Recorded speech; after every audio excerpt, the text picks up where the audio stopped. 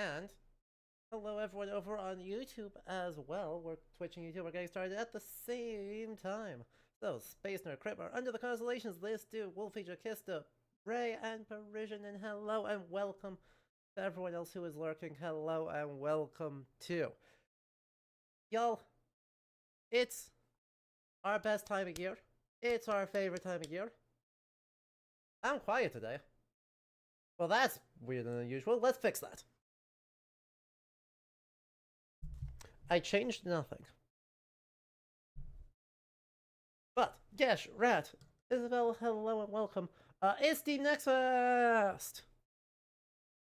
Steam does this thing every few months where they say, hey, here's a bunch of upcoming demos for his, all sorts of games. They had like 1,500 demos or something this time.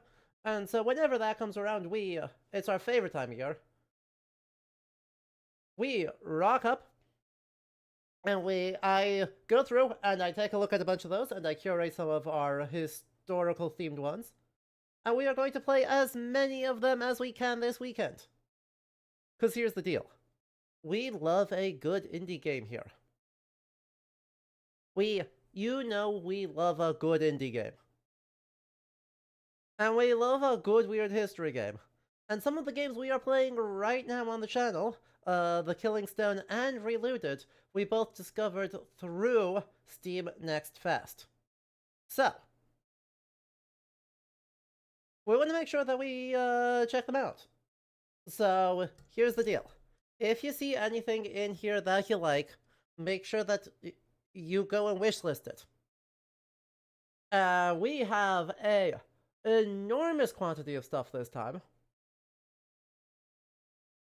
28 demos to get through this weekend. So we are going to need to be pretty strict that we are looking at 30 minutes per demo, and we are going to go as long as we can, and we are going to play as many demos as we can. And then we'll do the same thing tomorrow, and we'll see how far we get. That means that not everything is going to get played. Almost certainly. I think the most I accomplished in a day last time was 12. And 12 times 2 is not 28.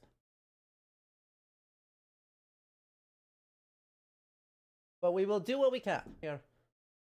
And did the YouTube stream just crash? Twitch, are you still here? Or is it just YouTube being weird?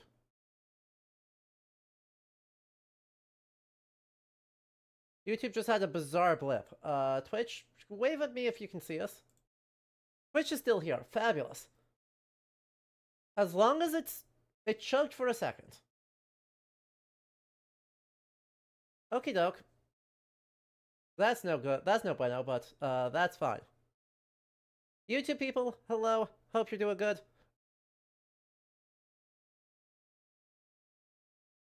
You're trapped in YouTube land for now, Kieran. Glad you're here. Woo demos. So, I mean, you know the drill. We're gonna have plenty of history throughout it, so no history hour this week. I think we just go ahead and get stuck straight on in. And you know what time that is.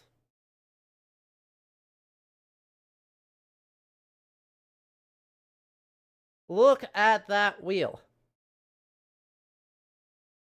Look at that glorious wheel of demos. Look at how thick that wheel is.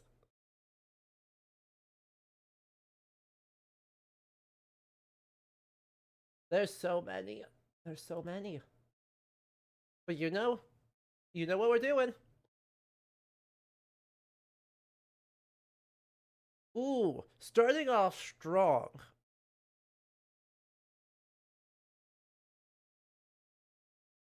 Vanguard, the Untold Story. So,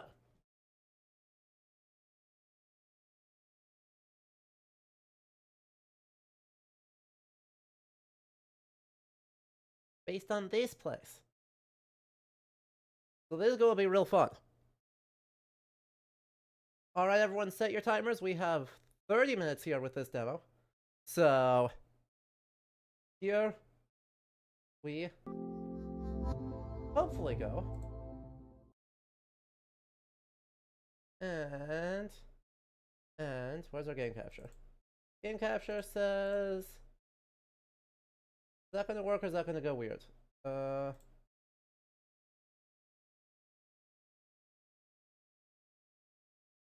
It is not capturing. Okay.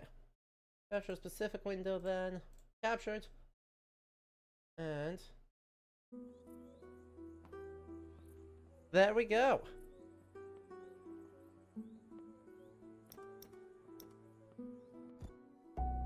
We'll see how much explanation it actually gives us here, but I think we just hop in. And then if we need to do some research, we need to do some research. And that's totally fine. Some places are remembered for what they gave the world. Others are remembered for what they left behind. I've spent years studying events that were never fully explained. Records that end without conclusions. I don't chase rumors. I document what's left behind. My name doesn't does. I am an investigator. Every case begins the same way. Fragments, photographs, notes written by people who stopped searching. One name keeps returning, no matter where I begin. Every trail leads here. This is Bhangar, India's most haunted place. A city history cannot agree on. Once, it was a living place. A planned town with markets, temples, when I upped thousands the of game halls. audio, it caused it to stutter. A royal Because fort it doesn't keep the standing audio over a running when I prosperous tab out people. of the game. It had a fort, a queen, and generations of life within its walls. A beautiful city, abandoned in a single night. No evacuation records, no survivor accounts. Why is entry forbidden after sunset? Why do locals lower their voices when its name is spoken? Why does no one tell the same story twice? There are too many questions and too many lies. History doesn't disappear, it is hidden. And I'm here to find it. Not for legends, not for fear, for history. And to show the world what it chose to forget.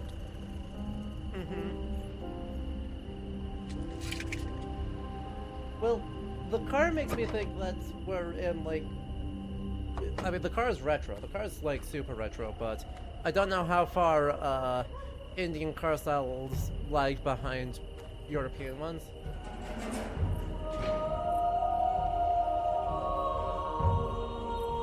Anyway, this place is, like, super spooky. I'm sure that's fine. Does it not support... It doesn't support controller. That's so sad. That's okay. We will. Ooh, we crouch really low. Wow. That's a lot of arrows. Why are there like 18 arrows stuck into this tree? But come on, that's not okay. Look at the elephants! Yeah. I don't care about you, bird. I care about the elephants! Look at them. Look at them, guys!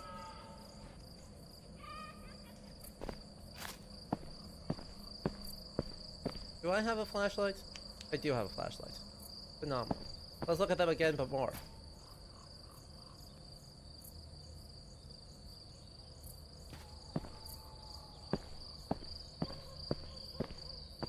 Right? I kind of wonder if this is supposed to be set in the 60s or just sort of vaguely a while ago.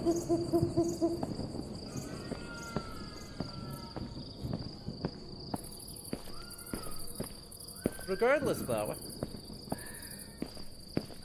I am kind of all... Yeah, I mean, there's about as much color as... Looks bigger than I expected. Those subtitles are tiny. Hang on. Let's see if I can't do something about that. Yeah.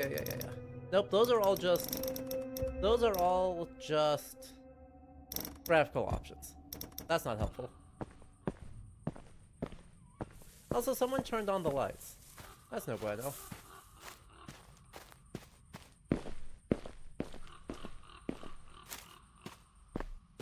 Well, anyway, let's very briefly, I feel like I'm not going to be able to say anything useful here if I don't do this.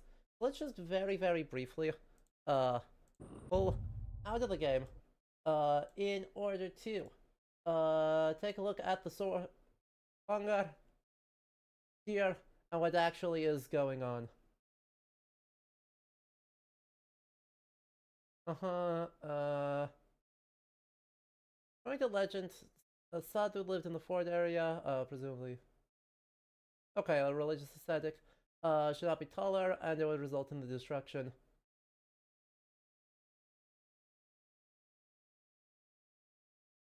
Cool. Cool. I love, according to another tale, a priest who was a practitioner of black magic fell in love with a beautiful Pangar princess with many suitors. One day the priest followed the princess to the marketplace and offered her a love potion. He refused it, throwing it onto a large rock that consequently rolled onto the priest and crushed him to death.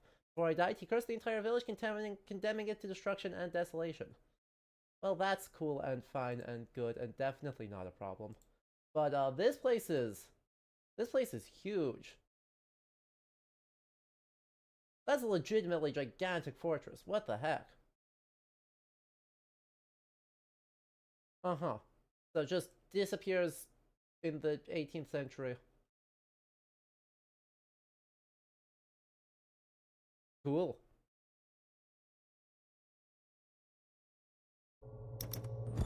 There we go.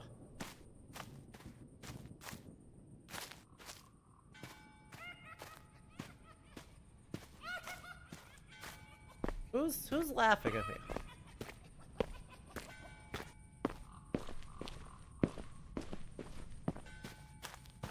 Like, come on. Who's laughing? Right, damn, can't even blame the British, right? No, this is just proper good homegrown haunting. We can't deal with the horrors of colonialism yet.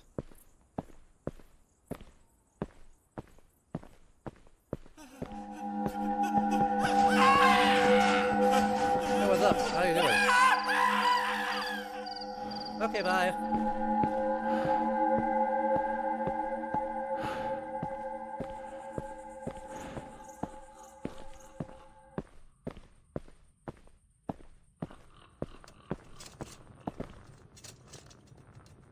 Is that a yaksha?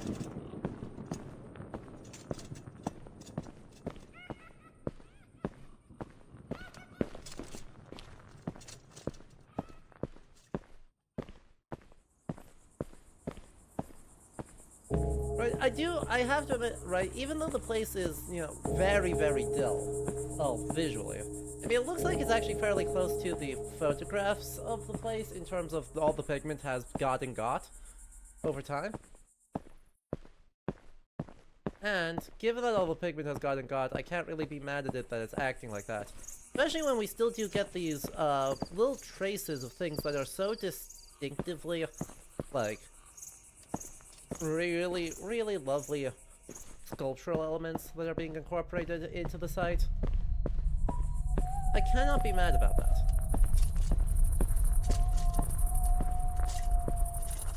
Hello, Mr. the Buddha. I have a feeling I'm gonna need your help before we're done here.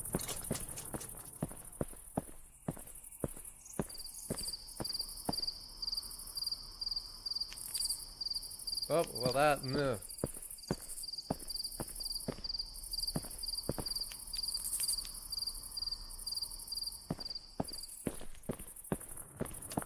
It's very dark without the light. Okay, well, I guess I'm gonna go down this way.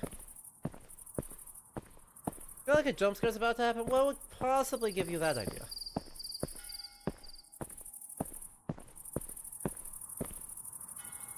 I have no idea what you're talking about. There's definitely not all sorts of suspicious things happening.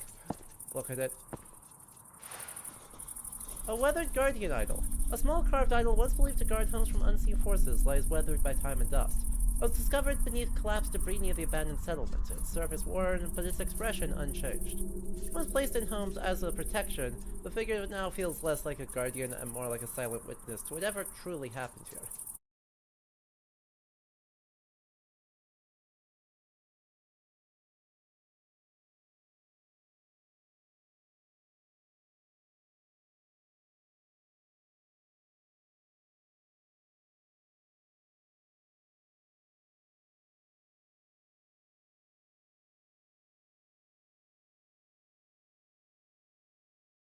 this doesn't, for whatever reason, this just, I'm trying to find what this thing actually is, and of course, Google is worse than useless here.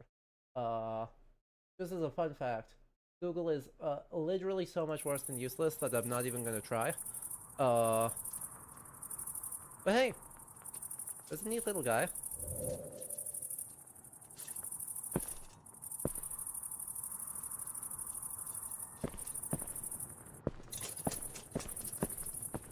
Cool. I don't...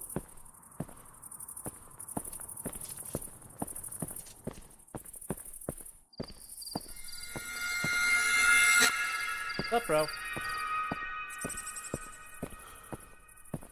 I mean, that's one way to visually cue where I'm supposed to go next. You hate this? Ah, come on. Not even that spooky. Look at that. Oh, come on. How can you hate this? Guardian Idol is just way too vague, right? I kind of wish they specifically used regular words. That stinger was comical, actually, right?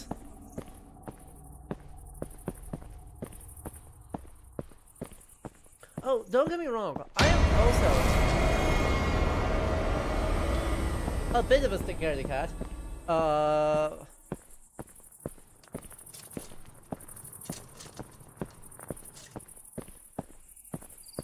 But like, come on. They're just hitting us with big giant stingers. And so I'm currently not particularly spooked. I'm currently more like, wow, yep, you're gonna try and really get us. Oh boy, oh man, oh jeez. Oh man.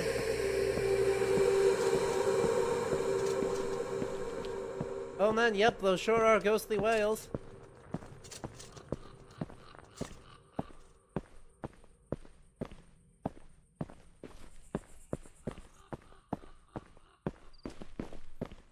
Cool. I feel like I wasn't supposed to just leave, but I also don't know where else I'm supposed to go.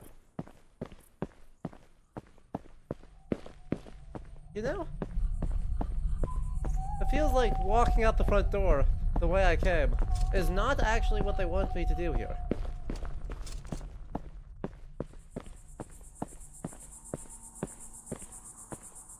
Any...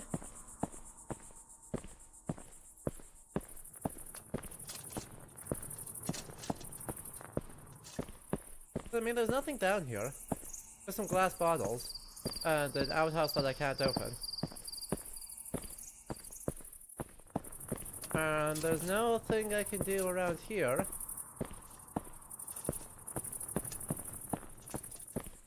And I mean, I got jump scared over this way, but like, that was just a jump scare, so... I did everything else I thought I could do down there with finding the Guardian Idol. So...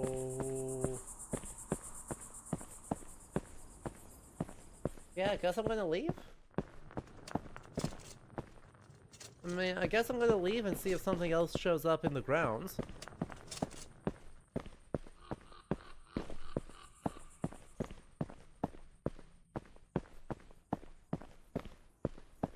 Like, I mean, we activated the doodad, we activated the ghosty guy. But all he's done is jump scare us twice. And that's just not very impressive.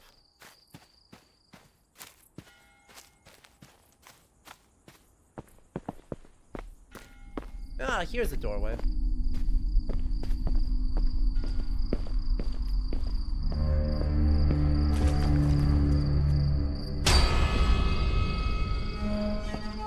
What's up, dude? Yep. Those are violins! Oh man!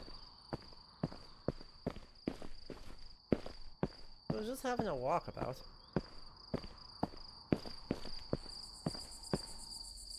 Those are big ass skulls.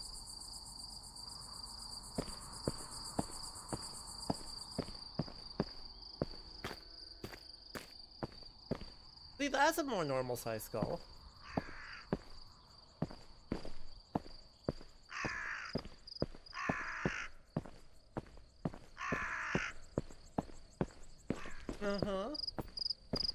Yeah? Do you have thoughts about the jump scares, Winter?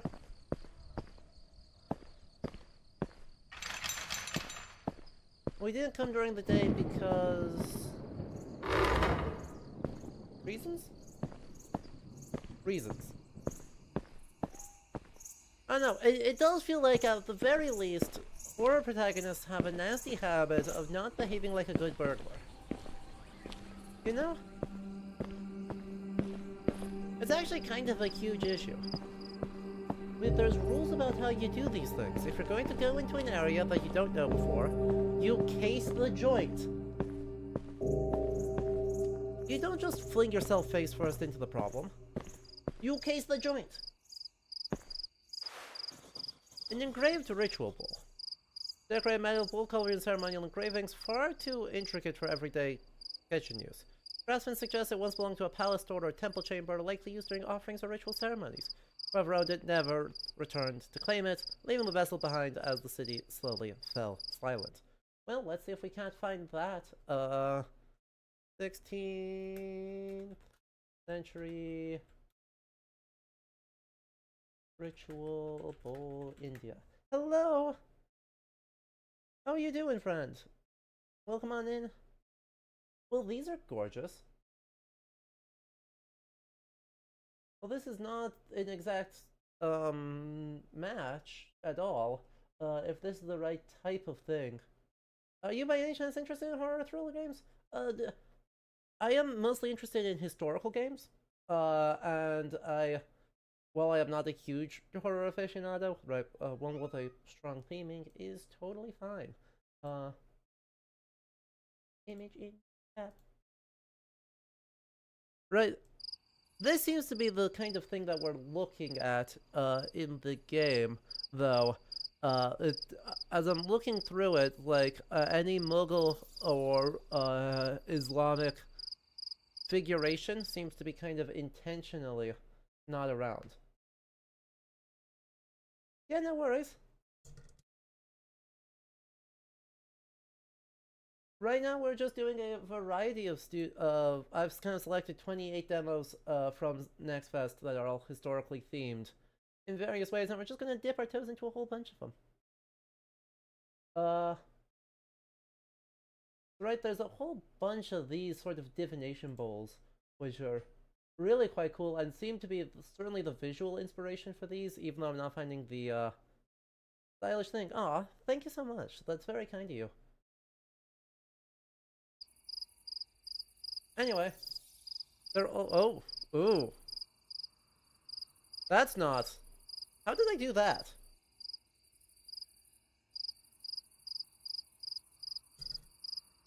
That's an interesting bug. Just slowly? Yeah. Ooh, that's fascinating. If I press the Windows key, I get the ability...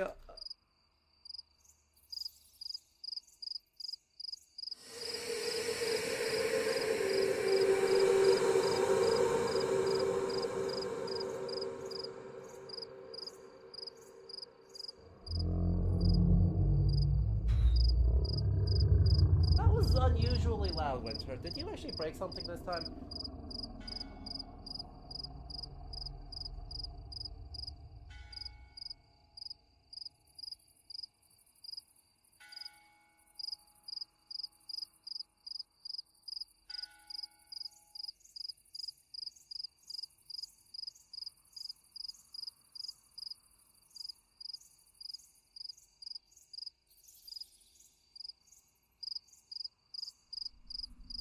Yep.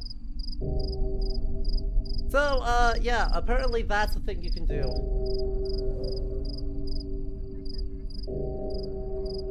Anyway, apparently that's the thing I'm allowed to do, which is not great. I don't recommend letting, players randomly input text. That seems like a bad idea.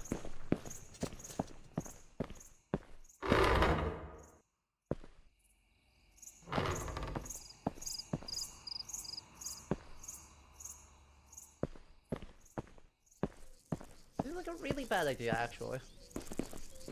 Oh good, and now we're actually in the compound. The palace compound. Or the fort compound. This is cool, right? I mean, even if there's a little bit of wander around a way to get jump scared thus far, the just location is something that we really don't get to see done particularly often in American games. I mean, look at how much fun detail there is.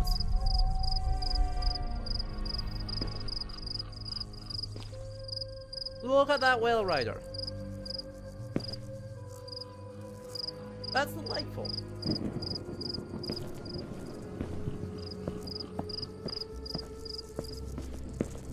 I mean, I have no idea who these spooks and sprites are supposed to be.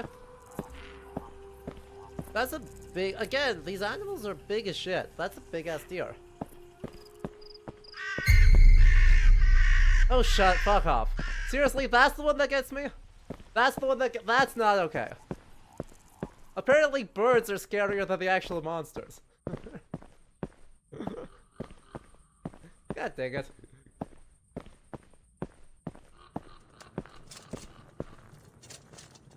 Right, all the actual jump scares, or all the actual monster sightings and spooky guys and guys reaching out of arms have not fazed me at all. And then 2 birds got me. Birds are real. Also, though, the place can't really be that haunted if there are deer and birds around. I know ravens usually don't count, but like, come on. It can't be that haunted if you got deer and birds. Oh good, it doesn't let me up.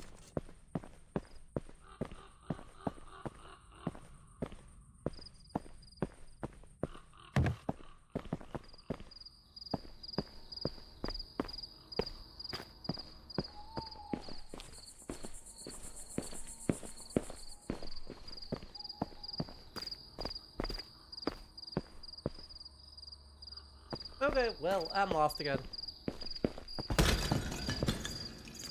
I see. I'm no longer lost, I just can't go back.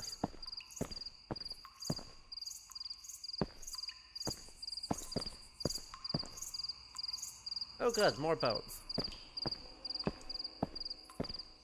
Okay, whatever's haunting might just have a thing as people. Yeah, but like, come on, animals have a good sense about these things.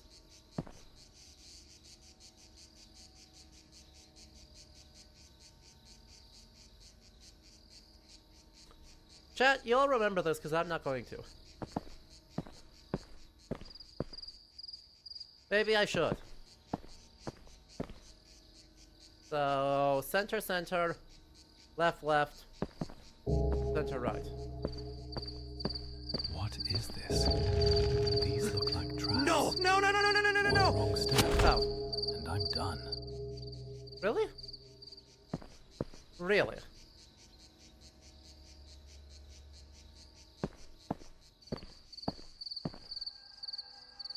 Really?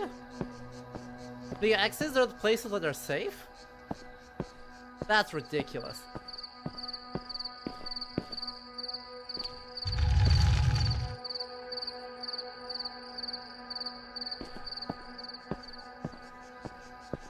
That's ridiculous. I can just walk along the right until the very last one with the skull. No! No, no, no, no, no, no, no, no, no!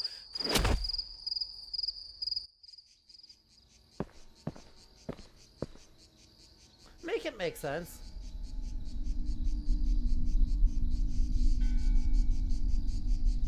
Oh. No, even that doesn't make sense.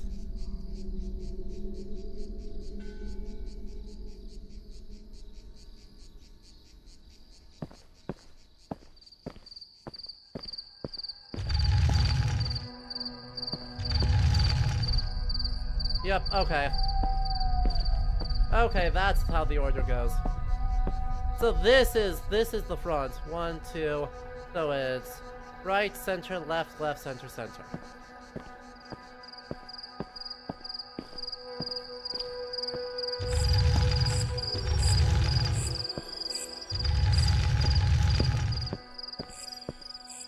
a lot of goop. That was a lot of goop on that thing.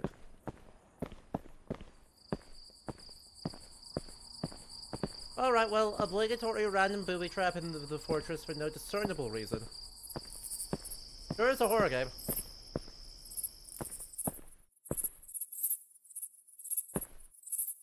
Yeah. Let's see if we can't find one more cool artifact, you know? Just want one more cool artifact. Like a pair of glasses! A pair of modern spectacles lies abandoned, one lens cracked and stained dark, the frame slightly bent, as if dropped in haste. Sounded far too recent to belong to the fort's original inhabitants, suggesting someone else explored these ruins long after the city was deserted. Another investigator must have been here, and something clearly went wrong. And unfortunately for this demo, we will never know what that is.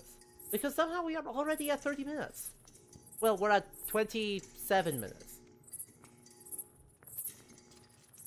And that's fairly impressive. Like, that 30 minutes went by pretty quick. So, yeah. So that was the first one. Our Vanguard, the Untold Story. Which, yeah. It's got some good quality fresh goop. And with some good quality fresh goop, I mean, look, it's a pretty standard sort of exploration horror game. But it's a really cool location. And I don't know how much they're going to try and dig into it, or how they're going to do a lot of that storytelling. But if they are kind of intertwining some of the stories, presumably based off the cover art, or the Steam key art, they're going for the Princess and Black Magic Priest story.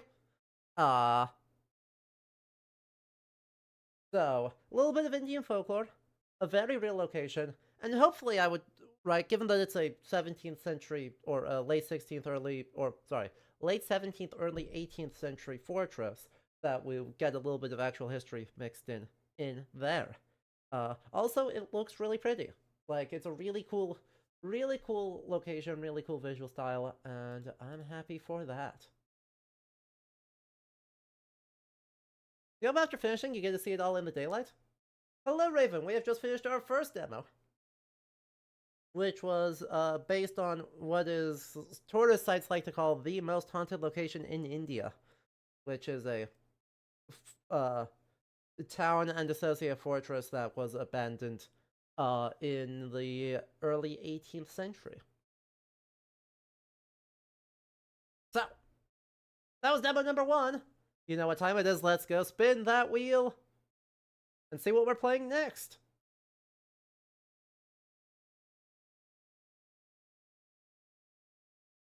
Uh-oh.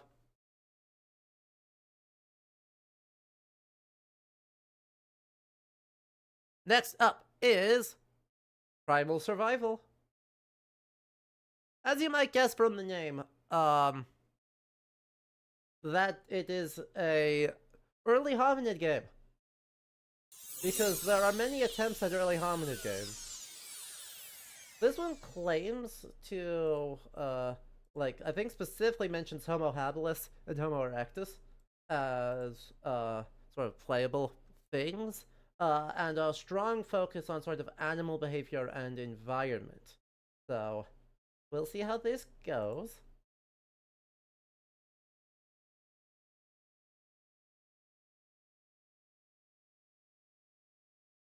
The core gameplay, animal behavior, and early balancing. Distant Shore Britannia to the list. We're focusing on historical demos, and when I looked at it, I didn't see anything in there. I mean, I can definitely check again, but it looked like, well, there's a lot of really fun stuff there in the movement. It's not quite on mission for what we're doing, but I appreciate you stopping by. As you can see, we already have, yeah, so, unfortunately, right, well, I super appreciate it, and the game does look rad.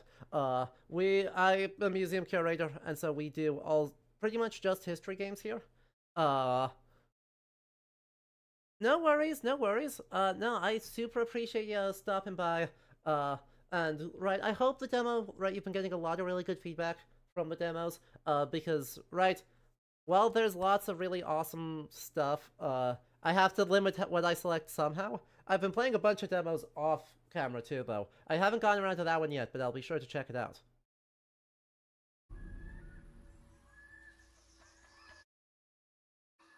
Alright, so.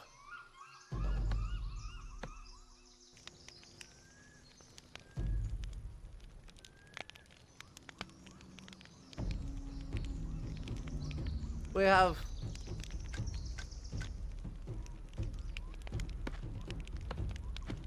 Oh yeah. We play historical games. Look, prehistorical is historical. Right? Surely.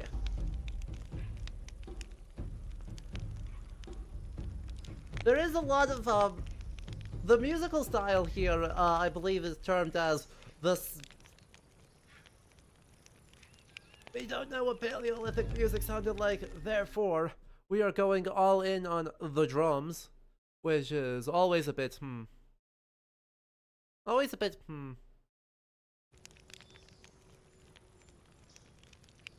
But that's okay.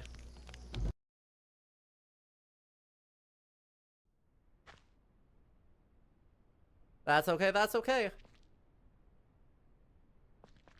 Uh-huh. Collect stones, and then craft a hand axe. Well, we're already looking at a, sure as a crafting game. Not even collecting flint, though. Specifically just collecting... What were the most common early musical instruments? I mean, drums. But also we have Mesolithic, I believe, bone flutes.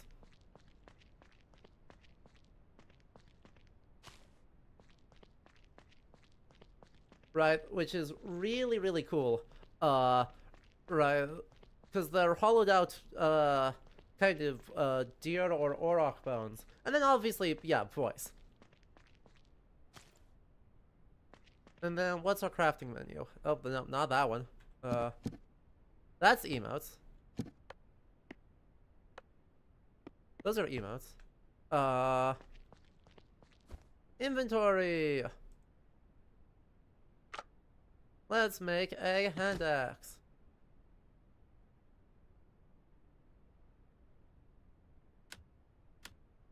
Oh. Cognition expanded, new recipes available. That's alarming. That's... What did I take damage from? Hey. Oh yeah. What do you mean I'm getting attacked by a cartoon Megatherium? I'm dead.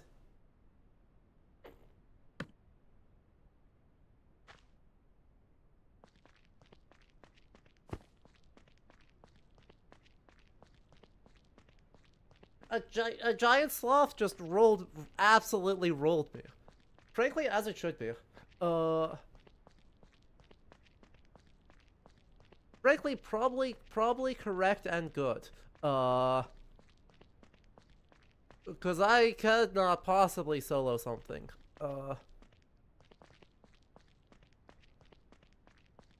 It kind of look more like a beaver. Yeah. But that's my best guess as to what it's supposed to be, is that it's a sloth. Spore is kind of the vibes right now. Which honestly, not really a complaint. Right, Spore had a lot. Or potentially a giant otter, yeah. Right, I mean, Spore had a lot going for it. It was an ambitious game. It was kind of an all over the place game. Hey, you good, buddy? Are you good? Seriously, where the heck are rocks? Like, that's not a pick-upable rock. I would love to know where my rocks went. Oh shit! Look at that scarab! Yeah, but like, I died right over there. So... Well, that's a cool little touch.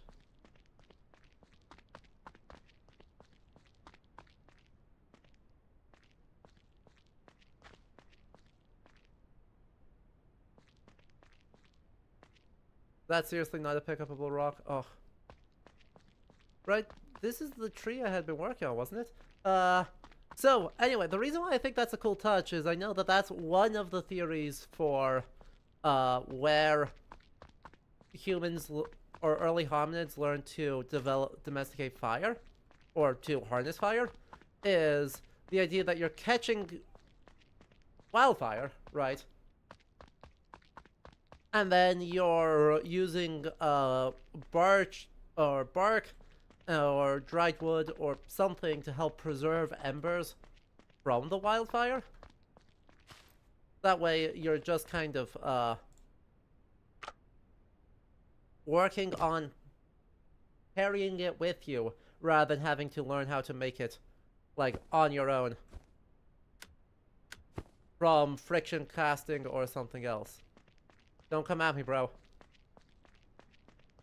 Don't come at me, bro.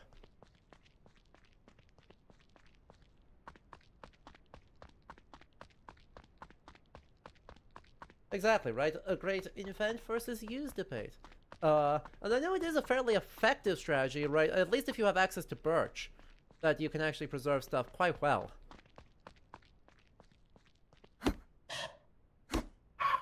Sorry, I mean, if you're gonna get stuck in a corner, I am gonna go for you.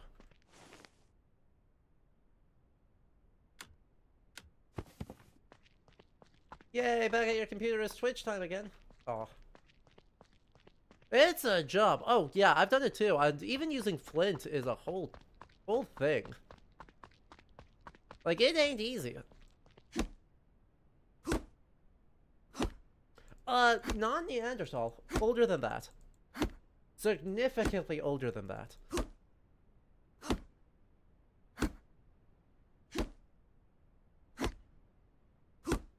Like, I mean, their initial comment was, Homo habilis? Oh, give me a fruit. A baobab. Okay, goodbye. Maybe the, crocodile could have that one, actually.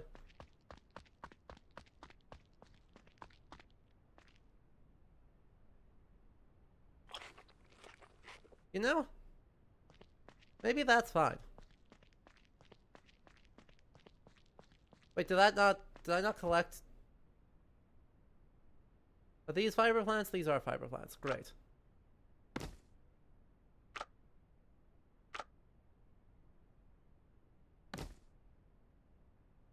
Fiber.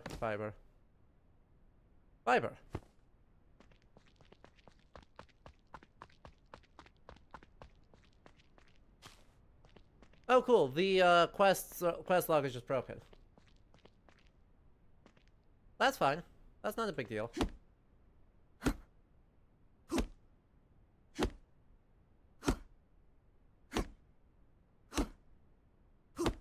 Right, one of the things that's odd about this, I guess, is just, you know, the state of knowledge for so much of, early hominid stuff is developed so quickly.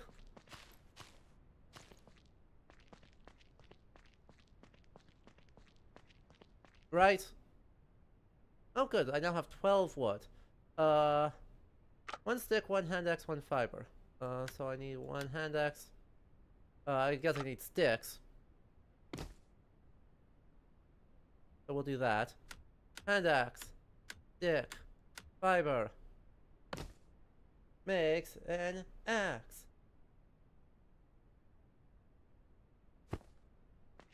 There we go. Now it's registered it. And I want to equip that, because that's better. And hey, look! We've learned how to do all sorts of stuff. how to do incredible deforestation all the time. You know. Valuable things. Why aren't we collecting bark before cutting down the whole tree?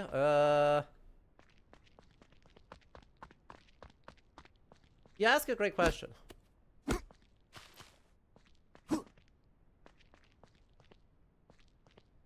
Really, genuinely brilliant question.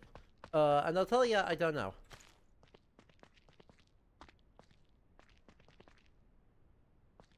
Wait, that's not a collectible one? One assumes that I cannot actually mine... like, do mining of any substance.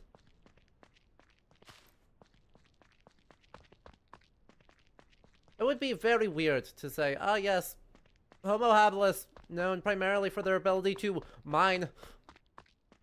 You know, that would be very, very, I'm gonna leave. Those are hyenas.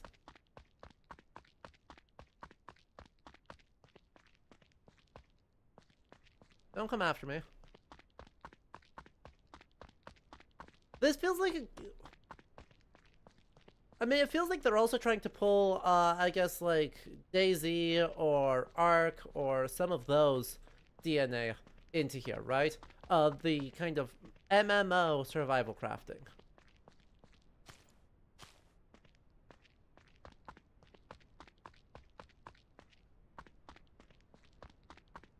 Which is good, like, that's not a problem. Can I go ahead and eat those? Please tell me these are mostly good for water. A lot of these were good for mostly water. Because I don't really want to have to go down to the water where there is a thing that will try and eat me. The difficulty of... yeah, no, it's a problem. It's a problem. Oh, look at it. Oh, look at that guy. Look at that guy.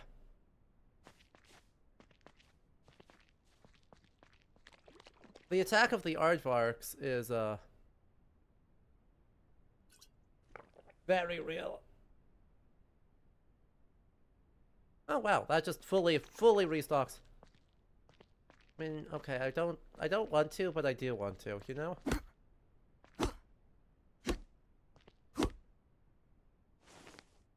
Because I want the turtle shell. I don't feel good about it. I don't feel good about it, but I do just want a turtle shell, for reasons. Stop Darwin 2 million years in advance? Right.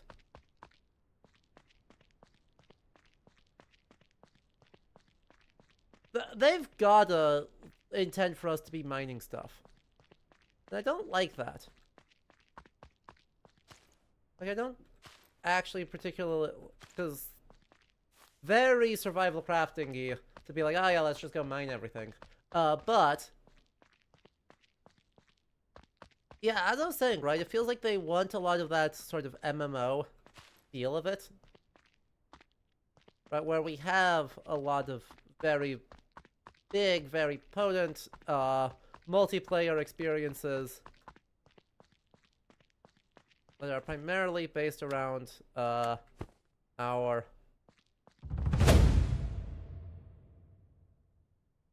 Yep. Cool. I guess that's all I have to do.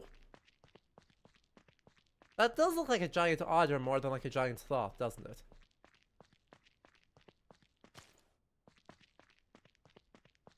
No! You can make a... I can make a pick. Aw. Man.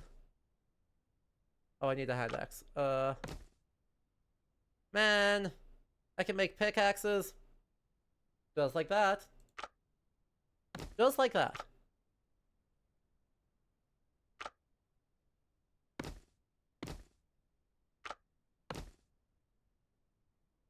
That's sad. I don't really want to be creating a stone pickaxe. Frankly, or... no, I need to create some fiber, don't I? Oh. Cognition 3! Oh, banana! Oh. True.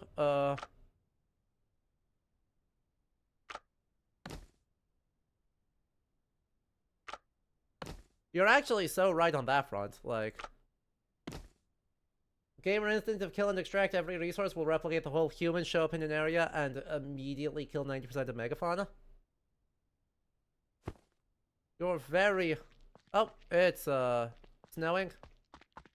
And that's the snow... I'm gonna leave. I don't want to fight others. I also am gonna, like, starve to death if I'm not careful. Alright. Hyena pants. That's not good. I don't want hyena pants. Where do I craft fire? I mean, throwing spear I can absolutely do.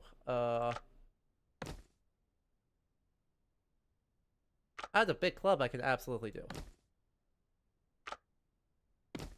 But I don't know where I do fire.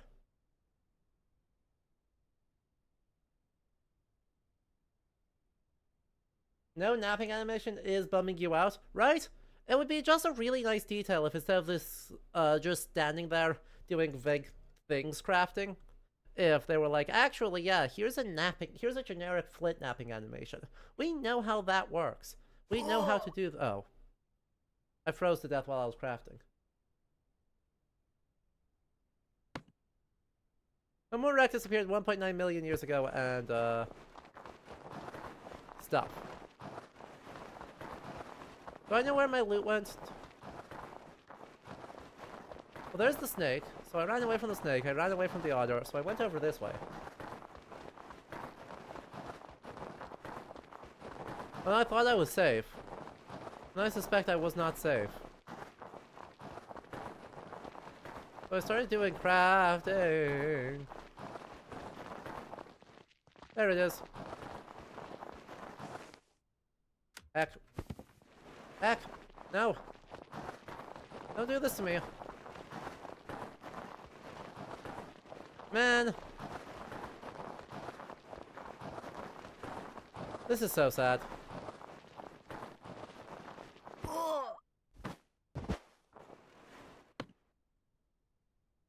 Died to sudden onset winter or also died to infinity things that eat my face. So yeah, right, this is where I'm saying, oh yeah, they want that MMO thing, because a really important thing for the success of early hominids is, of course, cooperation. If you're not doing all of the cooperation, then you're screwed. You're screwed. And we're at least getting that experience very, very well. Like, look at how screwed we've been. Completely got, completely smoked. To pick up half the stack. I could have just selected the take all button.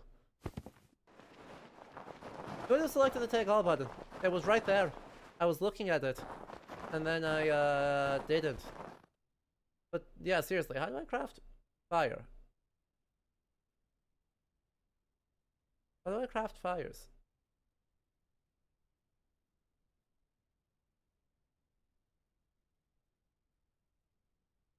Like... Fire is on the emo wheel? Why is the fire on the emo wheel? No, it's not.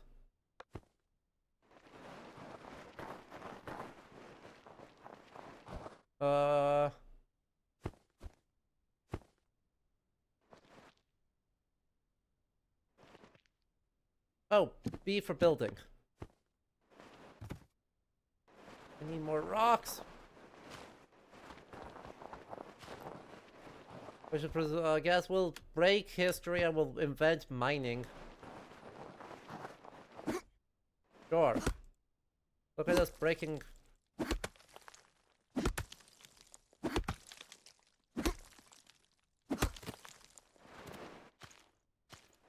Breaking history by inventing the ability to simply mine out everything we need.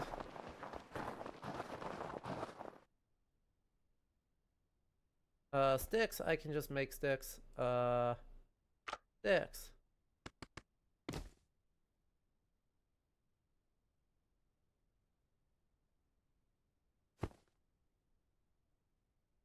Campfire! Yay! Yep. Okay, are you going to let me cook my meat? Like, are we going to let me do the thing? Are we going to let me do the thing? Do I need to light it? No.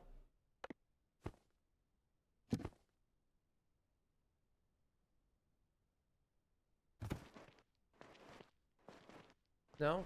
It's just not gonna... I don't know how to light it.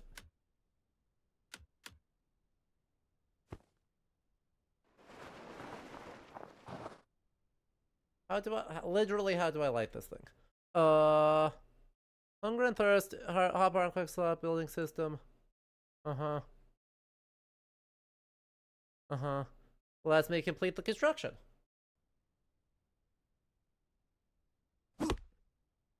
What do you mean to the right? This is where? Oh. Ignite. Okay, but like that also doesn't... It still isn't letting me craft things.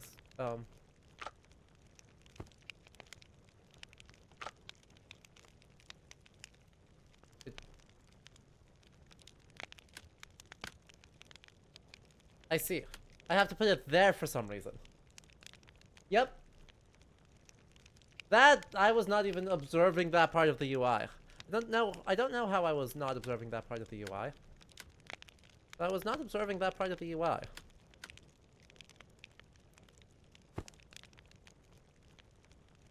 Go ahead and eat that, because apparently I desperately... Oh, no.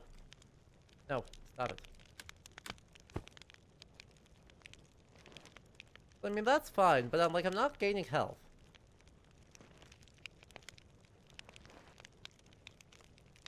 I'm going to observe that I'm just, like, not gaining any substantive...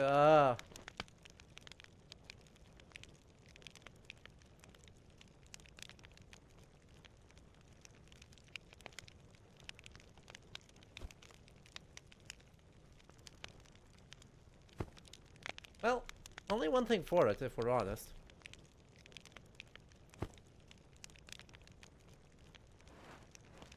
Ah! Hunger!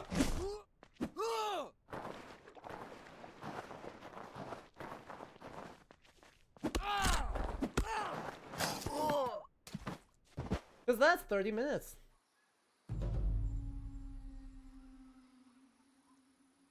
That was 30 minutes with that game. There we go. Great fun. Great fun. Honestly, right, need some more development. But I worry with that game that the need to have progression in line with a survival system is going to cause problems in the same way that usually it causes problems in other historical settings. Because I'm thinking Valheim here, where, like, its Viking Age aesthetics are very fun, very good, very whatever, but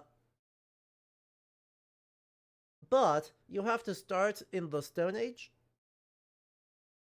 in your Viking game, because the game otherwise kind of insists that you have a very specific progression system into metallurgy, right, from stone tools into antler tools, into hunting, into metallurgy, into Iron Age, and it's like, okay, but like, hang on a second.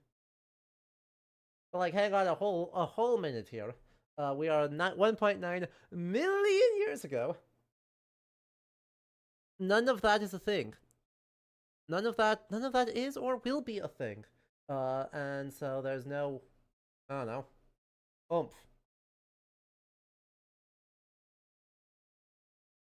That being said, the potential really cool upside of this is the one kind of implied in the key art. right? There's a where you have a squad, like, right, 5 or 6 people that are actually working together on these hunts and really leaning into the cooperative multiplayer elements to actually form a community. Because that's the other thing survival games, like, promise, but I find historically aren't particularly good at, is finding really collaborative community points. And finding ways to make those community points really sort of happen, and explain, community groups. And lean into that as the thing that you want to do. So, if they're able to do that, if they're able to develop these animal systems to really encourage that cooperative play, I think there could be something really quite fun with that, because, like, I don't know, good, like, actual early hominid sims, like, it's a difficult space to do stuff in, but if you do it well, it could be really fun. Okie dokie. You know what time it is? It's time to spin that wheel!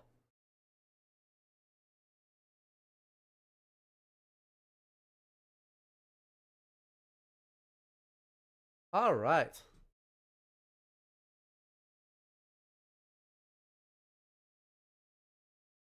So, Chinese Strange Stories is, according to the store page at least, set in the Song Dynasty, and is some, like, ghost story, visual novel stuff based on Song Dynasty art styles. So, I think it could be really, really cool. It could be really, really neat, and oh my god, the birds are so loud! The bird is so loud! Oh no. Chat, you can't hear it yet, but, Chat, look. Yeah, I'm still getting it set up. I'm getting it set up. That bird! That bird is so loud!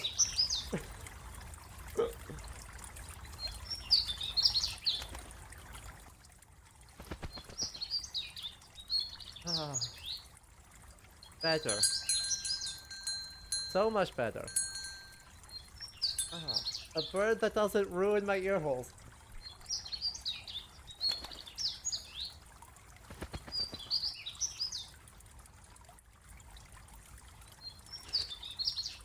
Let the bird sing? No.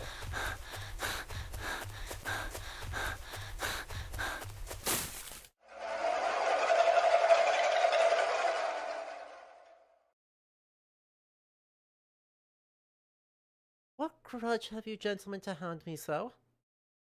You need not feign folly at any guy that recognize you.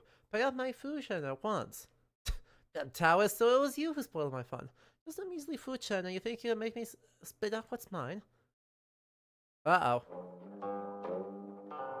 Drag cards will the play area to use them. Drag cards onto enemies to target them. An indicator arrow above the enemy indicates that they are currently being attacked. Okay.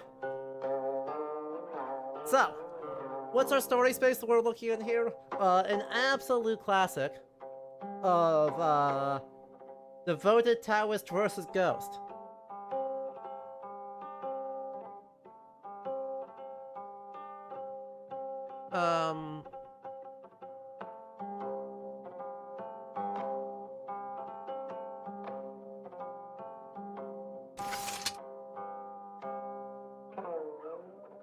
Revert, return to your hand. Do I know what my morale is? Whatever, I'll just do that for right now. Because I don't think I have enough oomph to do that, right? Yeah. Yeah. Okie dokie. No, don't do that.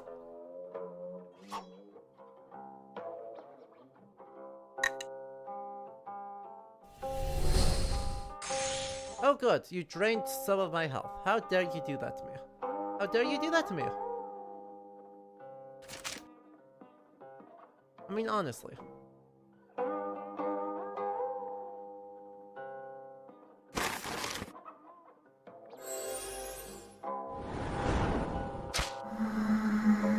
What? That's so rude. So rude. Ah!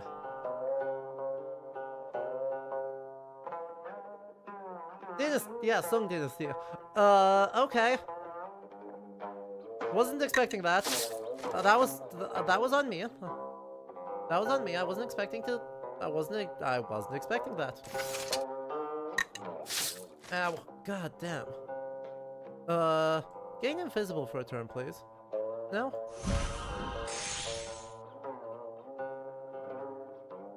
Boom. Boom. But why did you get invisible? I want to get invisible on you.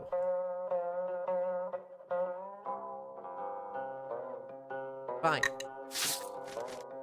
Fine.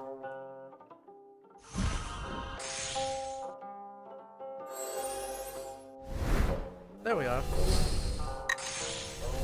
You're so close to that. That's no good. That's not good. 4, 3, and -1. Yeah, ma'am, your face is hanging off your everything. Yep.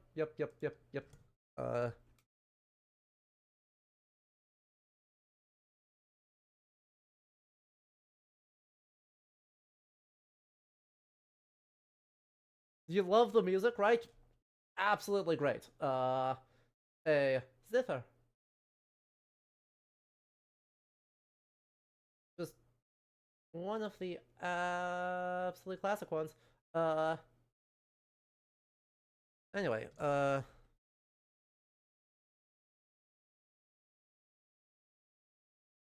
let's see if I can't find because it said Painted Face was her name. So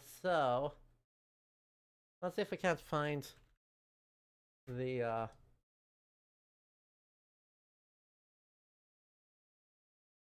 example. There it is. There it is. It's a Mowgli.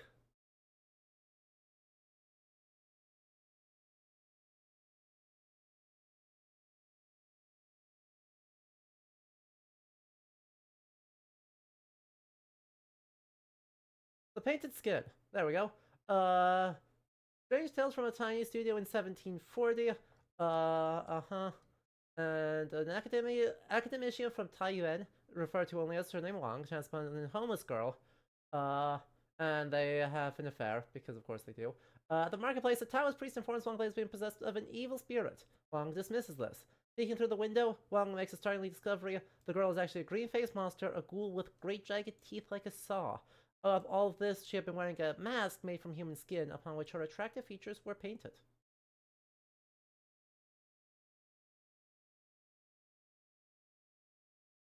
There it is. Actual story written in the 18th century, set significantly earlier. And of course, being good Taoists, we get some, I don't know, morale? Yin Yang? Unclear. Such a fine skin. This beast power was no trifling thing. Brother Ming, you think this wretch is tied to the book? Not so, this thing is no man, but grievance made flesh. In this world, all prize beauty and scorn the plain. Even one of 10 parts fair envies the one of 11. 11 laments not reaching 12. So all wear care upon the brow. When such grudges gather, a fiend is born. Had it trained in quiet, so be it, but it shows the crooked art of draining men, and so cannot endure. The eyes of men are shallow, they see the skin, not the bone. As the old saying goes, in ancient days men seemed as beasts, yet bore great virtue. Today they wear a human face, but the beast heart none may fathom. Aww.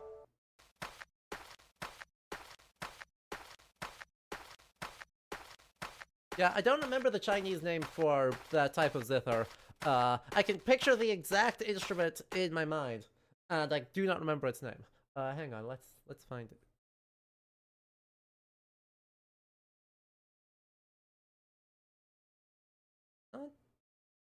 I mean, this might actually be a good junk. It's not the one I was thinking of, but there may be one of these. That will produce very similar music.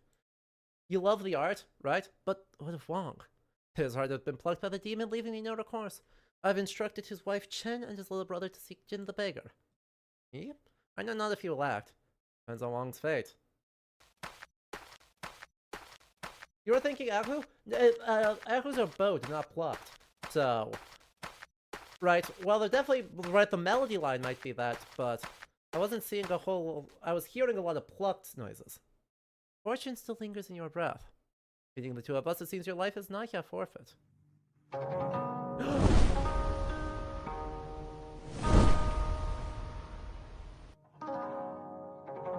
Okay, goodbye!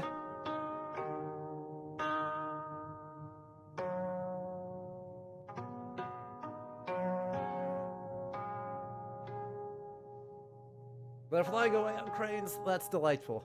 Honestly, that's so delightful. Not sure if it's good. Yeah, no, there's, I'm not 100% sure either. Let me see if I can't find the other one.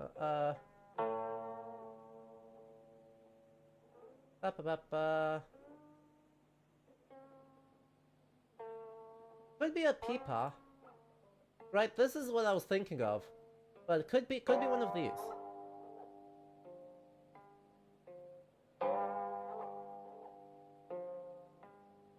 Right? Which I like, because if you're listening, there's that sliding. Right?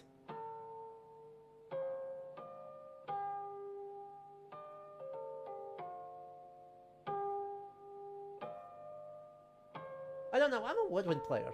Look, you're asking me to identify string instruments. I'm a woodwinds player. I have two bamboo ditsa. But like, that's not at all helpful for knowing what the string instruments are doing. Master, the past mind cannot be grasped, the present mind cannot be grasped, and the future mind cannot be grasped. How should this be understood? The past has perished, the future has not yet risen, and the present is... Dang Buddhists! All three minds are unattainable. This is what is called non-mind, and it is also referred to as mind. The mind fluctuates and moves with the tides, constantly changing, hence there are the three times. When one awakens to the true unified mind, there is no past, present, or future. Thank Buddhists. Look, I strongly both recommend and do not recommend trying to read some Buddhist commentaries. Your glossaries need glossaries in order to read one of those things, because solidly, like most academic editions of Buddhist commentaries, is like half the words are just untranslated. And they have learned footnotes that use other untranslated words to explain the untranslated concept. And it's like, come on, guys. Thank you. You think that's a guqin? You think it's similar to a guzheng? Fabulous. I will 100% take your word for that. And I appreciate you chiming in. As I said, I'm a woodwind player. I have a tentative grasp of string instruments at best. Master sent me to ask you to study. Absolutely. Recently, strange things seem to plague Myeonyang. You two should go and... Ah, you have arrived. Has young sir fully recovered? Glad to see your health restored. Now that you're well, do you recall your name or residence? Nope. When first we met, you had fainted by the water. Since your name was unknown, why not take River as a temporary name? A fine name indeed. This time, as they journey to Huguang again, you may go along. If you encounter anyone familiar, you may trace your home. I have a few items here. With war so rampant, you may keep one for your own protection. Oh! Autumn's notes. Mrs. Lin's Buddha beads. Or a raven's robe. I mean, that's also very good.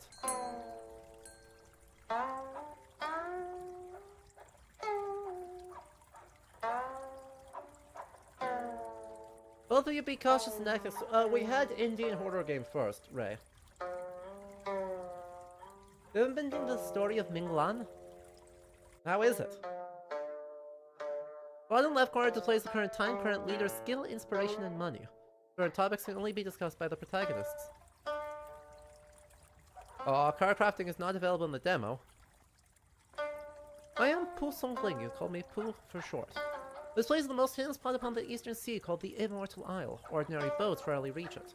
By chance we have established the studio of stories here. In recent months, travels in Mianyang have repeatedly perished without cause.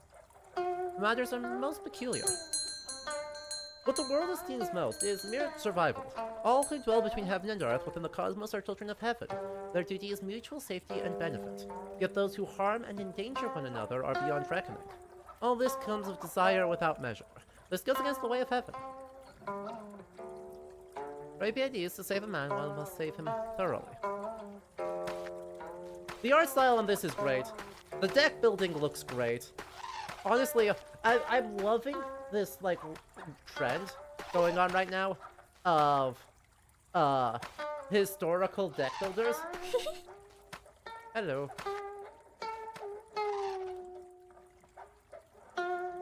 I am who? My given name, Nana. Aw.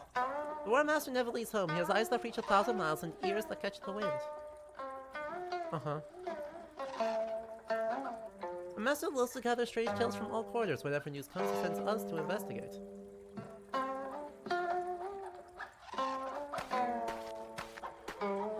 A gold minigame would be very fun. That would be delightful. Yeah, it's absolutely based on Song Dynasty art. Also, you can zoom in to look at all of these lovely, definitely historical paintings. Like, that is 100% we just dropped an asset in from a real painting. That is way too detailed. And I love that for us. Anytime we get historical pieces in. But yeah, right? With, you know, deck builders continuing to be just really, really fabulous, really, really well liked. Killing Stone doing it is good fun, and now this one, if it's also successful, is going to be also really, really good. Ahead lies Myeongyang. Night draws near, let us find a lodging first.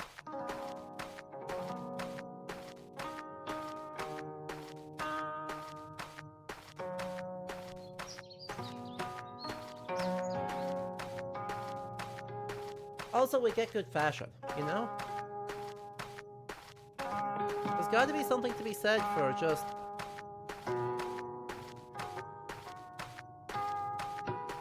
Oh. Look at them sleeves. We got sleeves for absolute days. Who are you? Name is Hutsai. No one's here. You want a room? Where's the money? I've come from daring to play tricks. I mean, I have plenty of money. That's not really the problem. But I don't trust that. The Thunder King's soldier. None of your business, aw. Wait, you're not. Ha! What? What do you mean? Why am I getting attacked? No one's getting attacked.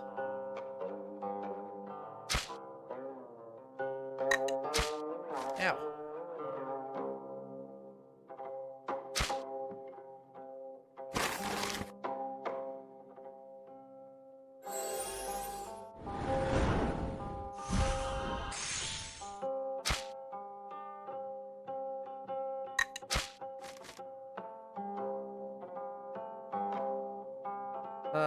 Sure, I will absolutely gain 2 stacks of counterattack.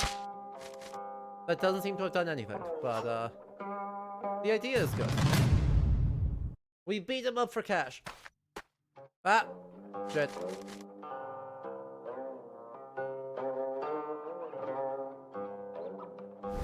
Beautiful. Exactly what I wanted. Exhaust. Coffee. Then we go... Oh. I don't have enough oomph for that. Ow. Ow. Okay. Then we'll do that. Why did that not deal damage?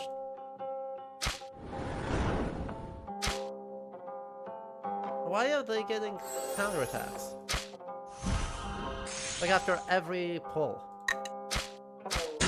Oh, well that's not good.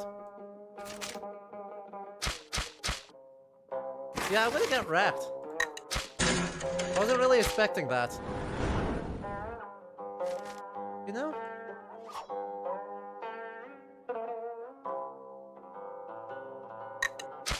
Aww. Man.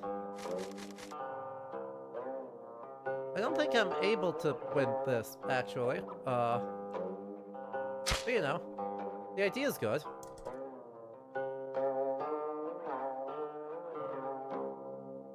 I mean, I guess I may as well. The counterattack doesn't do a whole lot, does it?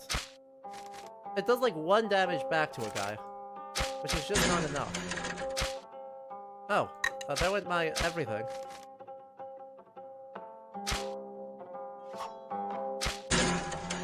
Yep, cool. I'm gonna get smoked. And I think I got hard locked. Or I think I got soft locked when that happened, just by... Cool, I can reset to the start of chapter. But, huh.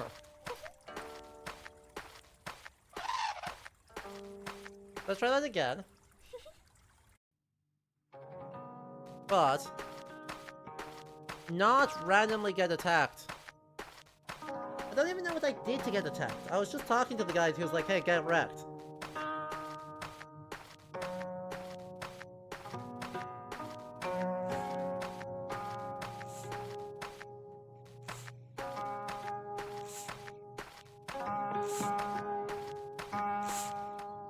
Where did you come from? What's your present? We are travelers with nowhere to stay this night. We humbly request the master of the house to grant us lodging for a single night. The residence of official Ren is not open to strangers. Leave at once. Oh. I'm leaving. I'm leaving. Look at how leaved I am. Hello.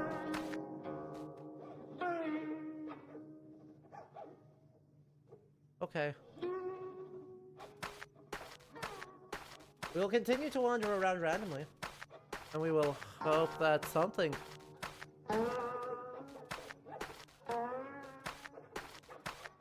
that there is literally anyone else in here.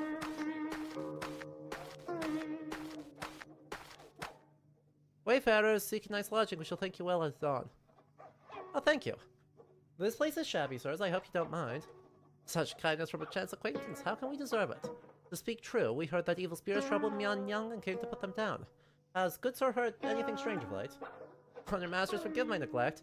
Yet these days thieves roam, war spreads, most townsfolk with means have already fled. As for strange events, I do know of one.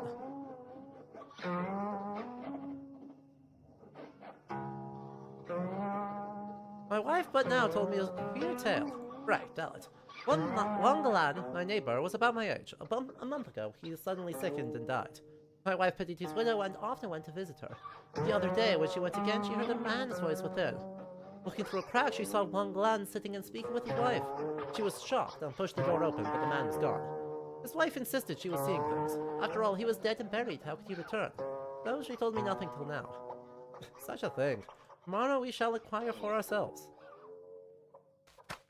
Rest.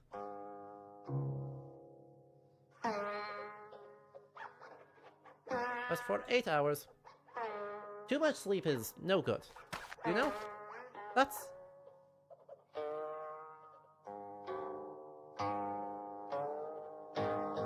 That looks suspiciously like the dead man. That looks suspiciously like the dead man.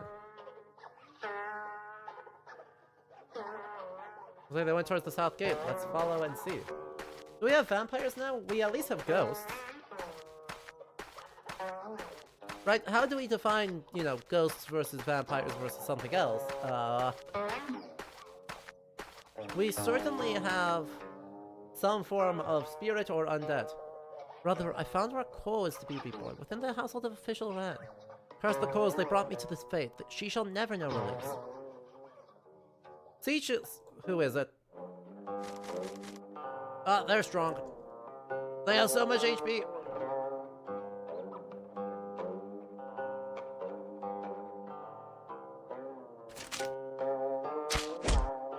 Seriously.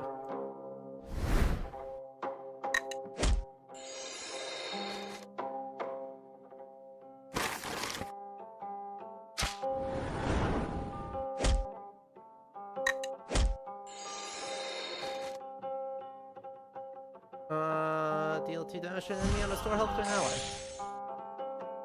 ally. What is my current listed morale? Is that... I wish I knew what this... Oh, I have no oomph. I should pay attention to that. Okay. Exhaust, we copy one card in hand, we'll do that. We'll restore an AP, and then we'll schmack. And with a bit of luck... I should be trying to whack this guy, if he's...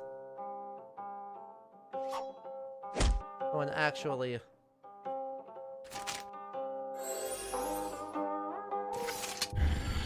causing my heals.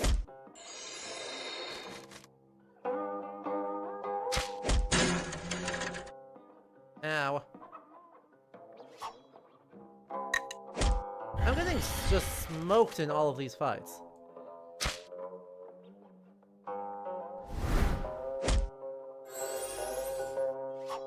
You know?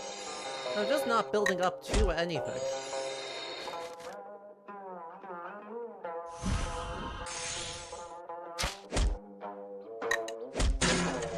They just have, like, a net of, like, more health than I do, period. So that's also not helping my cause. Do counterattack. And then I'm dead. Let's try this again. This is tough. This is very, very tough.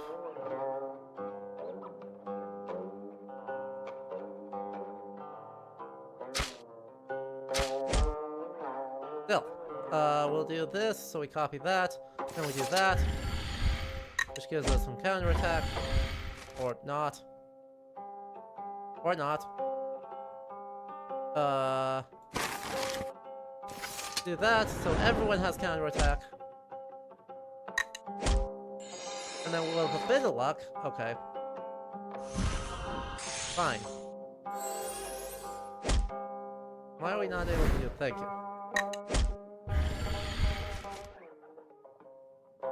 Deal 1 damage to an enemy. And then, we're so close to 10 morale, I want to try and save. But I'm worried that that's going to go badly for me. Like, I'm just not substantively getting through these guys.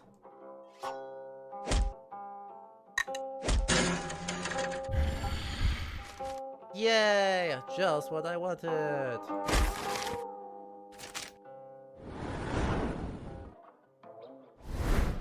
Cool, we got one of them. And we have way less MP than he does. But we do have a heal, which is better. So we'll do that, which will kill this guy, which is bad. And then we apply that, I guess, and then I die.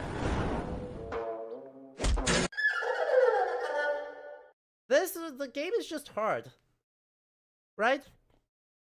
Or I did, yeah. Either there's optional fights I can be doing, or there's ways of getting strength, or there's something I missed in the difficulty curve there that's making all those fights extremely difficult.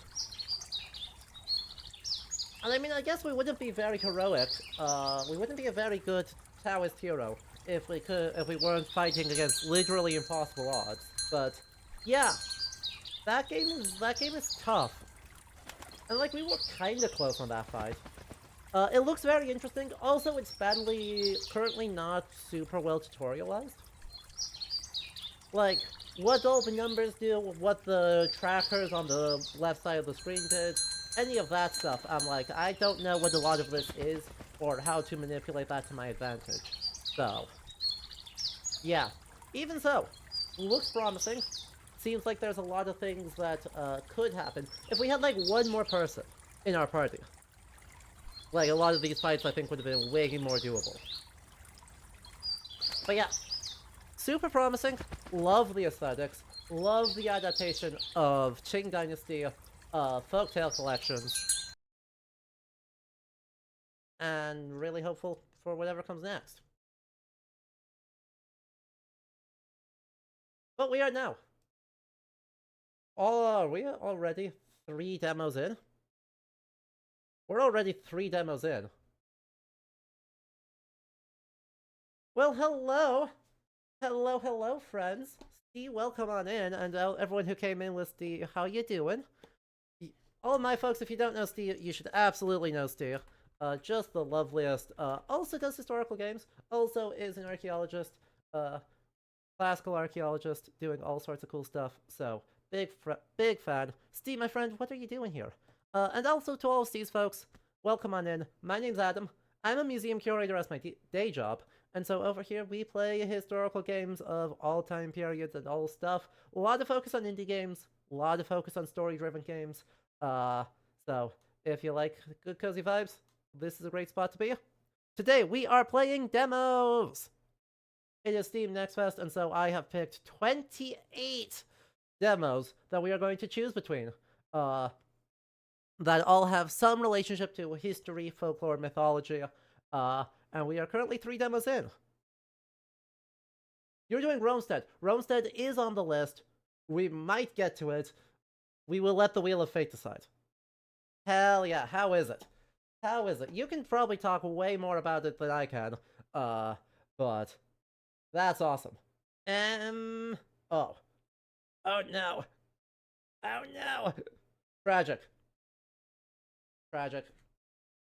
It looks so promising too, because they're promising like actual historical sites.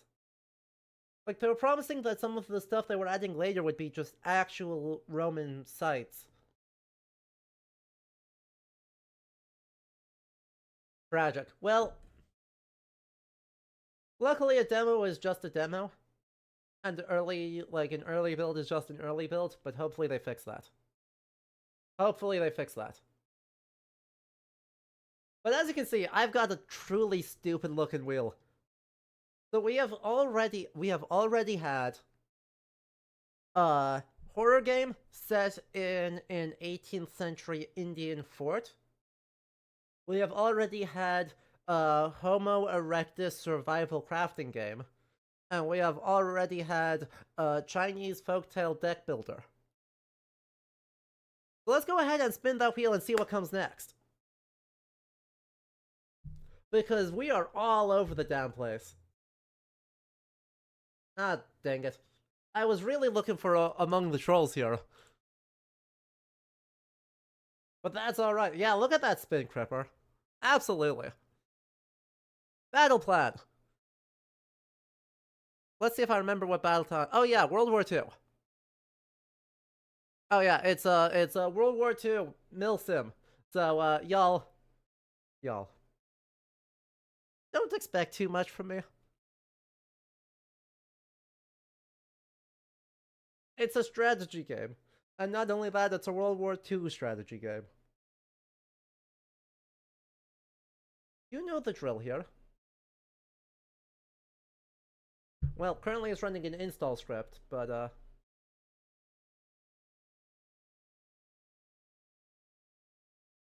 with a bit of luck, it will launch instead of having its own launcher. What are we doing here? There we go.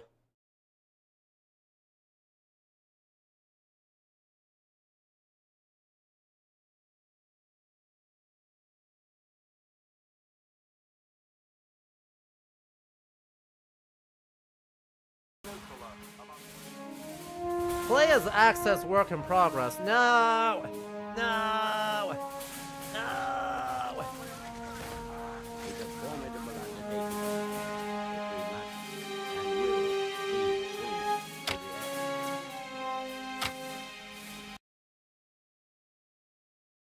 Damn it, Von Moltke!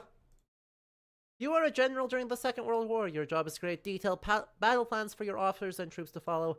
thousands of lives depend on your planning.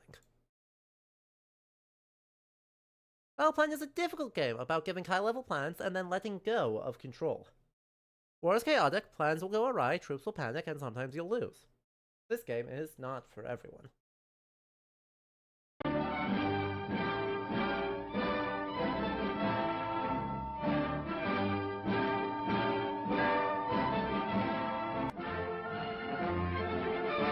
And the beat of feet sounds over the land. Feet intent on training, on growing fit for whatever destiny holds ahead. Heroes, every one. Heroes by the million. Men who abandon home and vocations that they may be ready to defend democracy if necessary. Sturdy of body, firm in spirit, seamen, marines, soldiers, and flyers. You can see why I was interested in including this one. Program. Rigid, rough work, this training. Right? I'm worried though that if we hit that new campaign, we're about to do the exact same. Yeah.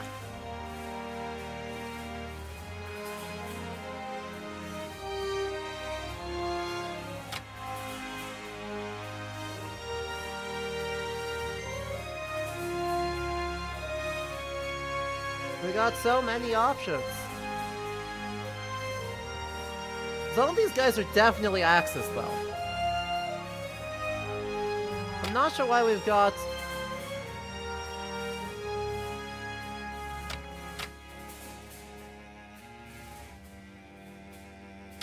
Sure. Game is loud. We can fix game is loud.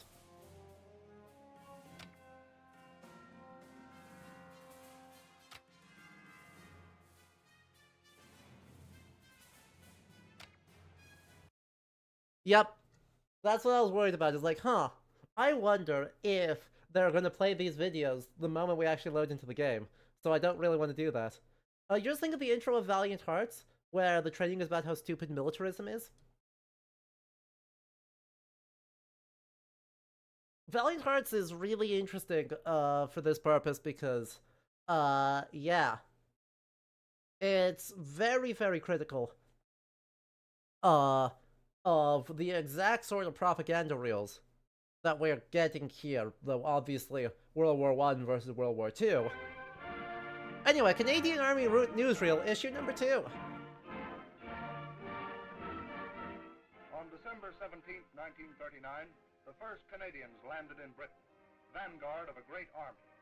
They came to finish the job that their fathers had begun a quarter of a century before. Propaganda reel, go less crazy. In June 1940 came the first call to action.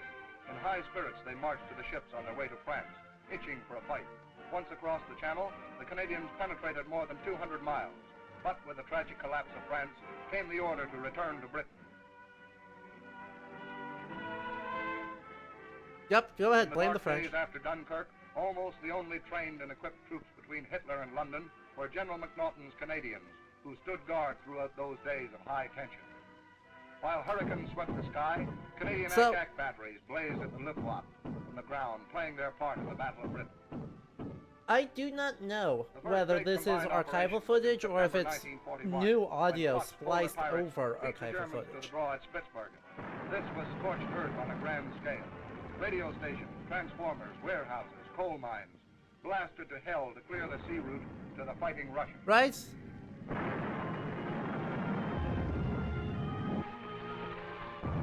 Like a robin? The upgrade was the battle plan now unfolding in the Mediterranean area. This diversionary attack kept large numbers of German troops nailed to the Channel. It helped Montgomery and Eisenhower to hit the Germans a crushing blow on the flank. If it is new audio, it is done very well. Because listen to that audio grid. And yeah, it's a very specific speaking style. In the solemn quietness of Brookwood Cemetery, Canadians who fought for freedom at Dieppe were laid to rest. You asked the right questions. Will be avenged. And now the Canadians are preparing to rip through the Huns when the Allied War Council gives the signal for the cross-channel dash. Sorry, I forgot that in World War II they called the German forces the Huns. Oh, I forgot about that.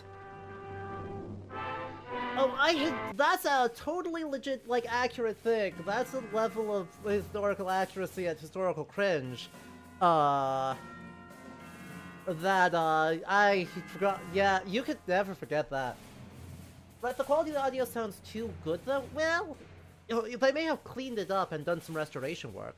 But yeah, no, use of, like, random medievalism, and accusations of, like, late antique slurs all over the place.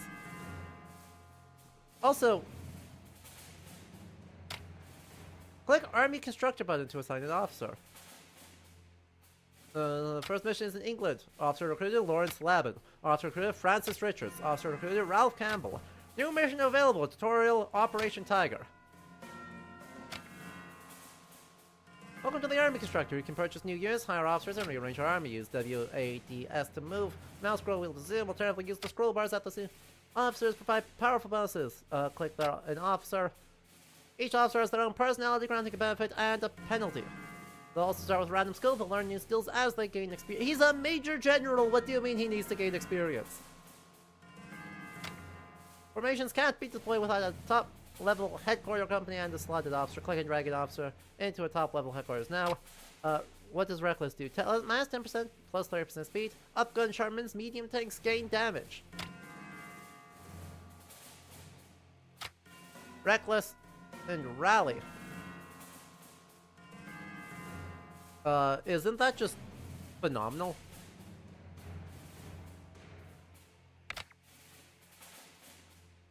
Is it wet?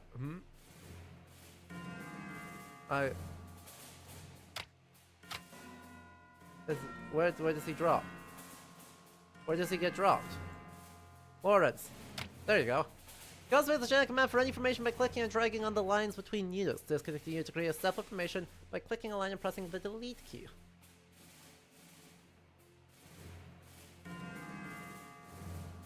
Delete.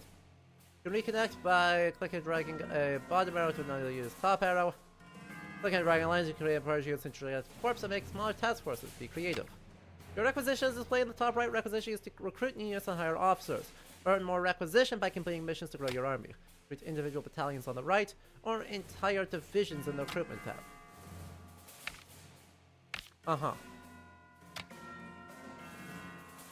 So we can have...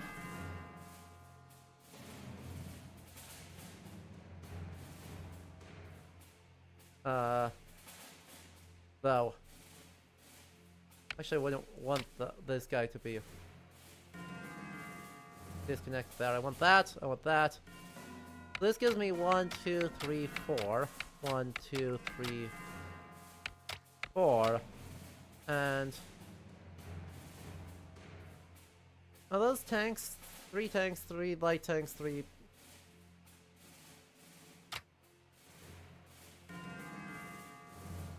I want the tank battalion to just be directly under our command. Mecha engineers propel tank guns. You can get a lot of stuff here. Like, if you remember correctly, Han gained popularity because of Wilhelm using his spell to describe the German military action of the Boxer Rebellion. But yeah, this is World War II, not World War I.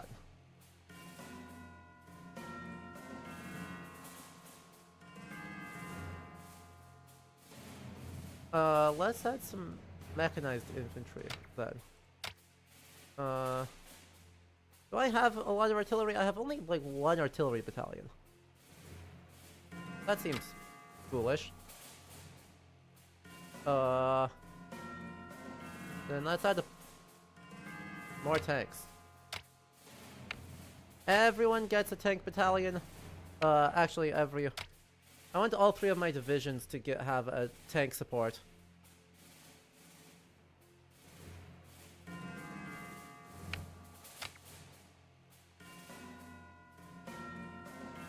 That's mecha infantry.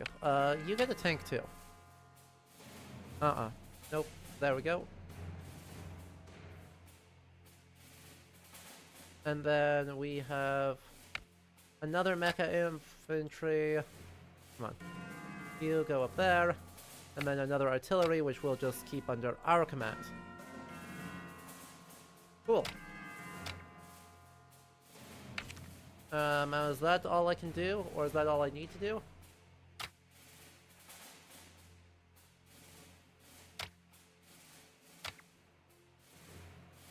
What, do I need to do more things? Oh, I have way more officers available. Uh-huh. Reckless, hold your ground. That seems strange. Stubborn and veteran rotations. Reliable and ambush doctrine. Anti-tank guns have way more oomph. Timid and lightning strike. Reckless and cover drills. Reliable and buddy system. So can I drop officers into... Can I drop officers into specific locations? Or is it just kind of like... Here's one spot.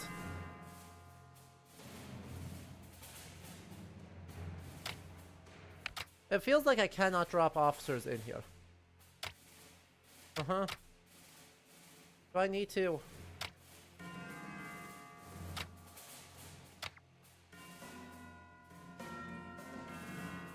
Yeah, I've got top level headquarters now.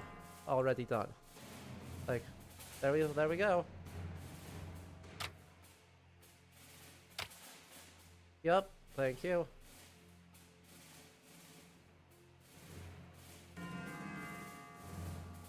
Great mergers and make smaller task forces be creative. Requisitions display on the top right. Requisitions to earn more requisition with individual battalions or entire divisions in the recruitment tab. Uh-huh. So, what am I missing? Like, I don't want to just buy a shit ton of stuff for no reason. I don't know, like, I just don't really want to be buying things for no discernible reason.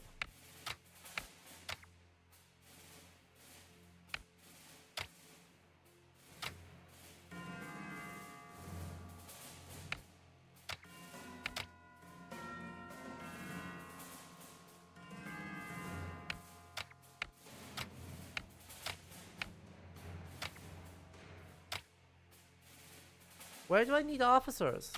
Wait, what? I don't know where I could put in officers. Like, I can't just drop officers in. I don't understand what I am missing here, because...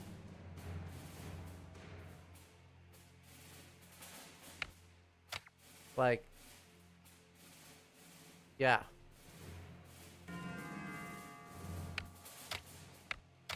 We're literally just gonna put everyone... We're gonna make one megacore.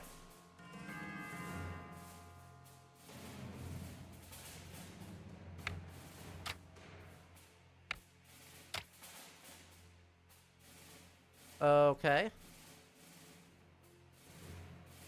Can I be done? Can I be done? No? No? Can I not be done? Your deck might little roguelike of choice, so you tend to favor negotiation jacks. Large because I tend to go full lethal force against safety and enemy stats to reduce everyone's health to 0. Uh-huh. Why can I not...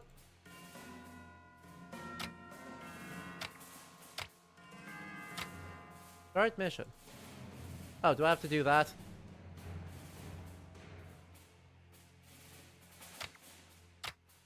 I see. I see. So we need to remove all these heavy tanks. Literally gonna delete these guys. Yep. 263, so we're getting closer. I'm gonna delete a bunch of these bonus, heavy tanks to accomplish that. 227. Closer.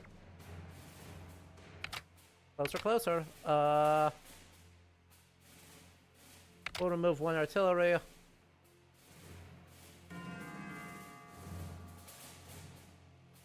I guess I'll remove all my tanks, because apparently I need to remove all of my tanks. And we're still too much. I see. Well, I'm glad we just said here have a crap ton of engineer. Let's do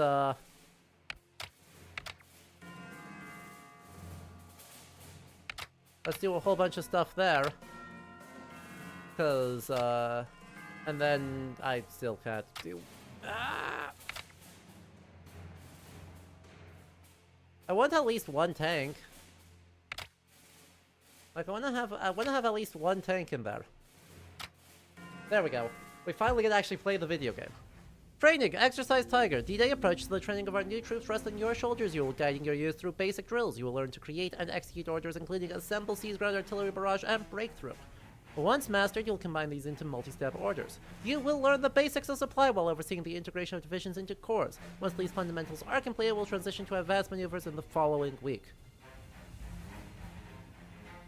Top secret, the communication labs during the 27 April morning exercise of Slapton Sounds resulted in a live naval bombardment falling directly onto participants, while an E-boat intercepted at Lime Bay on 20th April, killing 2 LSTs. We are currently suppressing reports of these substantial personnel losses to safeguard morale and prevent security breach of the Operation Neptune objectives. All personnel are required to maintain strict radio silence and proceed with the remaining exercises as scheduled. History. Slapton Sands has been evacuated since December 1943 for training due to its resemblance to Utah Beach. Exercise Tiger, April 22nd to 30th, has been our largest exercise yet, combining months of drills into a full-strength live fire simulation. Tiger will provide the final rehearsal before Fabius concludes the training. Let's examine the map. Can you spot my units? I found them. I have found all of my units. Units are displayed on the bottom bar. Double-click on your unit selection banner in the bar to open. Yes, sir. The formation stats are displayed in the bottom left. Note total troop count 5,673 supplies and numbers of specific troops.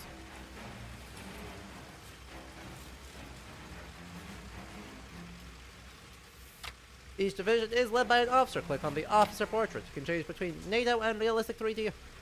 Unit icons and models among other gameplay options. Click the options menu in the top left.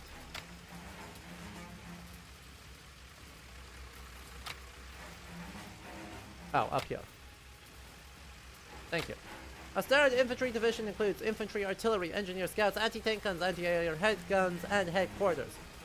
Each unit type has special roles, behavior, stats, and abilities. Headquarters are logistically used. Let's say back from the front lines, an officer can be stationed within and provide bonuses to all units below them. In combat, headquarter units will try to retreat when the headquarter takes casualties. There's a chance that the officer is permanently killed or wounded. This also paralyzes the entire group. In other words, go destroy enemy HQs. Infantry are the backbone of your army, numerous and good at defending territory. You'll need lots of infantry. They're poor in offense and require artillery support. Artillery batteries can fire over long distances. They're vulnerable in close quarters but can fire long ways. The barrages deal damage while applying massive stat penalties to enemies, where they're high supply usage. Scouts automatically move, revealing enemy units and tagging them. Engineers can lay deadly minefields, damaging and penalizing enemies. They can clear out minefields and protect nearby units from mines. Anti-tank guns hunt down enemy tanks and vehicles when hovering over a company. You can click the question mark in order to read more in the codex. That is a detail. God. World War II people, like... This is why I don't do 20th century Millhist. Y'all, this right here is why I don't do 20th century Millhist. You see the amount of rivet counting that's going on here?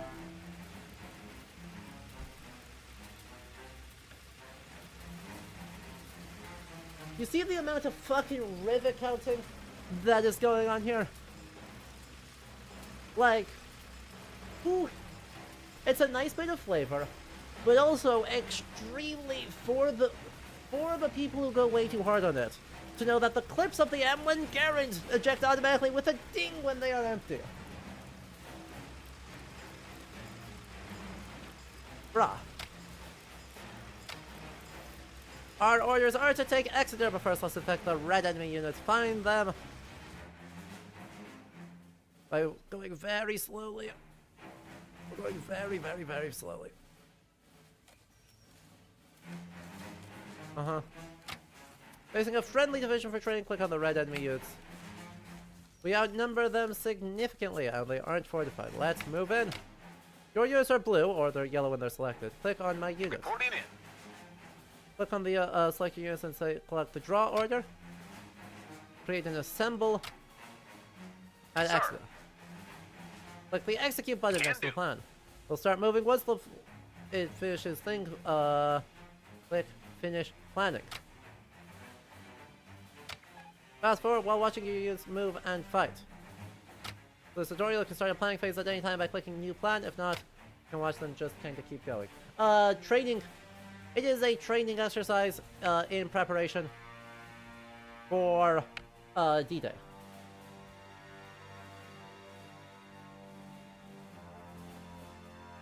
Look at them go! Is this my tank? Ready for orders. Are these my tanks just absolutely, What do you need? like, just zooming? Yeah, they are. Yeah, it is. My tanks are freaking zooming in here.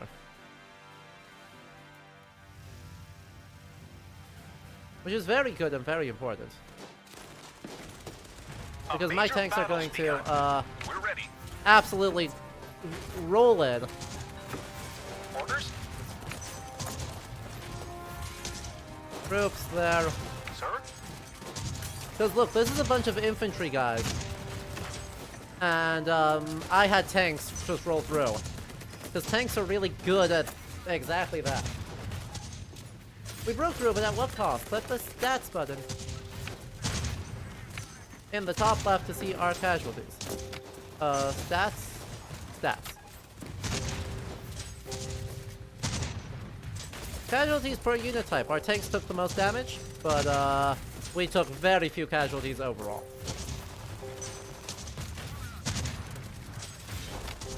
We moved away from our supply depot, and supply lines are getting long. Hover the mouse over the units of your supply line and supply rate. A negative number means that we are spending more than we are gained. Supply rate depends received. Depends on length and terrain of roads are good, swamps bad. Here are supply depots at the top of the screen. Place a new supply depot near our unit.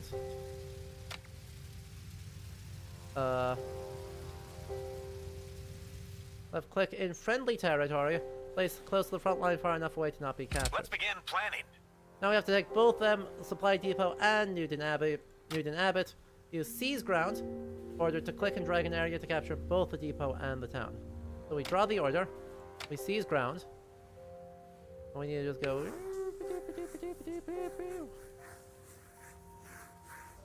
Sir. Try and just control that whole space. And then we click the execute that. button. And so they're gonna set up, but with a bit of luck, with a little bit of luck, they are going to go right here for the supply depot first, where we have 450 troops, 450 troops. Visibility is reduced, super fast forward is in, yeah, so they're just gonna hold up. Reporting in. My tanks are doing fine.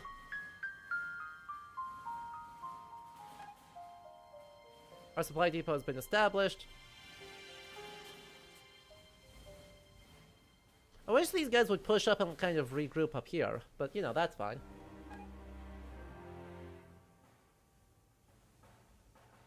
Because right now I've got a tank that is just wildly overshooting, like pushing up totally solo. We've got a tank that's pushing up completely solo. And while he'll be fine,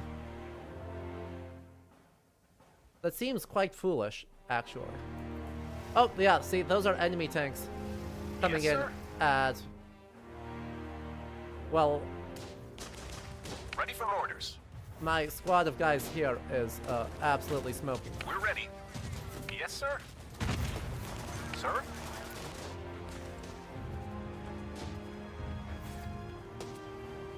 Things overstanding the line was a feature, right?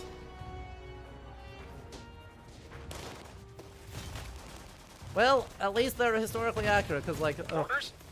Sir. What do you need? Is this Ready my for guy? orders. Are these all my guys? Or like what's going on? Reporting in. Our tanks are taking significantly more casualties, but still not bad.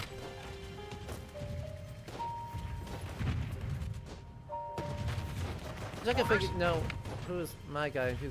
Are these We're all ready. my guys? These are all my guys, aren't they? Captured a supply depot. Oh, and it's nighttime already. Ugh. Dang it.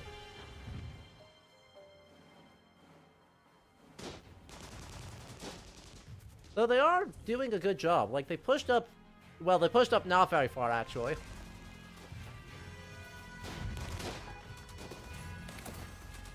Yes, sir. Well, we have completely isolated the town. We've isolated the town, like, completely from the supply depot, which is awesome.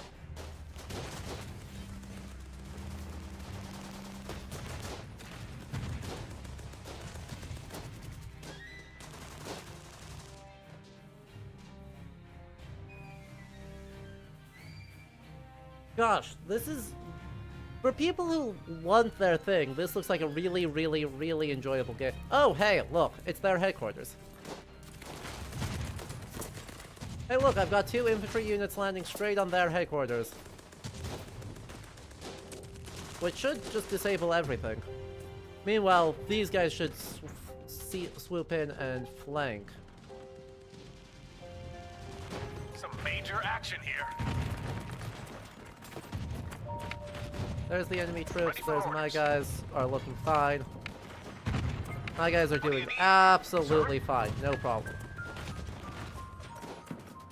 Why was their HQ so open? Because they're stupid.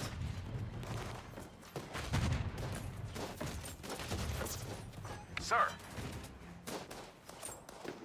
Like, it's very funny that our front line is in front of their headquarters. Meanwhile, you know, this little skirmish, and in turn we have 8 million guys, because I set the capture zone a little bit large. They've kind of swooped around and are like totally flanking. And are gonna come in... Like, it's a good idea, except that they all are like not attacking the spot that they haven't done yet. They will attack Newton Abbott eventually, I think, hopefully. Holy shit, I really kind of screwed that one up by setting way too much space there.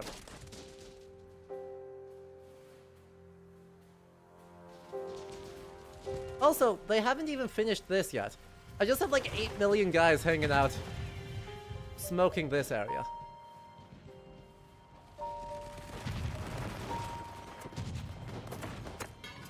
How are my stats doing?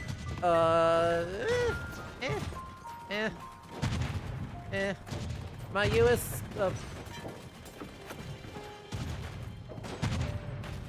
I actually am liking, look at the number, right, even though we've got units of like many thousands of people, our actual total casualty rate is quite low. And that's a little detail I like if you're doing the math in terms of casualties per, as a function of army, even in all of this,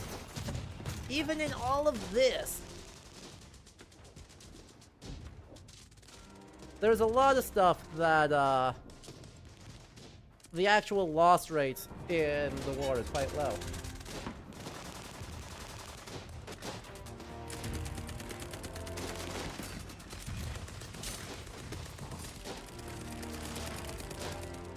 Enemy supply depots can be captured. Always capture enemy supply depots. Make sure to guard your own. Takes to set up either captured or newly placed What's the depots. plan, sir? Next town is heavily defended. We'll need to plan this thoroughly. Create an assemble order near the enemy lines, but not too close. Okie dokie. Draw a new order. We do an assemble. What are we looking at here? We What do do you an assemble there. Now we do another one. A...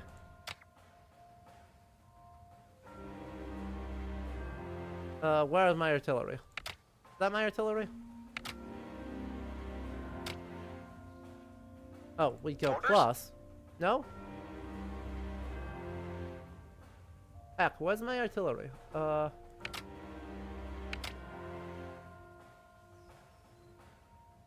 is it not letting me... Ready for orders. Reporting in. Why is it not letting me do that?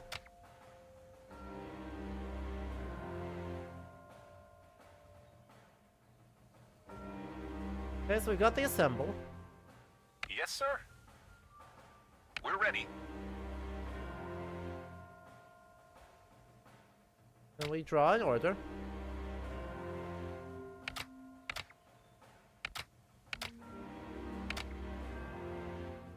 Hello?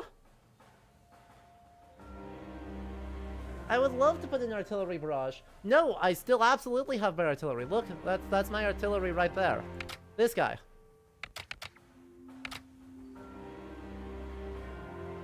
It's just not letting me do that barrage.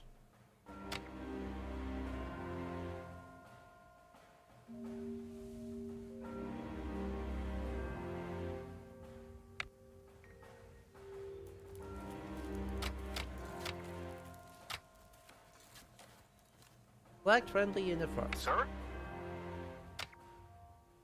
Do I have to, like, somehow only select my artillery?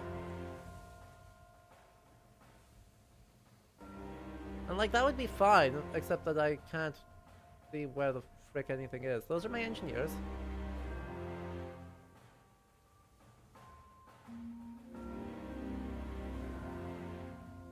I assume my artillery has moved up, right? It would be bizarre if my enemy... Reporting But my tanks just decided to not do that? I've lost a lot of tanks. What are my dumbass tanks doing? I guess my tanks did just kind of run up and go like, hey, what if we did nothing? There's my engineers, there's my engineers, there's my engineers, there's my Ready for artillery. orders. No, that's anti-air. Where is my artillery? Yes, sir. Anti-tank gun, engineers. We're ready. I definitely had artillery.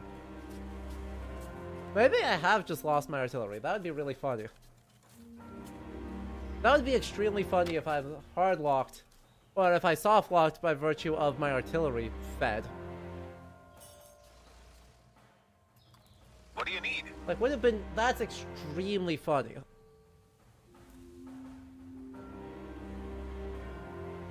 If my artillery just, like... Or if I... Did I delete all of my artillery? I may not be able to... Like, I may have to restart or go to menu.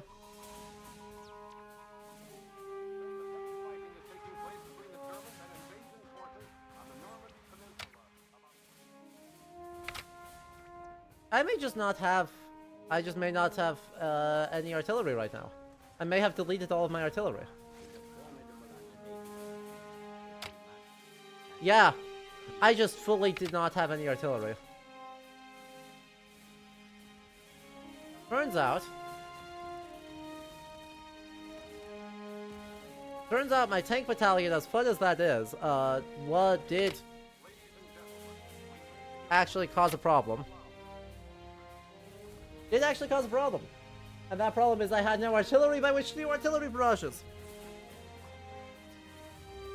I'm a strategic genius. God dang it. We are, however, at our 30-minute mark, basically, for this one. So, that seems like that's actually fine. This is why I study a type here that has no artillery.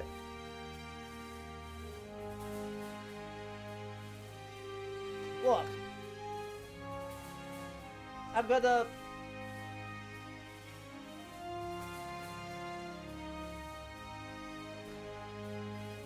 I got nothing. Yeah, I got nothing for this one.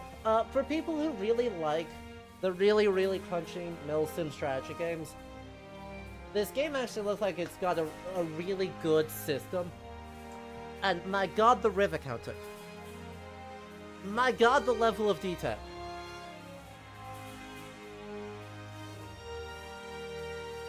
There's a lot to like in there. I am immediately worried. Oh, this is battle plan. I am immediately worried that one of their to-come features is play as the Nazis. Cause like, why? Cause like, why would you want to do that? This is a problem every World War II strategy game has. Hearts of Iron has it.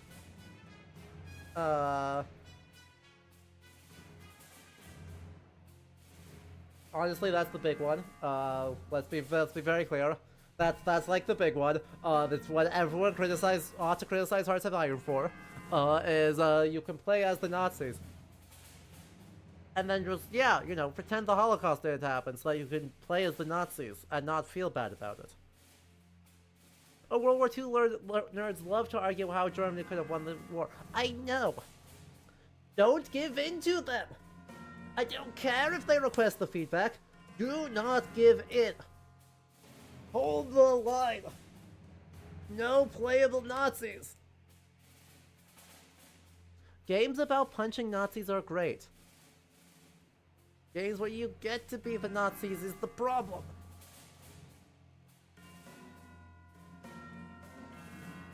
I don't care how many rivets they have. I don't care if you're like, oh, but I want to use V2 rockets. No! Do not play as the Nazis. Or the fascists.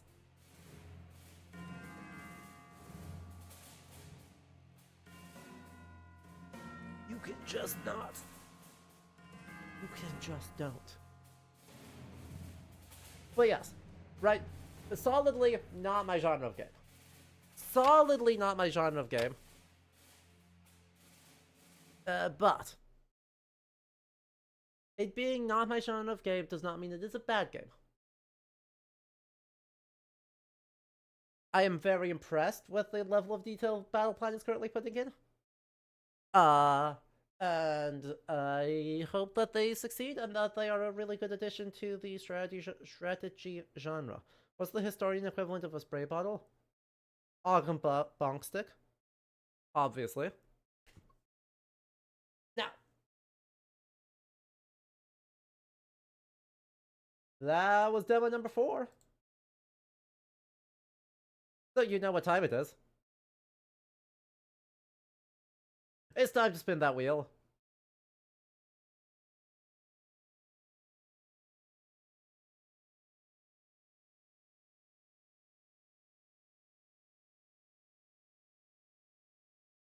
Exercise your demons.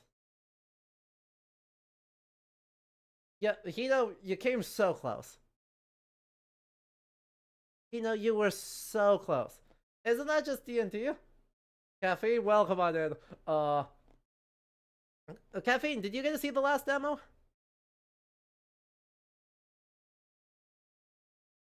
Because it's far more up your alley than it is mine.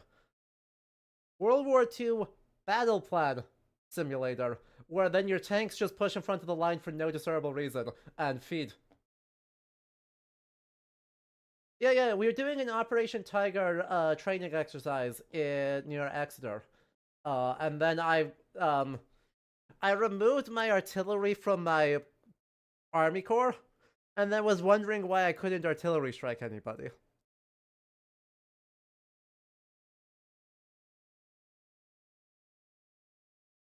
So that's how good I am at this.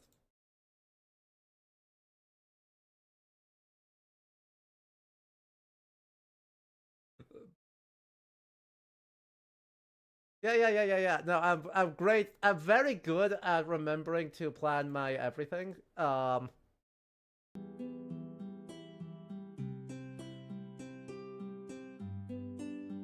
Definitely not a problem. Am I able to use my controller for this? I am not able to use my controller for this. Man. I also don't have a cursor in-game with which to select new things. This looks adorable, right? Hang on, let's see if we can't make it tiny. Good, okay, it does need to be tiny. The game does need to be tiny. It does not work if it is not tiny. So, maybe I can make it marginally less tiny. Hang on. I can make it marginally less tiny. Can I make it squished? We're going to squimsh it just a little bit. Rare windowed mode content. Please hold.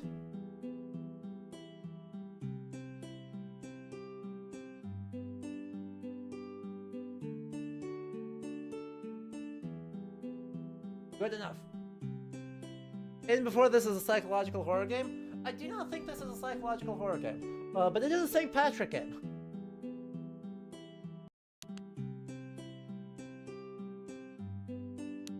And this is why, look, went through a whole bunch of this.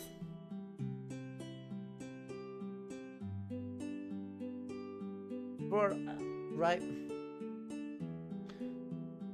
One of the things that's been very frustrating about this Steam NEXTFEST is the number of demos that look really interesting, that are set in an interesting historical time period, and then they're like, I'm a poor sad solo dev and so I used AI to do all of my art for me. It's like, no, go to hell. I'm sorry, if you used AI at any point of this, I just don't want a part of it. Oh, don't worry, no forgiving required. Fuck your AI. I don't care if you're a solo dev. Do a programmer art. Make your art in frickin' Microsoft Paint. And our reaction is, hell yeah, that's so cute. This thing's frickin' adorable. This is so adorable. And, yeah, you don't need it. Embrace your Microsoft Paint art. Finally arrived. Uncle Colin really pulled through for me here. Not sure I could have landed this gig without him. It's been hard the last few weeks. Oh, you finally made it. The name is Paddy. I'm the manager of this here joint. Tirna Sheikh, we call it. I have no idea how to do the Gaelic. I'm doing my best. Don't worry about it. I'm new to your history. Thank you for taking me on such short notice. Looking forward to having you on board. Colin said it's your first time coming to... I'm not even going to try it. Good job, that one. What are your thoughts on the place so far? You have some good folk here. I'm sure you'll get along. Land of the Fairies on Fairy Isle. What a name. This place isn't filled with nutcases. We had a quick look around after the boat from Galway arrived. Seems a nice and quaint island. What time we got some help around here? Grand, let's put you right to work, so. Need to put my best foot forward here. Can't put this opportunity to waste. Grand, you're gonna work with some fairly odd folk here, but they're good at heart. All you need to do is chat with and help them out. You'll get paid for any day or night shift you take on. Make sure to treat them well. They need good people to spend some time with. Or low-key roll. Letting out the wallpaper would be nice. Meeting new people's a real tough ask, but I can't let my family down again. Okay, I'll do my best. You sure you're up for this? You seem a bit pale. Yep. Alright. It's alright to see more than one person come in sometimes. Just like today.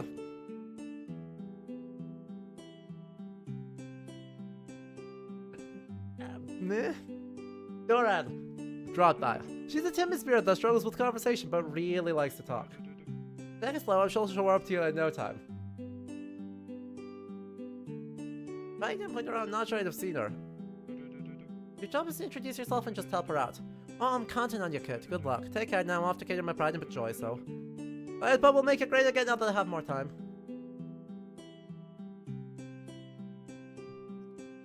Chief?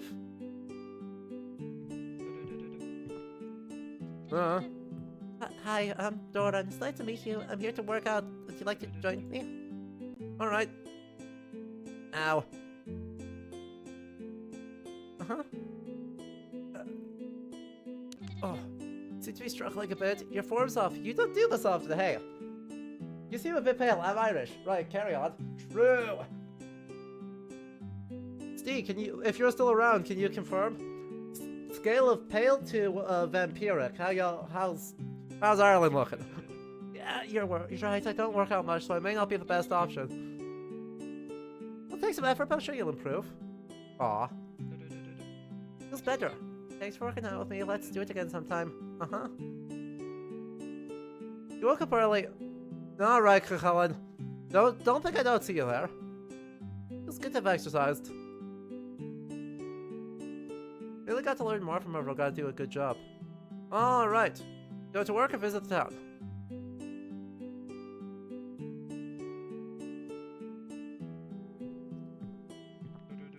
Welcome back. Good to have you here again. Ready for another day at work? Thanks. So you're always staring down Monsieur Puka Classe. That's free to stare, right? Though he'd do the same. All I can do is hope you're not two peas in a pod. Not a Puka. Huh. There may have been a Banshee.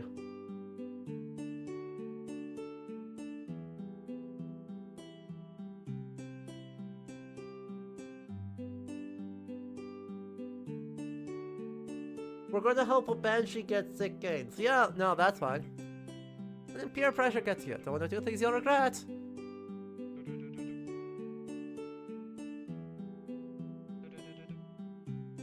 Alright, this is a Puka. What's your name? What about you? Are you Puka Classe? I haven't seen you before. You new here? That was confident. Yeah, here to help you out if you need it. What is your message? Jim can use a slight remodeling. Oh, there's too much on his head, so this will make his life easier. Uh-oh. Uh-oh.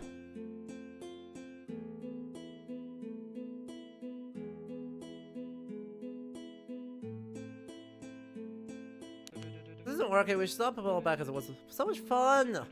Messing, have some cop on. That's not how we should treat people. True. Alright, it was fun. I'm gonna expect that the place was cleaner than before. That was hard, lad. Let's have some fun again. See you soon. Bye-bye. Yeah. You sorted. Glad we sorted out so quickly. Leaving the gym in better state than when we started. It was great. Let's go say hi. Oh man, it's the Puka again. What if I don't? That's a Doulahan. That's a Doulahan. Man, this is really a who's who. We had the Banshee, a Puka, and now a Doulahan. So, our fairly modern Irish folklore is going crazy. We're not accusing them of being medieval. They're solidly all modern, and that's fine. Look, there's only so many headless doodads that you can get.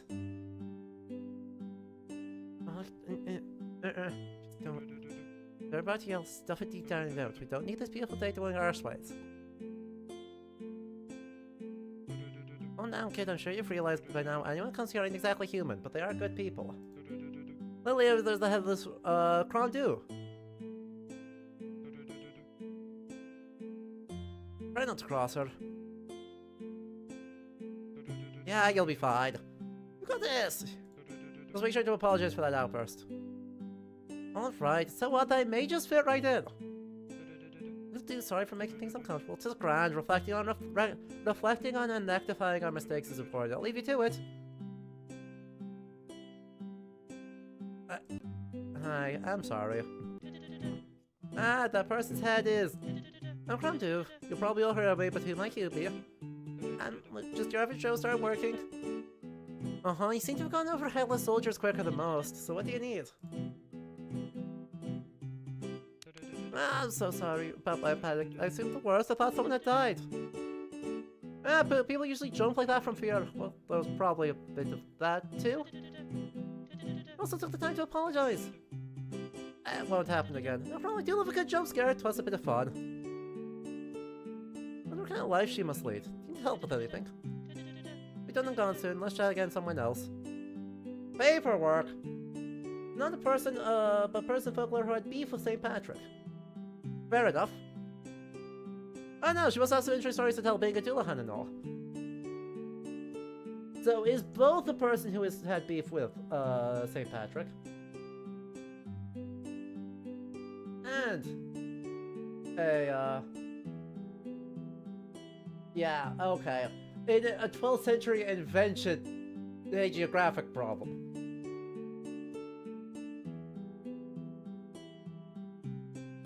Based on Kruak, based off the Spooky Rock. Serve the St. Patrick gathered wood for the saint to cook food for the needy. Interrupt St. Patrick during Mass. Asking when the lost sheath would go to paradise, which St. Patrick responded they wouldn't. Man. St. Patrick, you ruined everything. Man. Come on. The ice sheet were gonna do work for them, and then you just biffed it for everyone? St. Patrick, stop being the worst.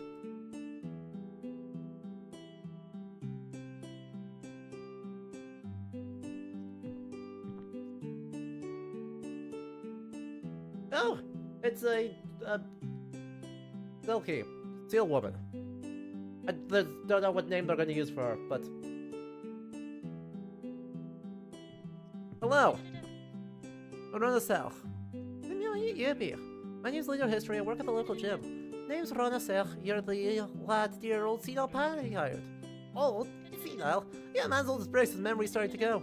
We were playing bridge just the other day. I was forgetting the fucking rules. How's the new job? You like the beach? What's a lovely breeze out here? Me too. It's stunning this time of year. Ever want the sea to just whisk you away?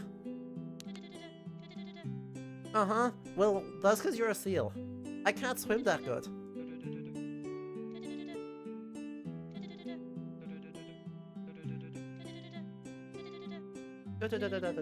You're off for a swim, bye.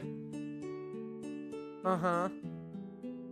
You're not gonna notice that she's a seal woman? So, remember, there are rules about these things. And the rules about these things are, you can get her to marry you, but only if you steal her sealskin and stick it in a chest. This is a bad idea for a lot of reasons, because relationships should be built on trust. But this doesn't stop, like, several hundred folklore variations on the same folkloric story. Of just, you know, they're a seal. And then they come up and they take off their sealskin and they become a beautiful woman, and if they go steal the sealskin, then they cannot transform back into seals. And then you can be like, oh no, you're so lost and sad, and then you'll get married and have kids. And then definitely she won't vanish into the waves after finding out that you lied. What? What's that? Oh, that's exactly what's going to happen every time? Oh. Also, you may or may not die horribly. Oh yeah, no, it's super cringe. The quote-unquote heroes in these folkloric stories suck so bad because just starting something... Assuming she doesn't murder them. Exactly. You might die horribly. If you don't die horribly, you'll simply not even get a goodbye. I'm divorcing you. Nope, just poof. Immediately gone. Best case scenario, your kids will get treasure chests washed up on the shore every year for them. You'll get killed, but your kids will be fine.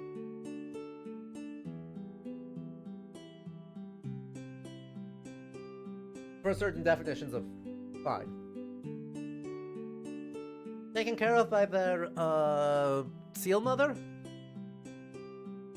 I'll see you next. Well, you're the developer. Congratulations on reaching the end of the demo! Aw, 16% of the events. Delightful. Look at that MS Paint animation. Well done, Daniel. I'm in the market for dad jokes, so send me your best ones. How dare you do that to me?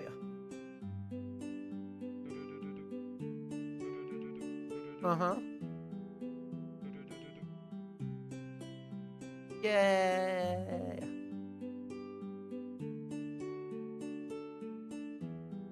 Well, Becher, Laura, and Daniel, well done. Well done. What a charmer. What a charming little guy. Lift your weight in gold.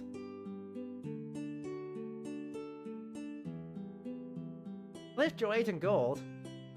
Absolutely wishlisting that. Absolutely. Charming. Look at this little squad of charming folks. One thing though, didn't Cullen use a spear, not a sword? Well, quite famously, yeah, used the Gabolg, which is a horrifying spear. A super duper horrifying spear that I don't like. It did have him. It didn't it? Hang on. Yeah.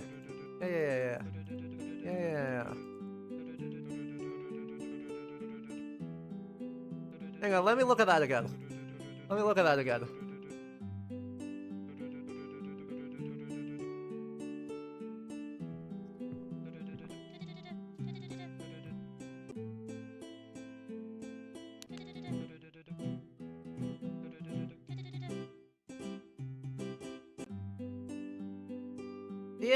Yeah, that's super definitely a very dramatic claymore.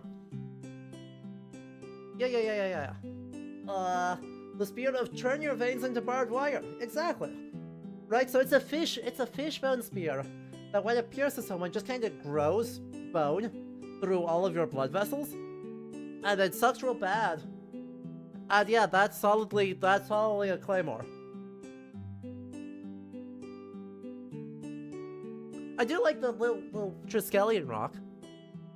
That's delightful. Also, Tirnanok, Children of Lear, and the Book of Kells. Wait! What's the Book of Kells doing out here? God, Trinity College is going to have an aneurysm.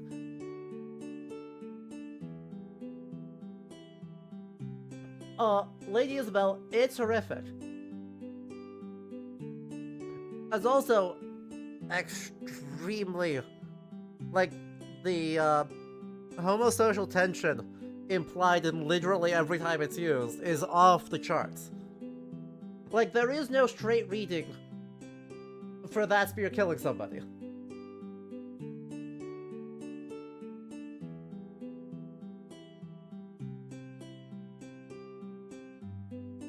Kind of mid for a lot of early mythology. No, I mean, the game looks pretty spicy, like, it's one of the more powerful ones. I don't know whether I think it's better than the sword that can, like, slice mountains off at a distance. But, like, it is a pretty spicy, like, it is the get out of jail free card whenever Cucullin is losing a fight. He's just like, well, 3, 2, 1, game time. And then they're dead and everyone's sad about it.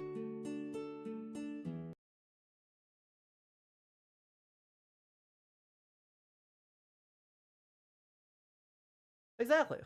Right? The Khalidbolg, the just 3, 2, 1 slice a mountain in half. Very good.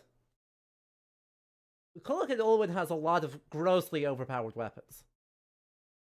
Like, grossly overpowered. It's simply not fair. Teleportation Spear, Carnwenon, Khalidbolg, all sorts of things. But yeah, that game was just delightful. That game was just a real treat. Got to meet some fun, silly little guys. Fun, silly little spirits. Have a little bit of cozy time.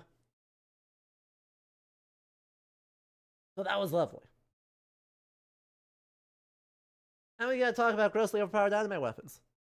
Also the dev just saying hi. Thank you. Really cute. Real cute. So, let me have a nice big sip of water so that I don't sound quite so nasally and weird mouth noises.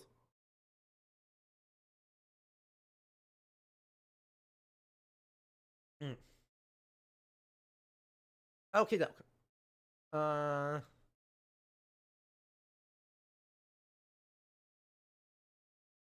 Let's, next time you're up, spin that wheel!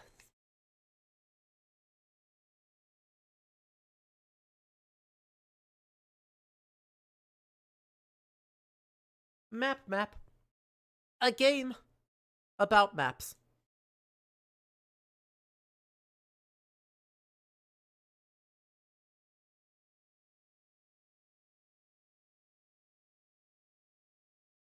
GeoGuessr?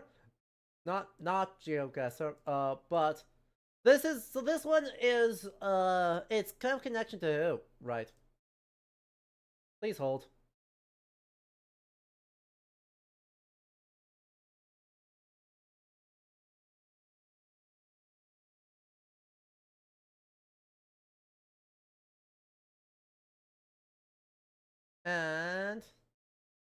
And please hold.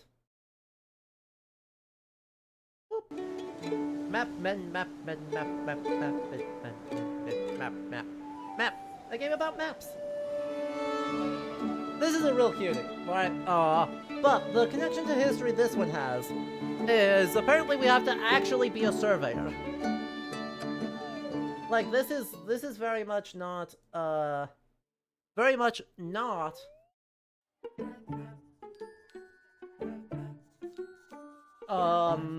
Oh yeah, we wander around at the autofills.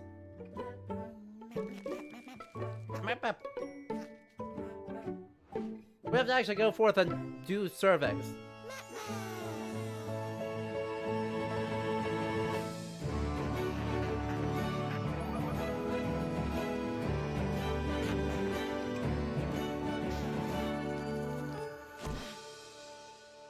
That's so cute. Yeah, thank you for recommending this one over in the Discord, because heck yeah. We're searching for the Raven King's lost treasure and need your navigation skills to follow the traces he left behind. Moss does not always grow in the north. True facts. Map. That's amazing, you're a full-fledged cartographer and you want to join us? That means you could just walk around the island and mark the tree on the map? And all that just with your sense of direction and the outline of the island? Boop. Boop. Uh-huh. I mean...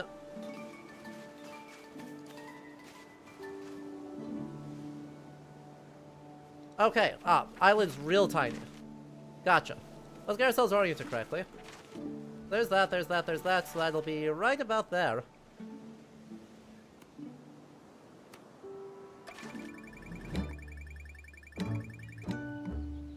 A half a step. I am so good at this game. You're amazing! So the map the wrong way around. No wonder we hardly get anywhere.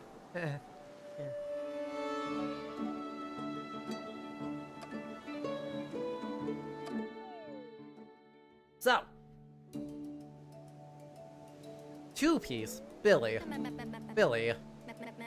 So boy, when we weren't making any progress, they built a sound castle. So, the little bit of history here is a pretty simple statement. Maps are arguments, right? Maps are not descriptions of reality. Maps are arguments about how reality should be. If you, have done cartography, like, this is not surprising. You're not gonna be weirded out by that. There's kind of... Great.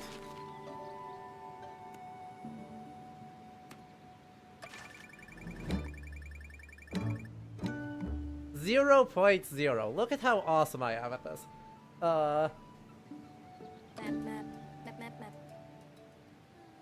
Yay! So, in our specific case, I hope we get to break out the sextants and the surveyor's tools soon. By the way, I'm Billy, the leader of Billy's Bugs, the crew that'll find the lost treasure of the Raven King. But to follow his tracks, we desperately need someone like you. Someone with exceptional cartography skills. We also have already taken care of that so far. I tried counting myself, but well, I don't even know which way is north. We've even got some grid paper with a scale, but I think it's definitely better off with you than with me. Just mark the pile of stones on the beach on your map. Tools unlocked, step counters, grids, and rulers. Mark the stones piled on top of each other. That big pile of stones? Awesome. Based off this, we're presumably over this way. But, we can... Incredible. You can get very, very precise. There's also a lot of other stuff up here. Hang on. Like, say, this ancient spicy box.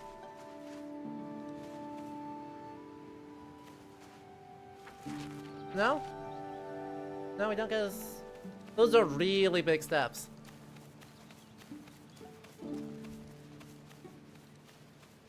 Benoy! Hi, Benoy. Benoy, you ran the wrong way. Your warren's over there.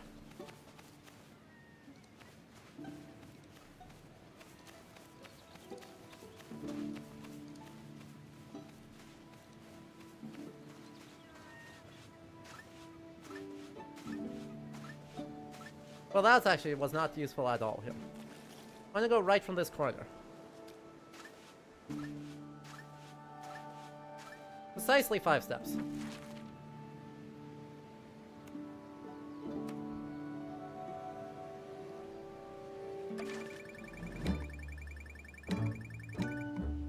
Precisely 5 steps. Yeah. So, let's talk about a historical case of one of the most impressive pieces of cartography that kind of ever was done. And that is the surveying of the United States. So, over the course of the 1800s, especially from after the Civil War, enormous teams of people would go out across the country trying to really precisely map out the different states, right, or territories. And that's like really important because the US made very specific claims on how much land someone could get. Also, yes, that robot is in a hoodie and it's adorable. Right, because the US claimed you could get X many acres of land at like $0.25 per acre, right? Super duper cheap. Homestead Act, go burr. But in order to do that and to divide up where those property lines were, you had to do surveying. In order to figure out where the next islands are, I need to know where the card cliff is on the map.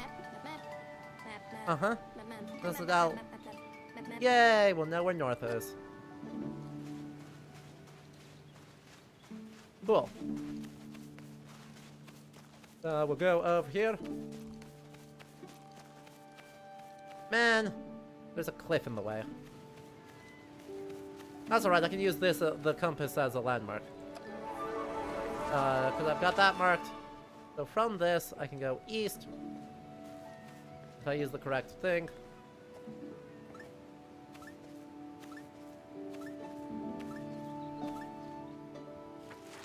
Cool, 6 steps east of that. Should be right about there.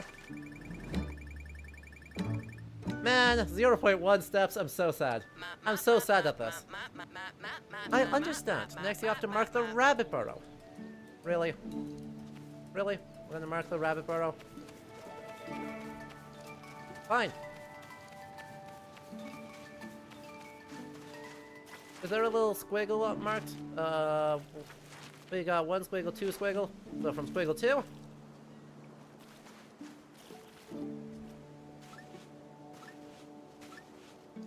Like 3.5.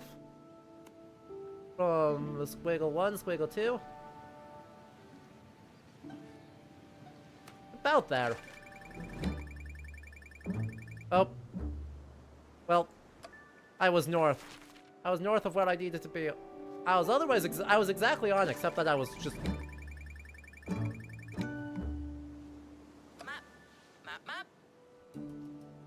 Will the rabbit burrow help with description? No, I just like rabbits.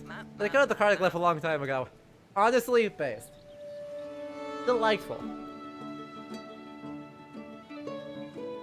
We'll see if we actually get like a sextant and actually can do surveyor marks. But surveyor equipments are really complex. And it's enormously time-consuming work, because you have to walk to a spot and set up your posts. So that way you can then look through to mark specific elevations, known distances, and otherwise, instead of just working on natural landmarks, be able to basically set up your own landmarks to calculate specific distances. Next we shall look for a starfish family on the eastern beach. I see.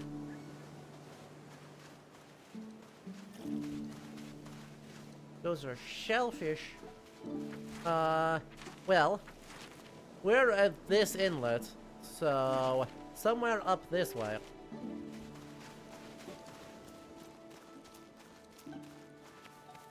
Or not, because these are all cliffs. Why do we have columnar basalt here?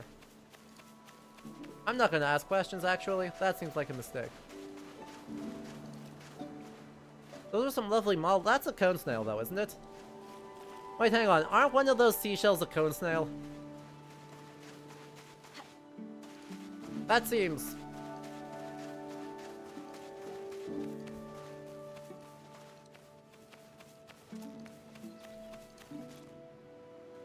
risky?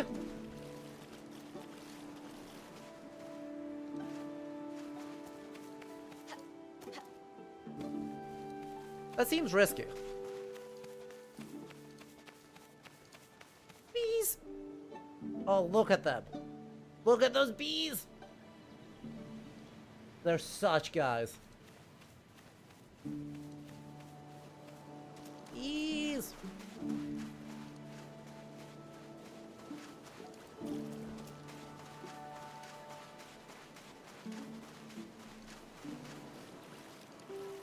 Okay, I am no longer anywhere near the eastern coast of the island. Like, I am on the far end. But, here's a compass rose. It's busted. Okay, I guess I don't get the landmark.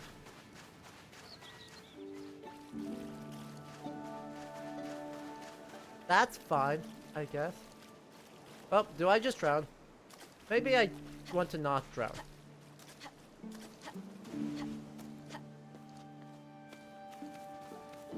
Starfish.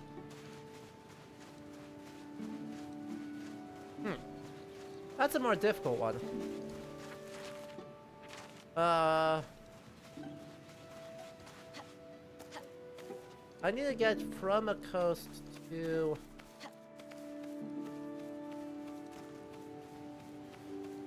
Alright. So from the entrance of the inlet here, and going due west inwards.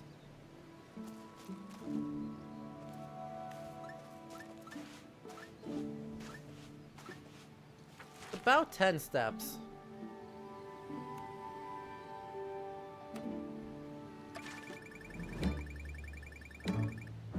Honestly, I take that. That means Raven City is... Oh dear, this is Milo, the third member of Billy's Bunch. Just in case taking anyone else. The important thing is that he's cunning as a fox, on the grounds that he's a fox, when it comes to history. Ah. Red Panda! Yeah, what a cutie. I would say I'd say we just mark the ruins of the north next.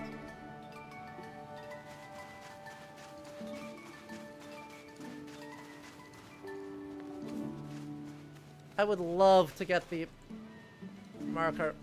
Oh well. Right.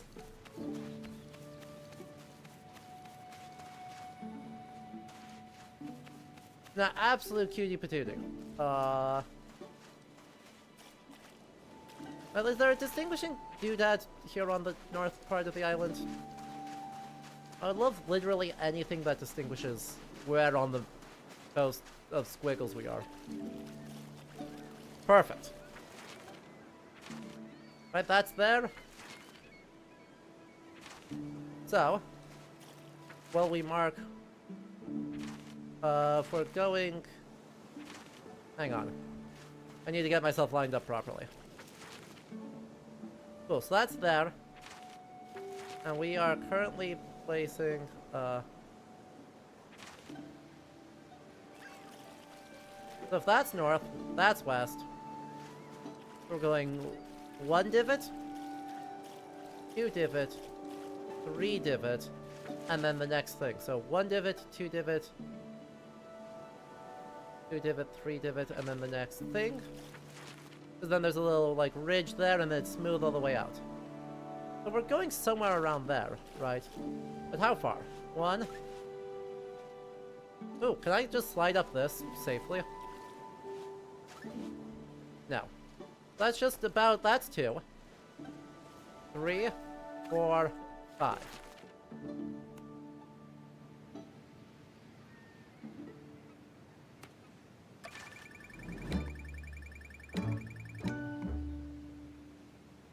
Perfect.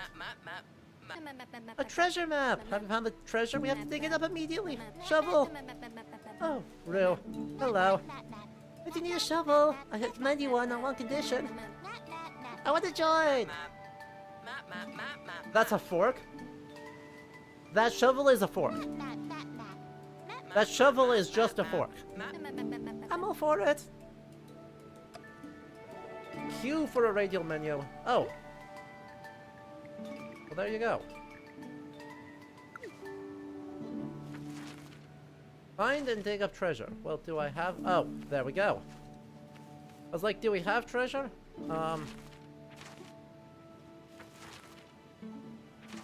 That's not the... I mean, that's not there. That's...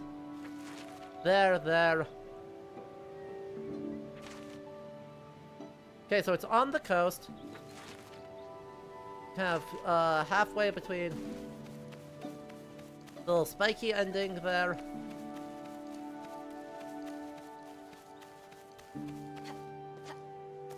Say on this little bit of things. Say on that little bit of, things. Are you alright, Billy? It was very unlikely this would be the big treasure. Disappointed! Found the first treasure! How exciting! Yay!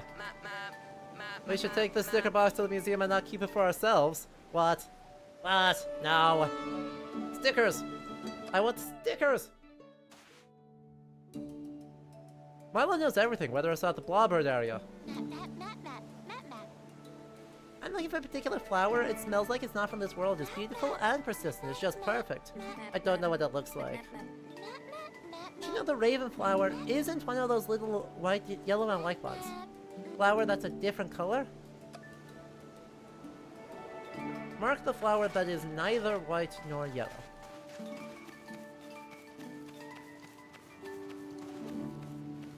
None of these. This is actually really lovely, right? Because now instead of obvious landmarks, right? We don't have obvious landmarks here. But we do have one there. We now are actually looking for specific sort of things within the space. And then from there, finding ways to mark them. Which is really important because, you know, on a map, you get to decide what is and is not important. But do you think this, like, purple coneflower is going to be our one that's relevant? Right next to the big, giant, spooky tower?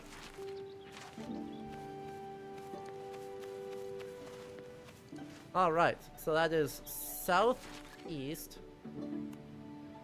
That's not very far. Like, from the center of this, we go... Yep, 5, and presumably... And 5.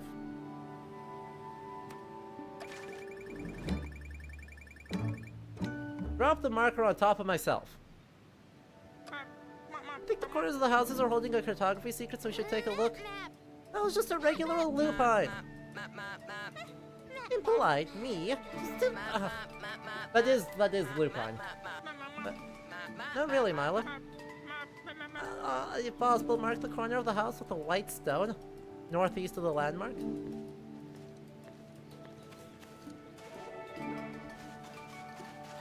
That looks like a white stone.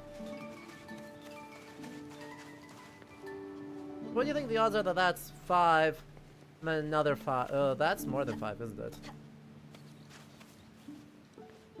Getting bonked on the head with your own comically large thumbtacks? True.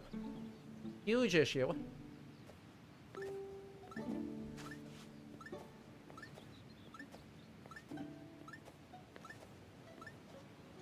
Alright, so that's 10, and... 10 and 5. It was 10 east... 10 east and 5 north, wasn't it?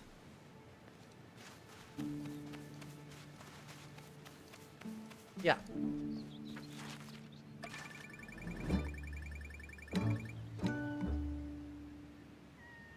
Luckily, we still have 6 maps, but no further coordinates to locate the next islands.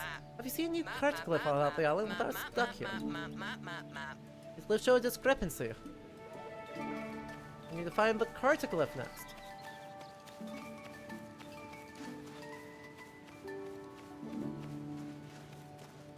And there's optional treasures somewhere. You're much better at this than Barry was. Barry had like half as much time as I did. But this is a real cute thing. Also, ease. Both of the last two have been just real treats. Right? They're just so joyous. So full of whimsy. And supposedly we'll get to break out other stuff. So let's actually very quickly here.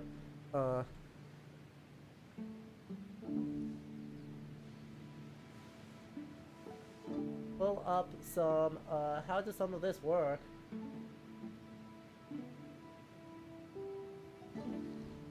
Right, because when we're doing real cartography, you're gonna need stuff like this. Right? Something at a known height, posts of a known height, and then you get to do a bunch of math about it. You gotta do a bunch of math about it.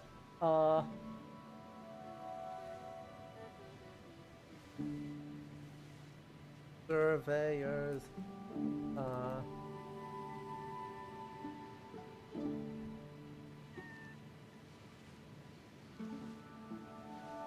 Trigonometry, yeah.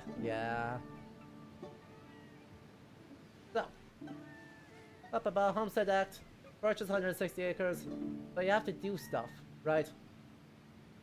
These days we use GIS, right? We can use satellites to do it, and digital distance markers, but this doesn't really help. You can originally use, a chain of a known length and a compass, or you can use a post and something like this, where you have a post and then a lens that you can actually measure the dimensions of a property.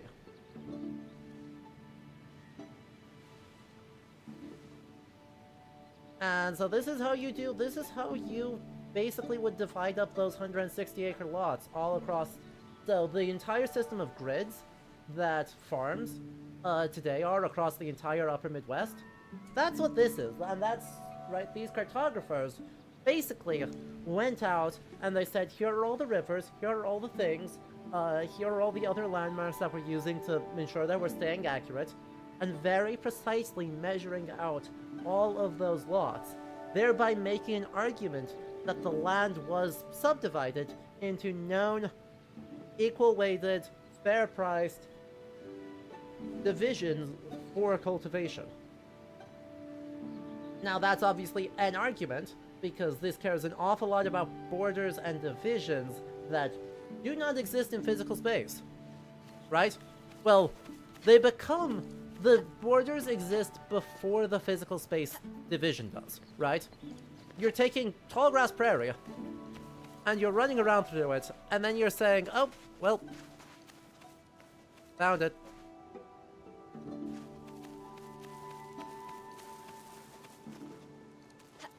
Alright, we can work with this.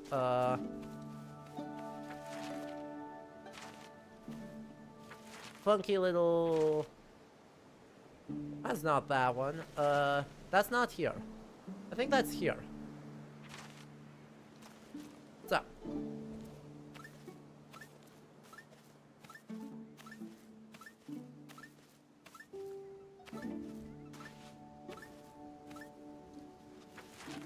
From here we go up 12, 5, 10, 12, and we scooch a bit.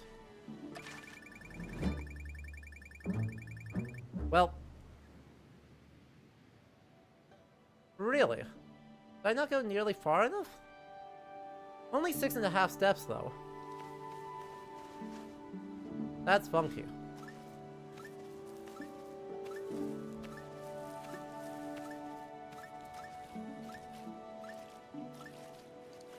I guess I must have started in the wrong spot. Like, I must not be here. It's always fun seeing students in your intro to surveying or in the intro to surveying class doing their assignments around campus at your university. That's delightful, right?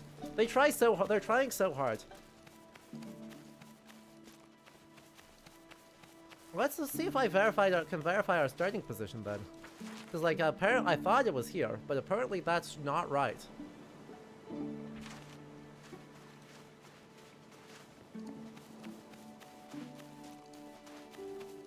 Can we mark it from a different location then? So from here it was west.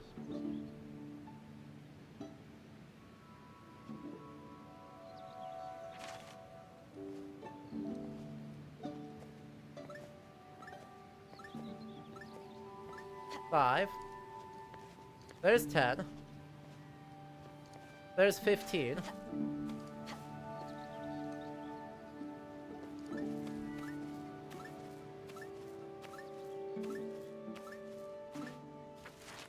Alright, from here it's 15 west, and then...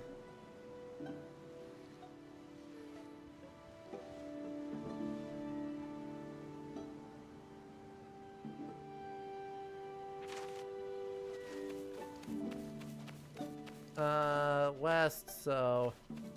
That's north, that's west, that's south. Gotcha. Cool, 15. Yeah, I just wound up, like, kind of... I wound up just way off. Just get good. Okay, well, bias decoding, Milo asked me to ask you if you could perhaps check a theory. Yes, wonder whether all the houses here are 5 steps long. Mark the ruin that's only 3 steps long. I would say that that's probably the church here. 1, 2, 3. Yeah. Yeah.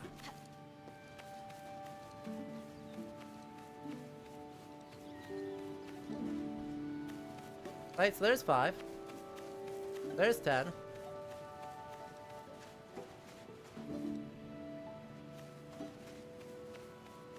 Uh-huh.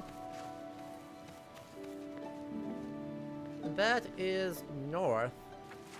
So we go north 10. And let's kind of just scooch it over a bit. I disagree. Like, we are so inside the middle of the church. Oh. It wants this one. Fine.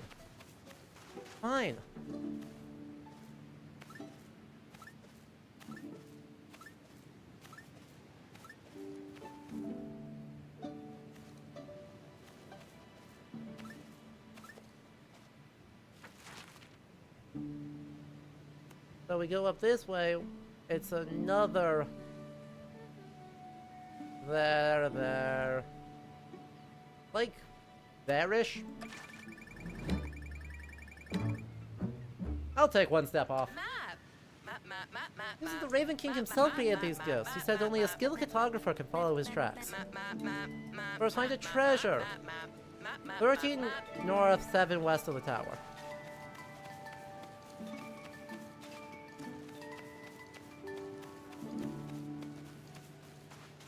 Alright, so from the tower, go 1, 2, 3, 4, 5, 6, 7, 9, 10, 11, 12, 13.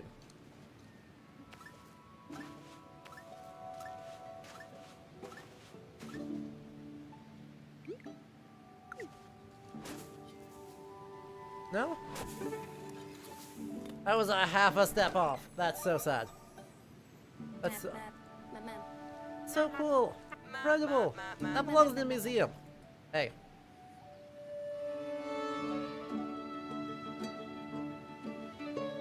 Okay, but we have a couple more treasures. Like, we have more treasures to do. We got more treasures that we need to get. Not that I know what's marking the treasures. Sort of go find suspicious things and start digging.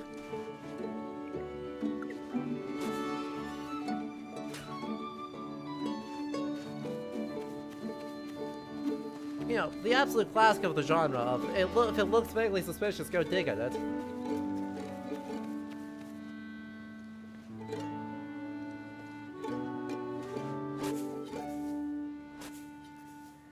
No? What if you did?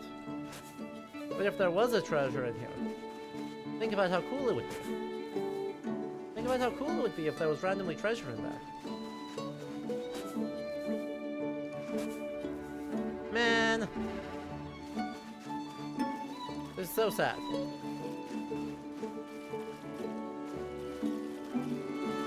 You like using old property lines as a guide?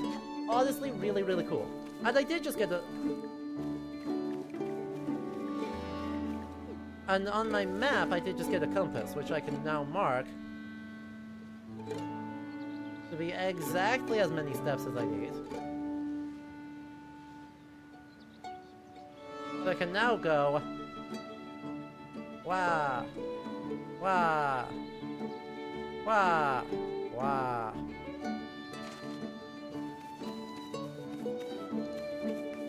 Very important.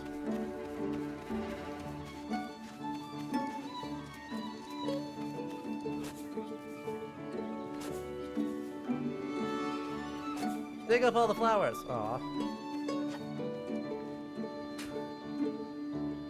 Hey, look.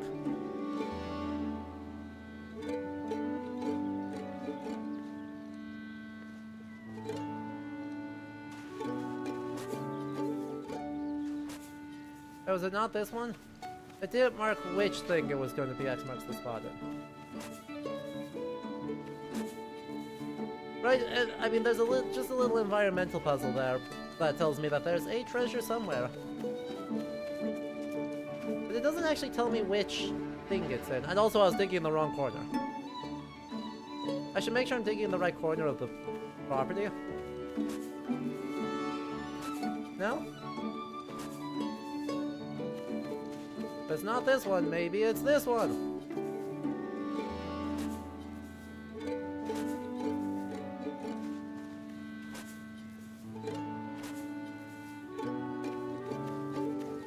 Or not. Fine. I guess I can randomly dig everywhere. I just like digging holes, okay? Digging holes good.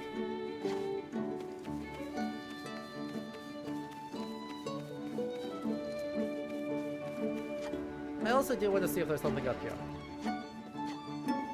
You know? Standing in tall places is also good.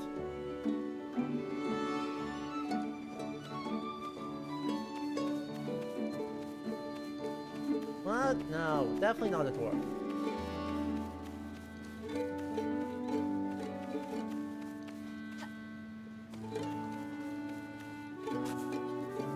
Don't know. Don't care that much, just enjoying the vibes. Because we are kind of already... We'll do one more island, I guess. Oh, and we can mark... Well, that's dangerous. That's very dangerous. That's very, very dangerous. Are you sure you want to do that? Are you sure you want to give people the power to free scribble?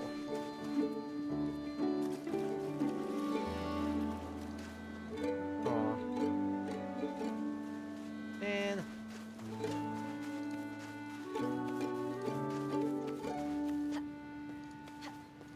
Hey look, there's another treasure. Which is to say that there's a thing right about there.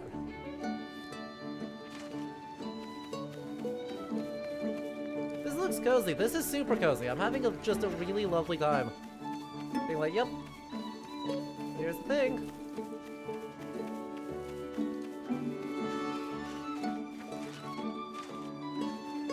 Here we are hanging out. Having a good time.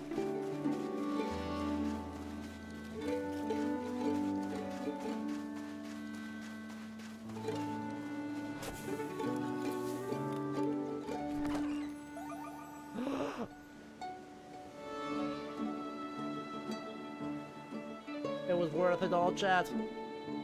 It was absolutely worth every bit of suffering and struggle. We got a buddy sticker.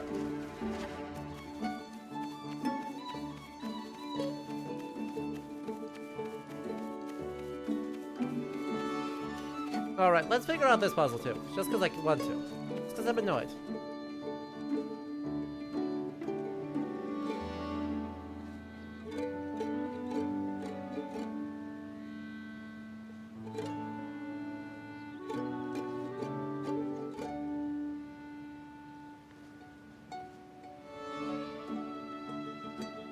Maybe it is just on past the tree.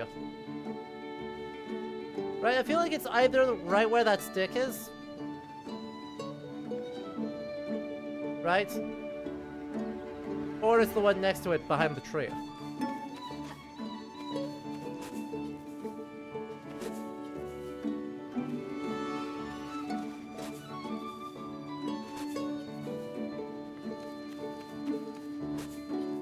No?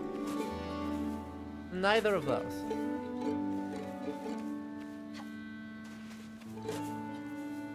Yeah, I guess it could just be not as far into this corner.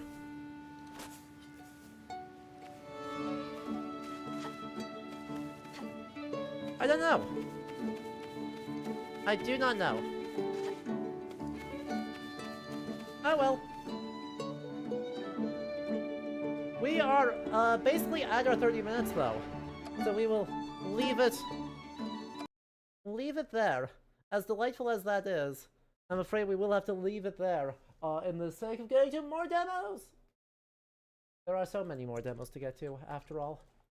Like they're not gonna not do themselves. Wow, we're already at 3 hours. We're already at 3 hours and 15 minutes of streaming. Just bouncing around in some of the really cute demos. By the way, the locked achievement icon is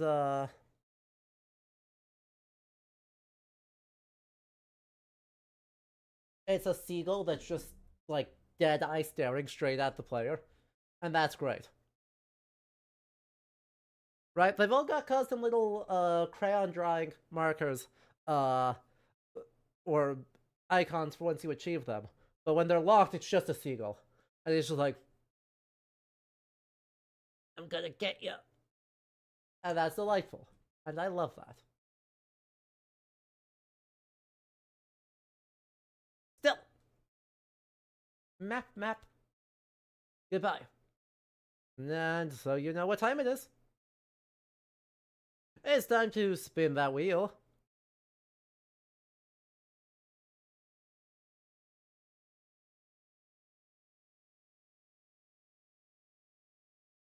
Ecliptic.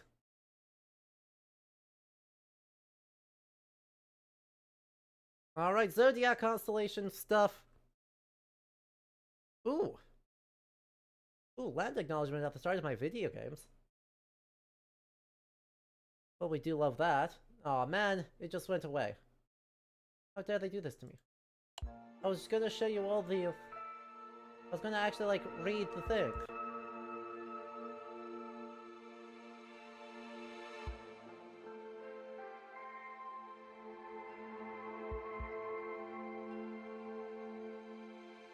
Hang on, let me reload. Let me reload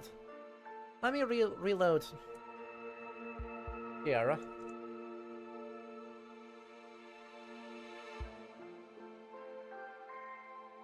No, you're still not going to let me...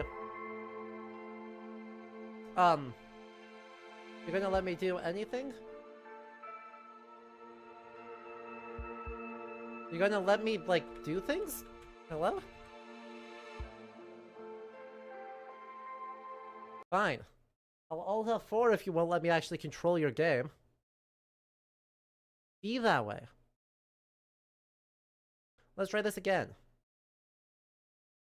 Anyway, we acknowledge the Woi Wurrung and Bon Wurrung language group of the Eastern Kulin Nation, traditional custodians on whose unceded lands this game was made on, and pay our respects to elders past and present.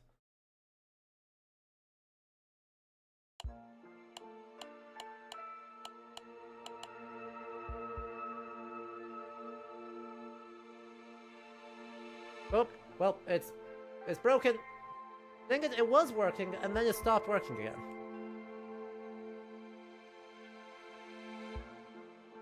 So apparently, if I try and switch between mouse and keyboard and controller, it stops working.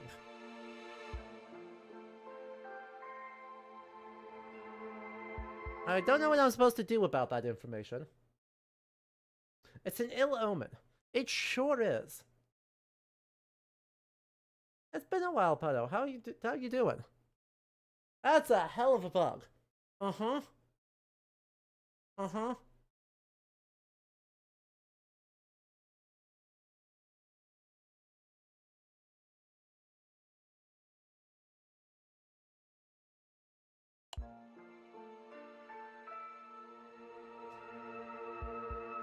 Also,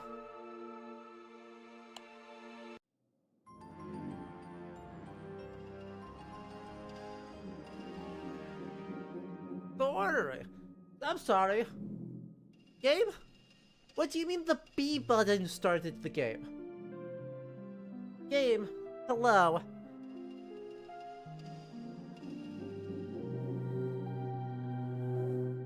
I might recommend using your standard controller scheme because the room rumbles the room rumbles around you, hinges creaking as if the world around you is attempting to rise from its quiet slumber. Nintendo-ass logic. It is a button on a Switch. No, that is the Nintendo A.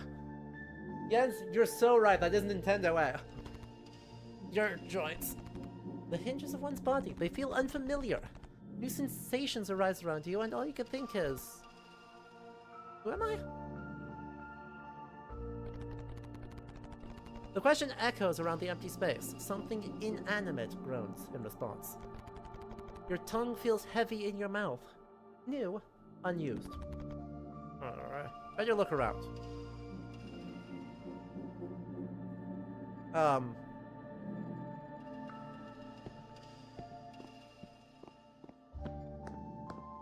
Okay, so the joystick also doesn't work.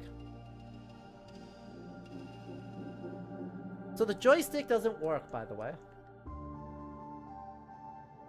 Fun fact. Joysticks don't work, but also I have to use the B button to actually select things. A globe hovers before you, calling you. Yeah, hopefully this doesn't have any important, you know, combat, because the mechanical side of things is, shall we say scuffed? Then Yason took the golden fleece as he raised his hand so its brightness was such as to make a flame on his face.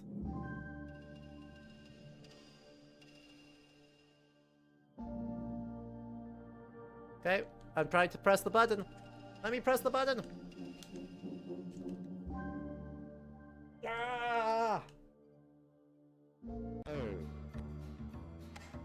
Apparently enter also works. Oh! You're assaulted with smells almost instantaneously. Musty and wild? These things, they're alive like me? Yes, Ares is... Why are we standing there as you get shot? You look different. The arrows, they're bouncing off your fleece. Looks like you'll pry his eyes and start sauntering forward.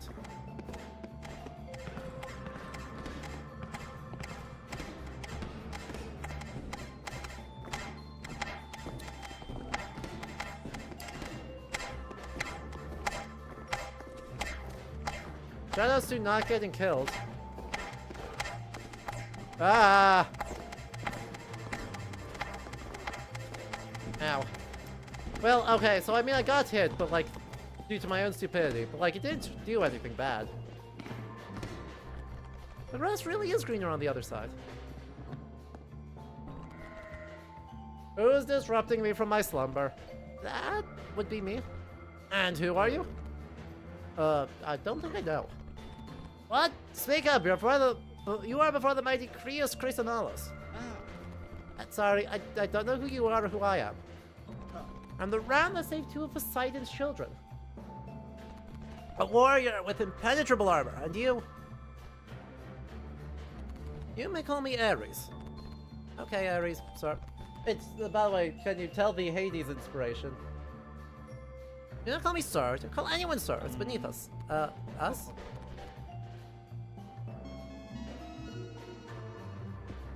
Hear me out, bookworm.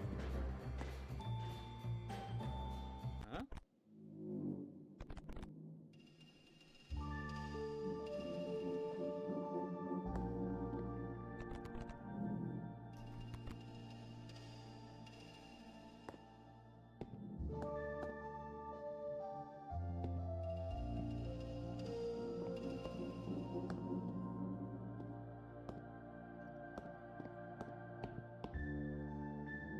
Okay. I'd love to start. I'd love to start the...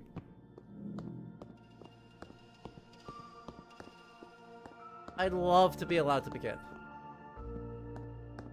I would love the opportunity to be allowed to begin.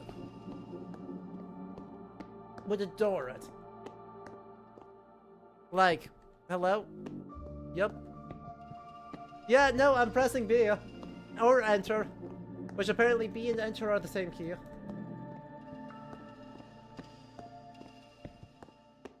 You think this might be borked? I think this might be borked. Well.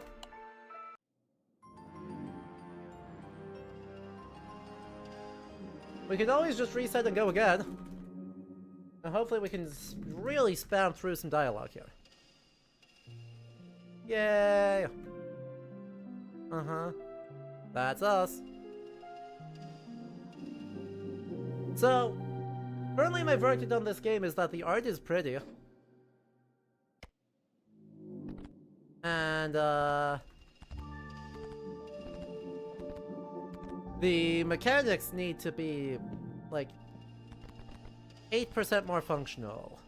And by 8% I mean approximately 8,000%. Because, yeah.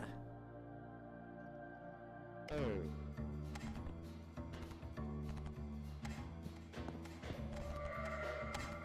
Huh?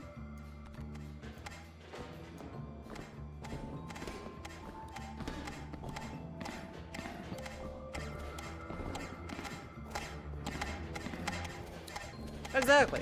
Right, the exact opposite problem, that what usually shows up. This is what we call artist code. Ow. Like if usually we get programmer art, this is artist code. Oh. Ah.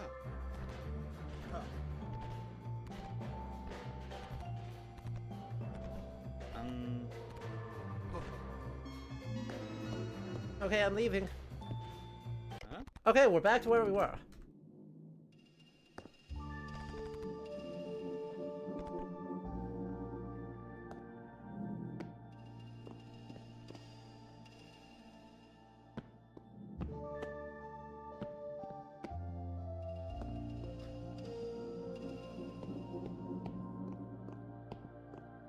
One sees a certain,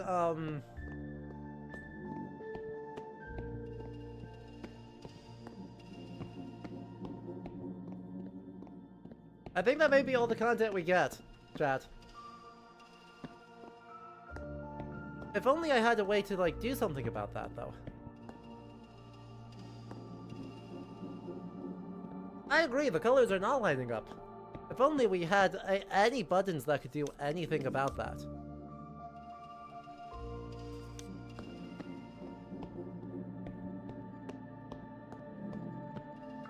Oh, well, that was sticky keys. So, you know, that's how that attempt went.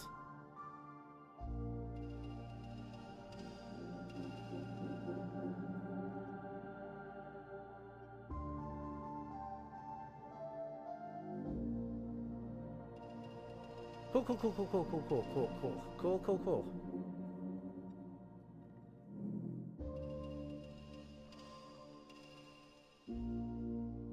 Cool. Thank you, Sticky Keys.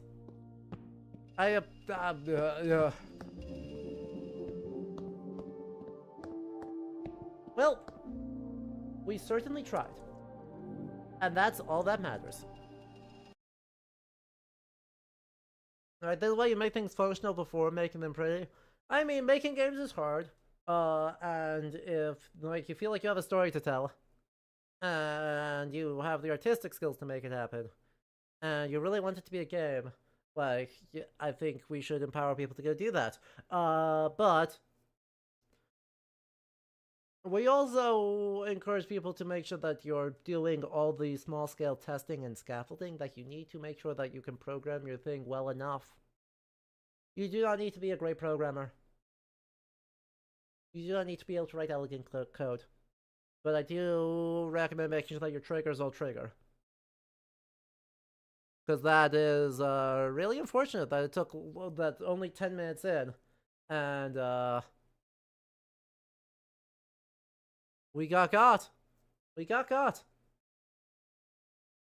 Still though, very pretty. It seems to be, you know, working on Greek constellation myths as like its main thing. Fine, lovely, not a big deal. I would love a good old-fashioned Babylonian myth, you know? I would love a good old-fashioned Babylonian constellation myth make its way in.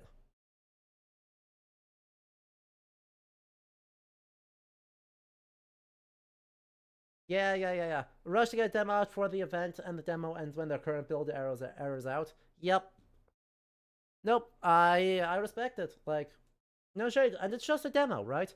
I mean, this is like a pre-alpha demo, so no shade. Right? I don't know that the game will ever be like quite for like it needs to buff up a lot and show that it has a story that's interesting. It's got some promising things. Like Ares' design goes crazy, but you know, if they're really just kind of very quickly referencing stories, right? The flight to Colchis, then I hope that gets developed into actual narrative, because the Hades inspirations are super obvious, right? The Hades inspirations, artistically and storytelling ways, are super duper obvious. But Hades works because it tells you exactly enough about the stories for you to get stuck in and actually understand it, and gods are better known than constellation myths. Right? Gods are just better known than constellation myths, and so you're able to say Hermes, and someone is going to have or Athena, and someone will have a vision on that they may not have for the Argonautica or Orion. Anyway, even so, you know what time it is. Speed!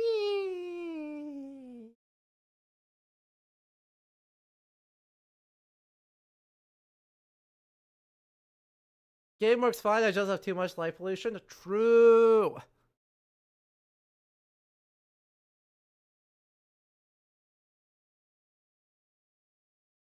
So we have La Royale below deck.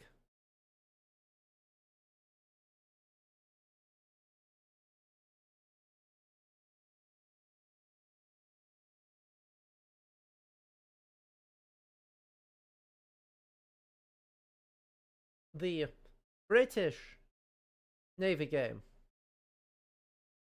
La Royale. The British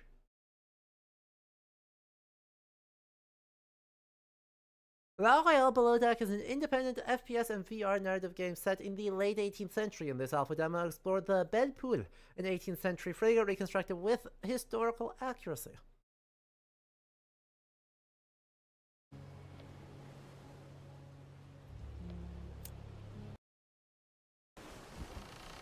The frigate Bellepool was built between March 1765 and 1767 in somewhere. My computer is too good, chat. Chat, my computer is too good. I couldn't read the loading screen tooltips.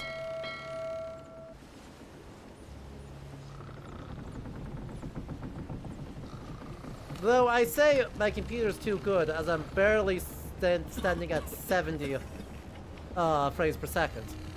So, you know. Point taken. Specifically, this is a French Navy game.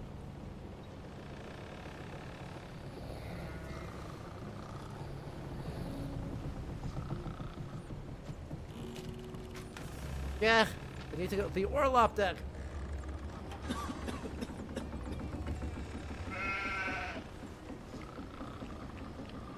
Bonjour. You think I can have that bread? What if I want bread? Hands off the reserve for the captain, god dang it. Can I at least get some hardtack then? Like, if I can't have fresh bread, can I at least have a good piece of hardtack? You can feel your head hitting the rafters. So can I, as I judder about. Bonjour. Bonjour.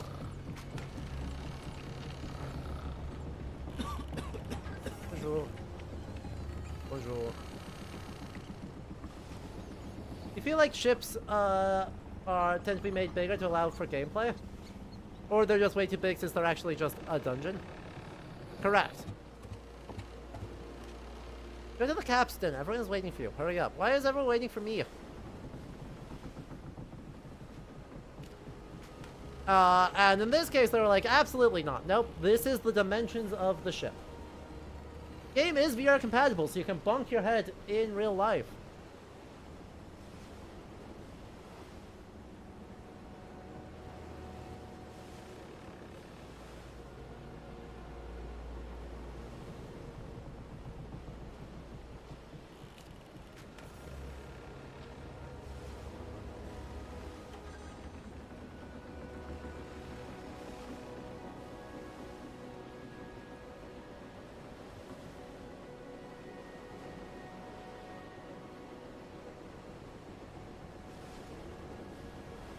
Fine.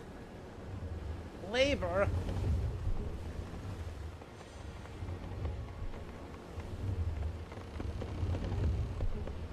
Having to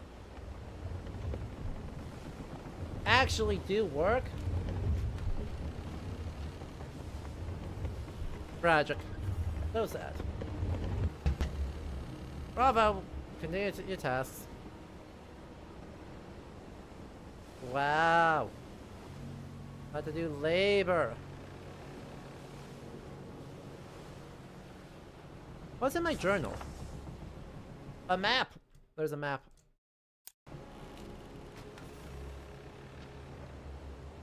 Think I'm allowed up now? No? No? Bonjour. Ah, that was my head inside the ceiling. Oh, I did not enjoy that.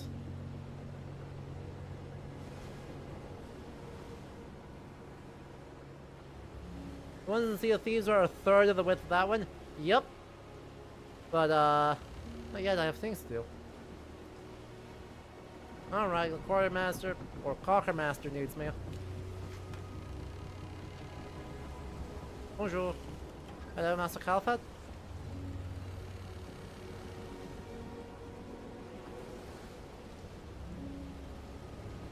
I'm apparently here to help.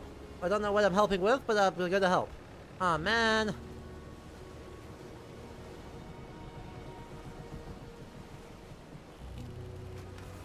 Let's let me put the pitch on the ropes of the foremast. Go to your shed. Get a brush. Okay. Where?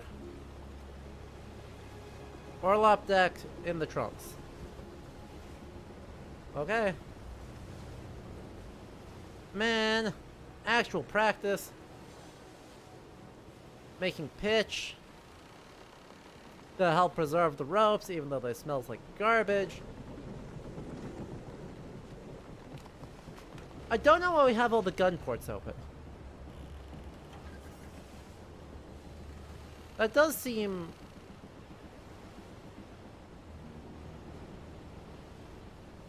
like a choice?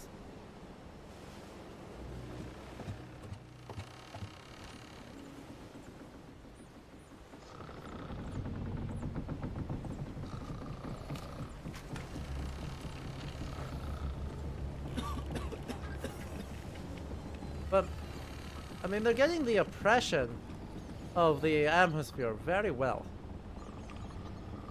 And there are just animals in there, by the way.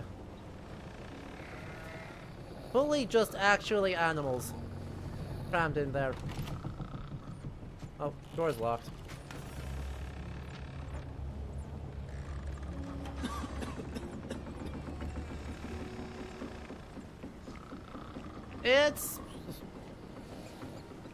It's great how terrible this all is.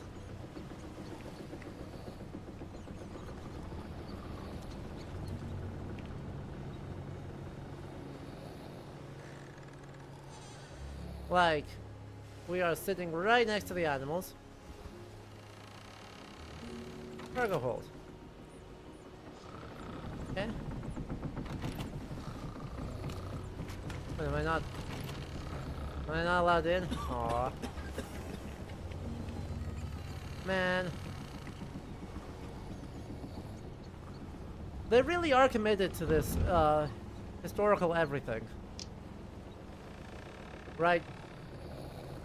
Really, like, they weren't kidding on the, oh yeah, we are committed to our historical accuracy. Right down to the, this place is smoky. It smells bad. Almost certainly full of, plague. You can barely see. It's overcrowded. We barely got space to store anything, much less what we actually need. Take the buckets and bring them to the bow. It's the front of the boat. First down the water, front of the ship's the bow, the back the stern, right is your starboard, left side port.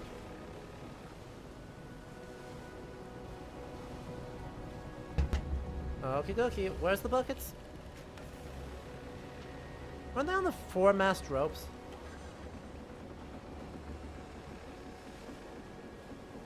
Oh, there's the bucket.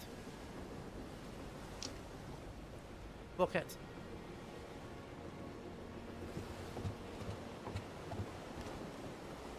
Or to deck.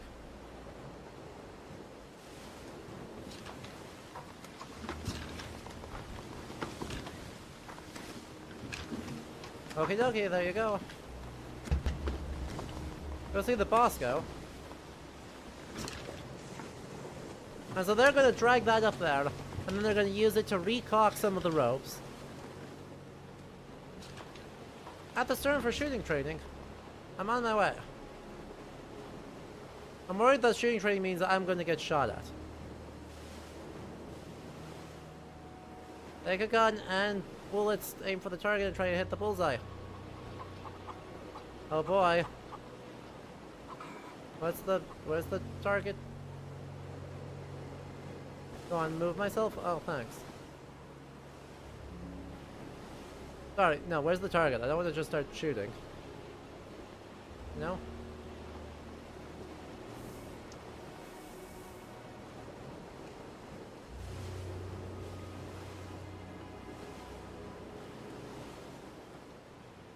Oh, there's the targets.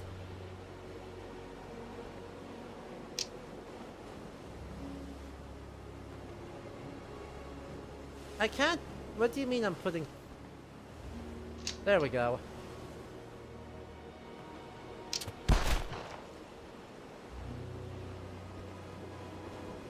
There we go. Captain is around, just saying. Aww. In this context, we are free to bring as much realism as possible to our reenactment of this frigate and through it, this exciting and little-known era of the Navy in the late 18th century. This demo is the first step to present our vision of a great adventure that will take us from Brest to the Americas.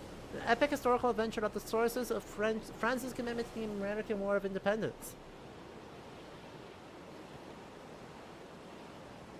Aw. Well, thank you, Sebastian and Thomas.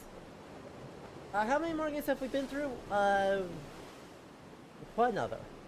Well, we just finished our second other.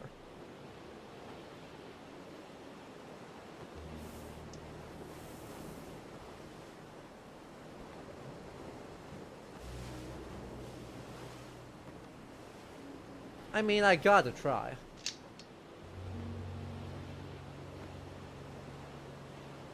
I gotta try. Ça pique.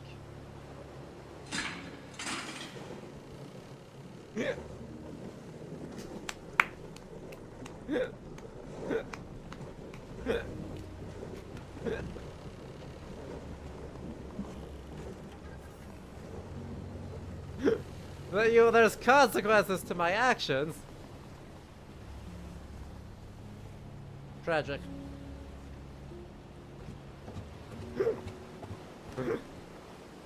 Absolutely tragic. Unique toilet for the majority man. The beacon is exposed to all weather conditions. You gotta up the resolution on this just a little bit, though.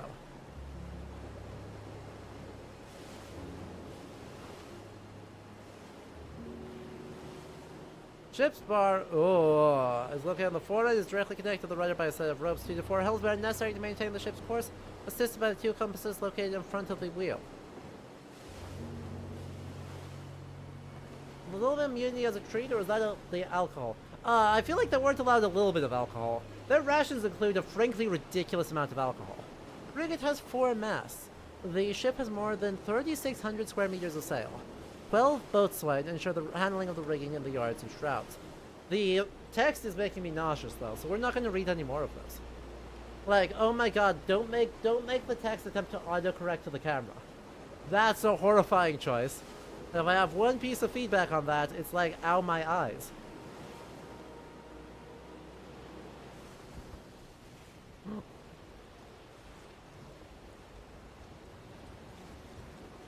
My god, I'm just gonna leave.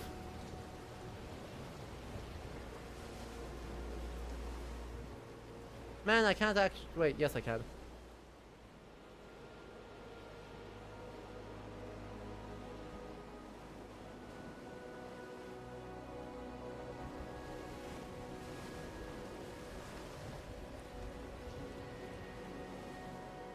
I'm spinning in circles, I cannot control myself.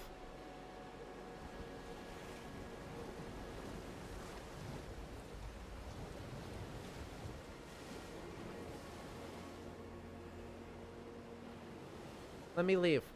Let me get farther away.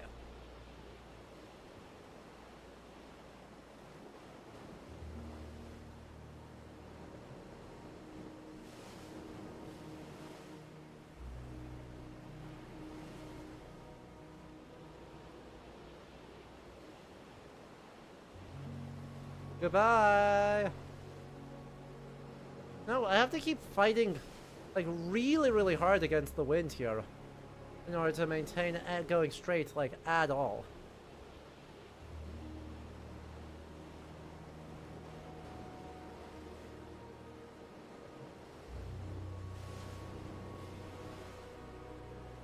Oh good, I'm going to drift into the front of it. Hang on, no, this is great. I can smash myself against the front of the boat. Yippee! Oh, you being on the shaky bus while you watch this adds to the experience in your opinion. I am so sorry. I am so sorry. So there we go. I got into the dinghy. I smashed the dinghy in front of the boat. I drowned to death. The end.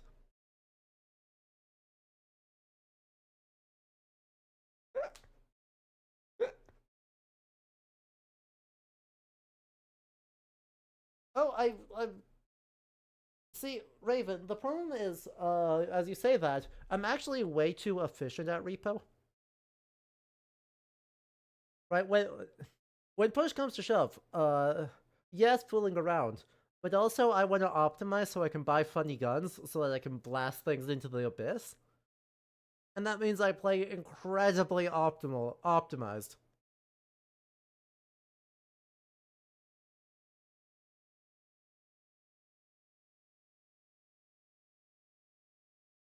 What's Repo? An extraction co-op comedy horror game.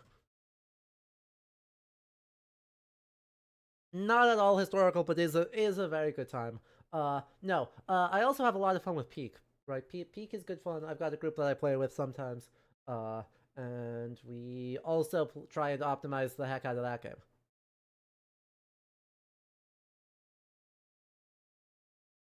Anyway. That was another demo done, and that means you know what time it is. How many have we done so far, actually? Oh, we're doing really good. Chat, we're ahead of schedule. Chat, this never happens.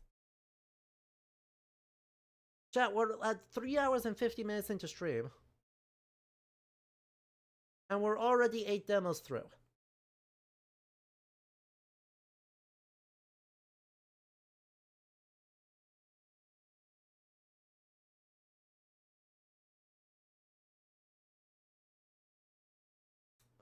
Don't worry. We're gonna fix that. I've got great news, chat.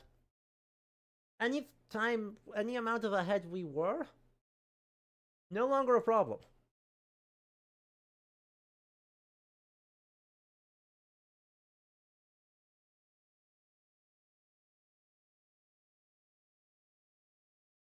Because it's time for Scriptorium Master of Manuscripts. So this is by the devs of Inculinati, which we played a couple streams of preview, like when it first came out, when we had Ali Alves join us, and we had a fantastic time with them. The kind of, roguelike manuscript art beat 'em up.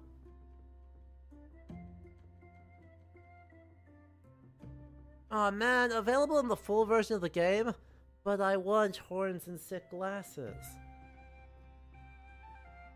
How dare you do this to me? A bright nun, raised in a convent orphanage. She loves cats and hates sin. No sinner escapes her wrathful gaze and the swift cracks of her whip. Unless you're a cat. Which I even give you for being on a book of Sister Anastasia's teachings. Unfortunately, Sister Anastasia was not so forgiving. She expelled the nun and her cat from the convent. Ouch, was that blinding light? Oh, it's just the perfection emanating from this man. It looks like Pentiment. We're going to add this to be playing those to completion. There are literally Easter eggs across Inculinati and Pentiment because they released super close to each other. And they have Easter eggs, so you can play as Andreas Mahler in Inculinati. And one of these guys, right, some of these characters will show up in Pentiment's Marginalia. A certain noble knight found him in a cabbage patch. When the boy grew up, he learned how to wield a sword, play a lute, and care for his hair all at the same time. Unfortunately, it didn't help him in life. In his last crusade, he lost all his fortune, so yesterday he was thrown out of the inn straight into the cabbage patch.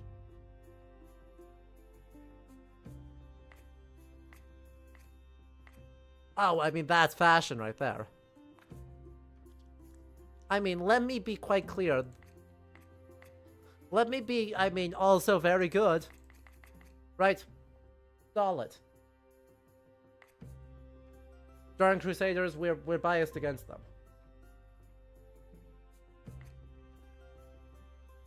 Good old-fashioned, just metal cap, fine. Peak. Absolute peak. Fine, but not nearly as silly. Far too noble. Historically accurate, tragic bowl cut?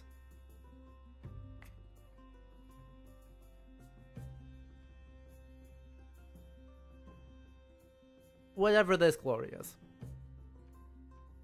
But no, I mean, we gotta go for that. We gotta go for that.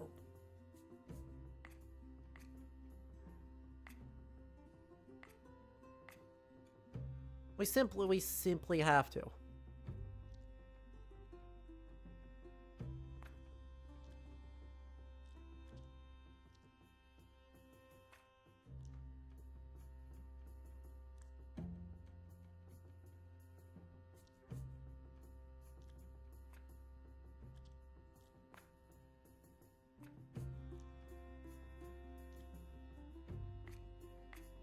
And we can change what quill and knife we've got. Ah, incredible. Incredible, though the default one is the best one. I'm gonna be real.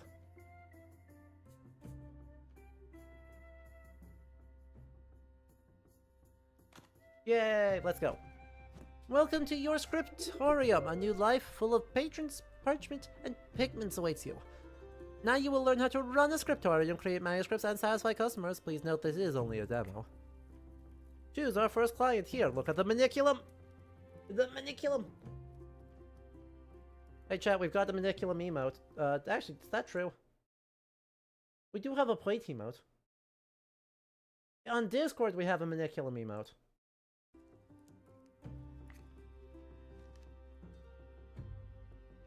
Practice on me before real clients come. Inspiration's uncle's old works. Yay! We get medieval Yoda. I finally found you. Do you recognize me? No. No, come on. You have to remember your beloved, uncle.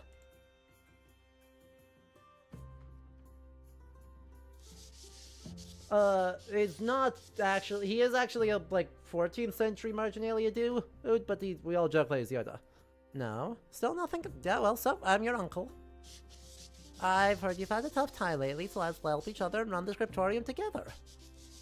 Here's an old self-portrait of mine. Practice basic drawing skills on it. Maybe if you look closely, you'll remember something. Move my missing body parts back to their places. I've marked the proper places on the parchment with shadows. And color my leg, both of mine are green. Okay, I'll try, but, like, I really don't remember you. Uh-huh. Uh-huh. Congratulations, your first client demand has been met. Requests are the client's requirements without which they won't accept your them. Extra wishes are the client's optional whims, for which they'll pay extra. Okay, but, like, that's clearly not quite right. Vastly better.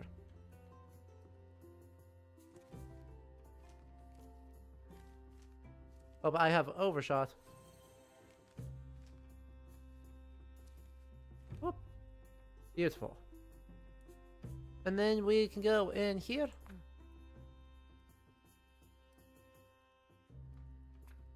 Body parts. Dragon green. Dragon green. We go rotate, rotate, rotate. Yes, indeed.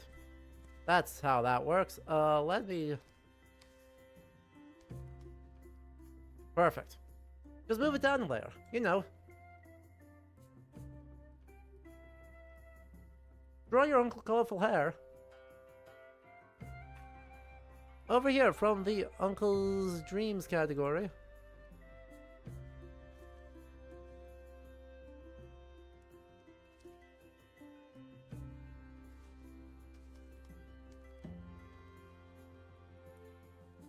Can I make this bigger? Oh, yes, I can.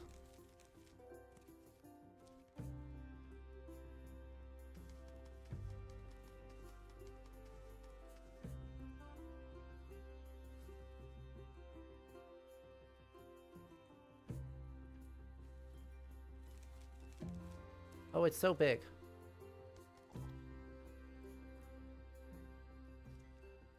I need you to be much smaller, though. Like, much smaller. And...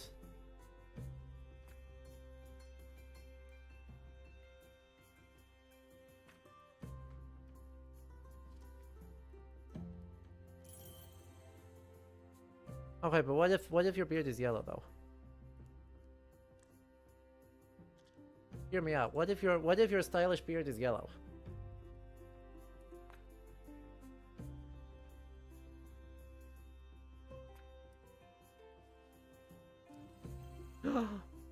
Hello, Sonia.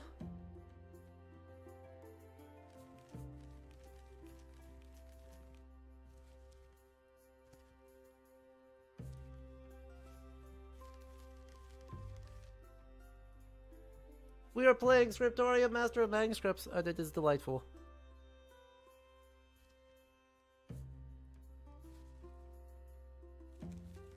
It's already like we're on the first very original tutorial, and I'm already like, yep, this is great. This is pretty great. Oh yeah.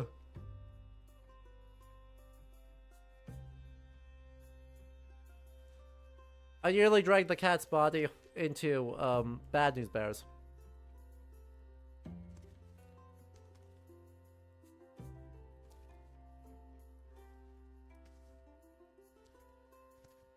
Let me rotate that to be in a better position, you know? There may not be a better position.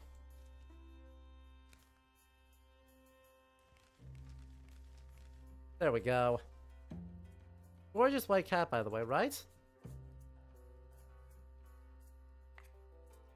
You recognize he was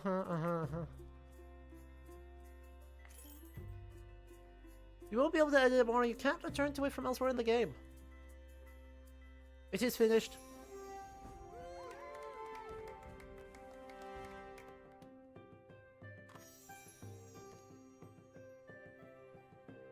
Just look at it. Illuminating. You're so right. Such talent is obviously we share the same blood. Tomorrow we'll draw you too and hang our portrait above the entrance to the scriptorium. We got some money, and we got some inspiration, and we got some prestige. And then we have to open up a thing. And we got more drawing elements. And we have the hours of... Oh. The hours of the spicy dreams. Honk shoe, honk shoe, honk shoe. I had to leave the scriptorium urgently. Please take care of the scriptorium properly. I'll be watching your actions from afar. I'll explain everything when I get back. Have fun, tend to the customers, and remember to take care of Basil. Kiss his uncle. Look at that guy. Look at that rat.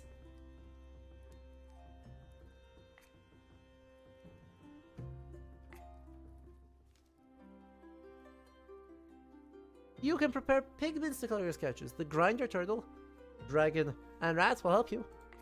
Pigmentarium. Turtles for creating pigments to color your sketches. Make basic pigments, pick a flower, use the grinder turtle. New pigments must be put into an empty, clean shell. Don't have a clean shell? Wash it. You also create gold dye. Use the dragon to melt the gold bar. Ooh.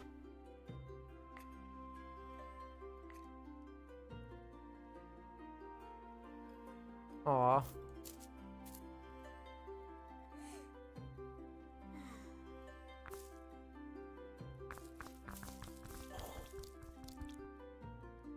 Incredible. Incredible. I have one clean shell. Though I already did, I don't actually want to do that because, yeah, I just made... Like, I've got some options there, but what if I went boop and... Actually, no. Hear me out. The gold has melted. What? What? I can't make a shiny purple? What do you mean I can't make a shiny purple? I want to make a shiny purple.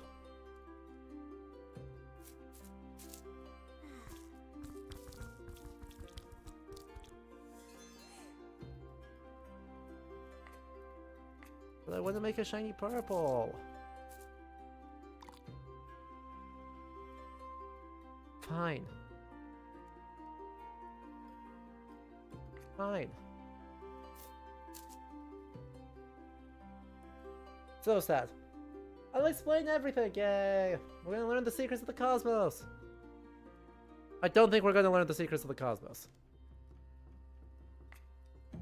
Boruta's sketch shop. In the full version of the thing, we'll be able to do more stuff. Are you a friend of your uncle's? Let's try something together.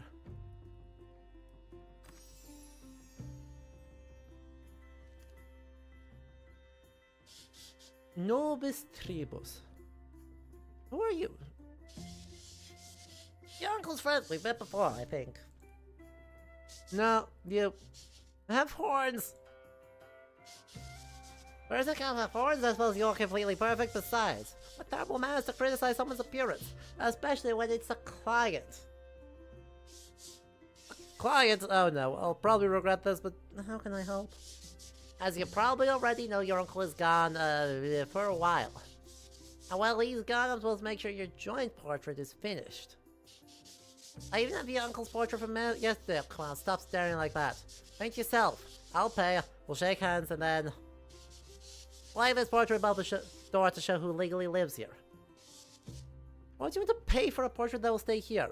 Are you sure it's the same parchment? It smells strange, like sulfur. Of course it's the same one. Get off my tail and go to work. I'll wait here. Whew.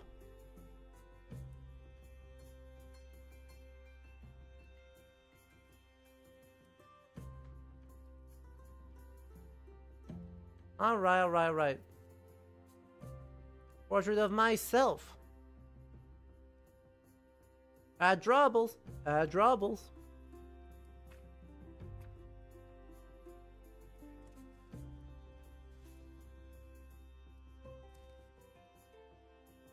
Hey, look! A nice little reference here that they're not actually drawing any attention to, but is true. It is a thing that, you can, and by can I mean definitely, no,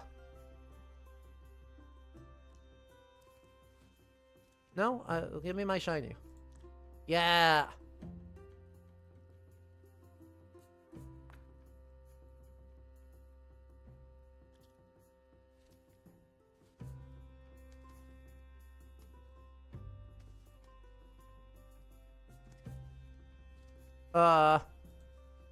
Words.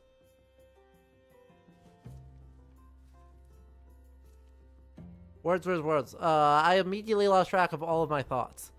So.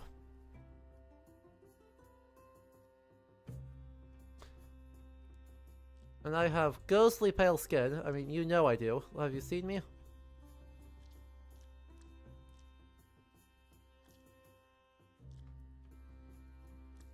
Ghostly pale.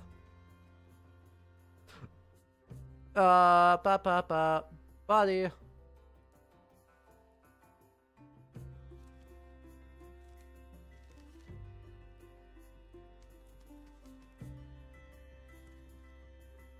Okay, that's too much. That's too much.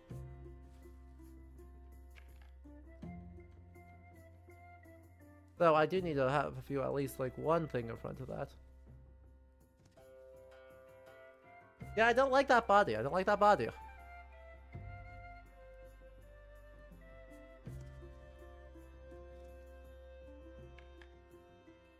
Those knees.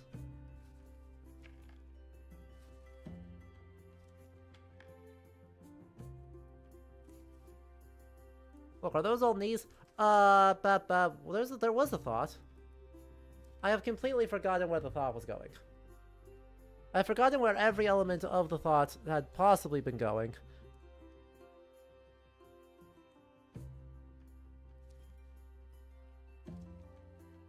I have tiny legs.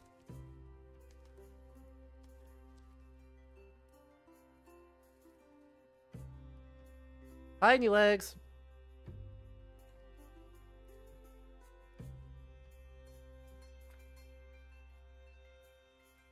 I guess I could also just do it as a, let me wear my own, like, body shape.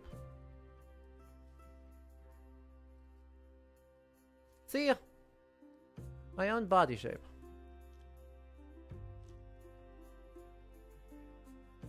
So much better. Getting too distracting, too fun.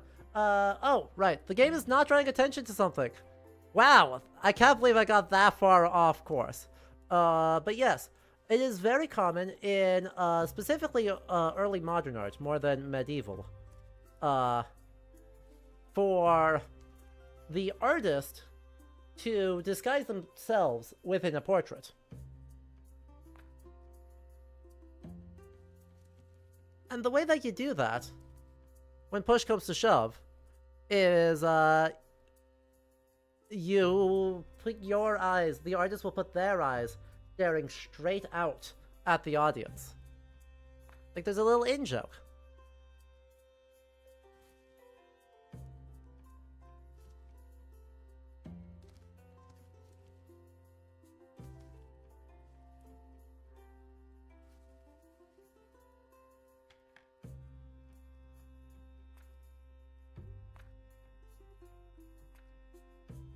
And so the fact that two of the art styles do, he's hardly the only one, right? Raphael is one that does that, but he's not the first, second, third, fourth, or eighth. Lots and lots of people do. Well, that's better. I like that more than this. Hang on. Give me legs. Give me smaller legs.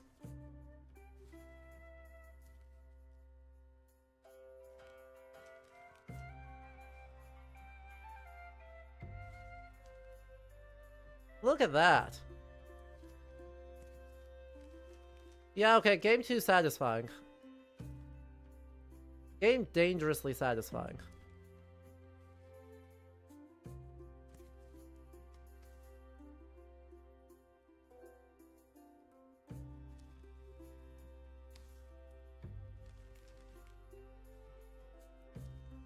Good.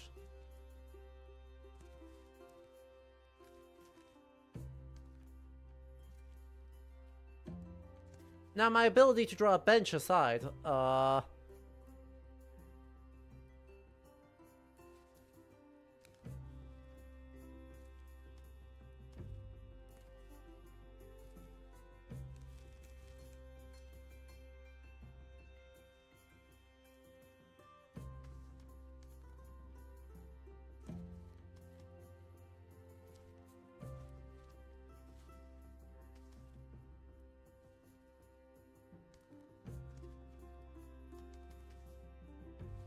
it does, however, have the usual Photoshop problem, which is, crap, I'm in the wrong layer!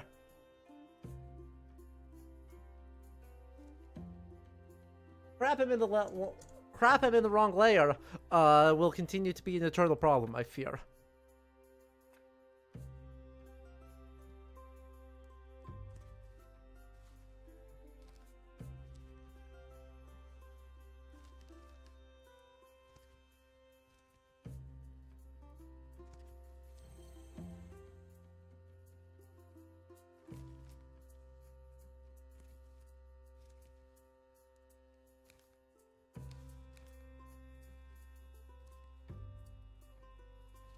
Nice, Control Z actually works. Chat, this is huge. Control Z does what it's supposed to do. This is why God invented the undo button. And thank goodness the developers also invented the undo button. And said, hey, yeah, you know, we should probably make sure we got a thing or three.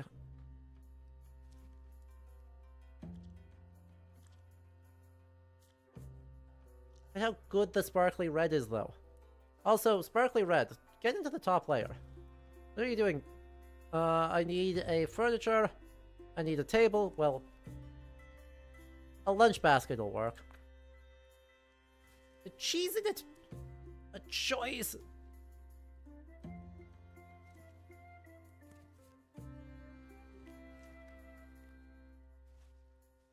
Imsh.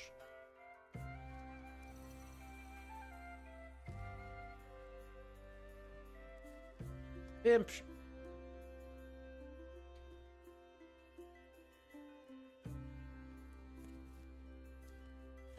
I need more bigger bread than that.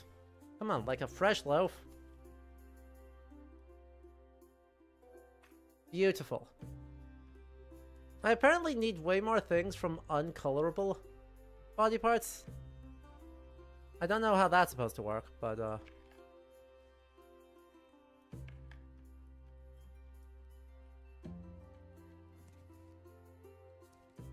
way into the background.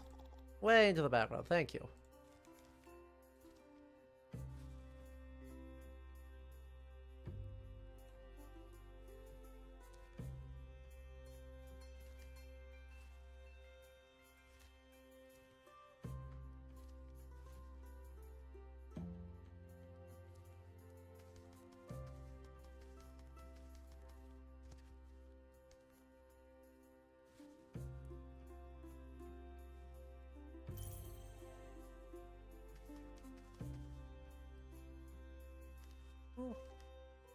There should be a wee little guy.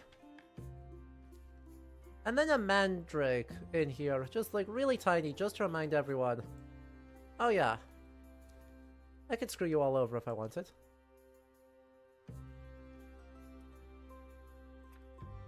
Musical instruments, oh, horns, flutes, and all sorts of stuff. I have to do other decorations. Why is a cabbage or a cauliflower? Why is a cauliflower part of our human body parts? I mean, I guess it can go into the basket, like I don't mind. It does seem odd.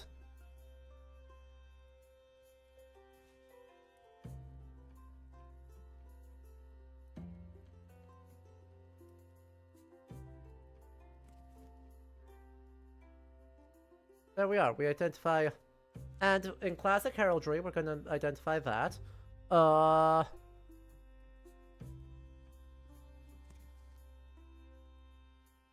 In classic things, we're going to remind ourselves in the form of vanity, that death is eternal. I wish I had a skull to put in. You know, I wish I had a skull. I absolutely would do a skull, right? Go for a skull right now. We need one of them. A little bit bigger. But behind the thing, and twist that. Nah, that doesn't quite work. Doesn't quite work. Heck, that's my hand. Put my hand back where my hand belongs. There. Great. And then a knife, because we... Oi! What are you doing? You and your, face that is also a butt. You and your face that is also a butt. What are you doing here? Look at how lovely this is. Nobis tribus hic habitare.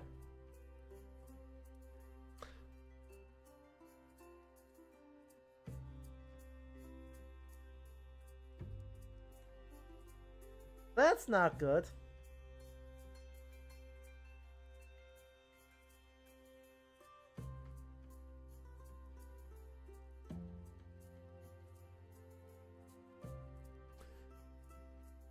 Nobis tribus hic habitare licet.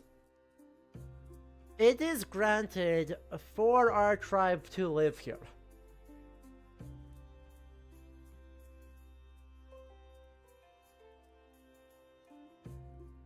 My man, my dude, my guy.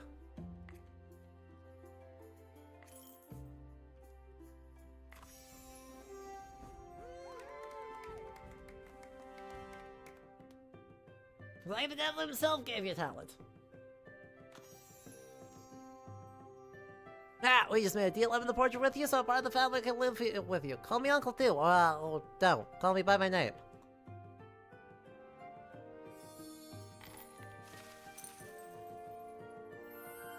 A new level of prestige was just spread around the neighborhood that an extraordinary person is now running the scriptorium. Someone has decided to place this sweet kitten in your care. Oh, look at him. Oh, chat.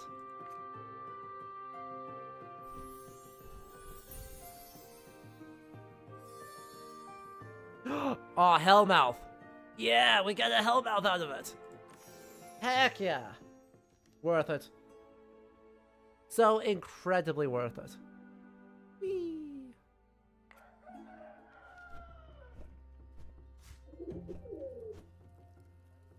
I tricked you. I'm benevolent, and that was an act of consent to eternal residence. Since we've already agreed that we want me to live with you permanently, you should know a few things about me. I love selling things. I have good stuff and I can teach you some tricks, but not now in the full version.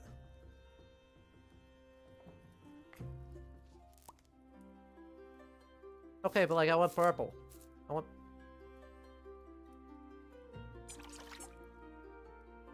What? Look at the rats go. Oh. People.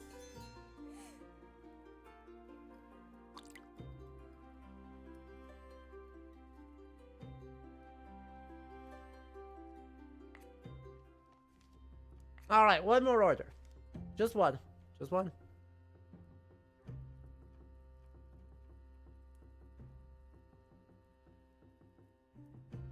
Draw my hermit life full of trials and satanic temptations. Sharpen thy quill and draw a beast, a big beast. Beep beep beep beep beep, happy beep beep, remove hate beep beep beep.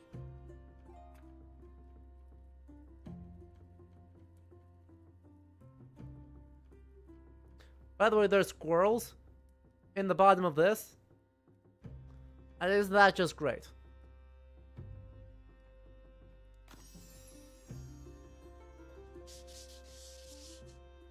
Beep beep beep beep beep beep beep, friendship. Sorry, I don't speak mouse very well. Do you want a happy book for your grandchildren? Yes, beep beep beep, cheerful, happy, beep beep, love. Beep, beep, arguing wrong. Change to beep beep beep beep, no, beep beep beep, weapons.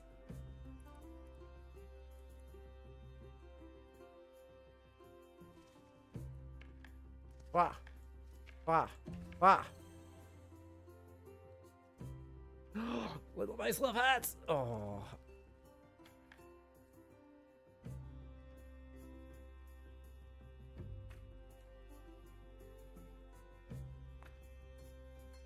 I don't have lots of weird beasts.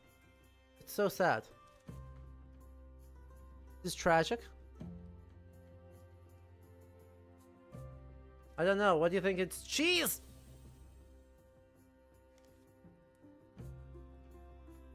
Choice.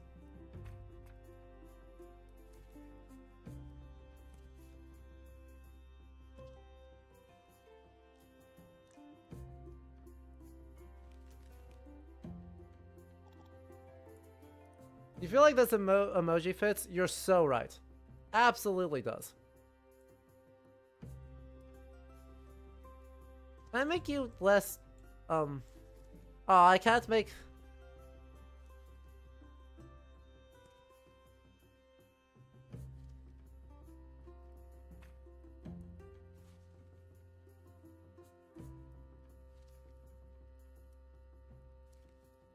How about that? Food! A little bit big. Oh, too much bigger. A spoon!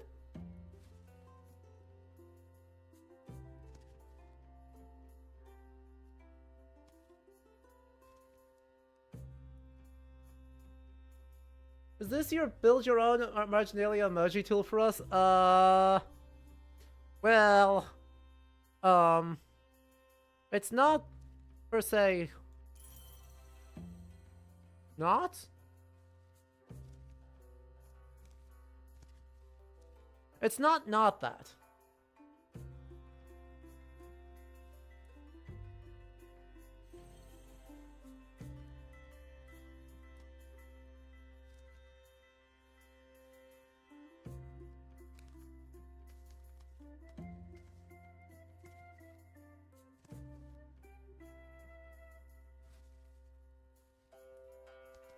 Get into the back layer.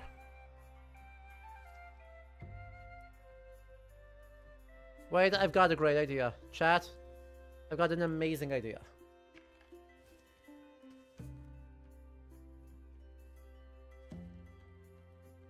You can't see that he's growling because now he's playing the bagpipes.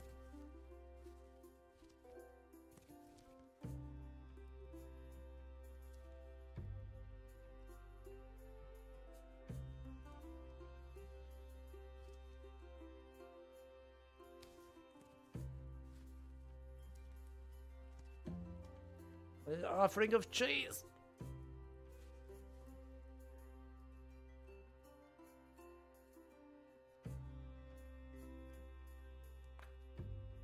I wish I had glasses I could make them wear. You know?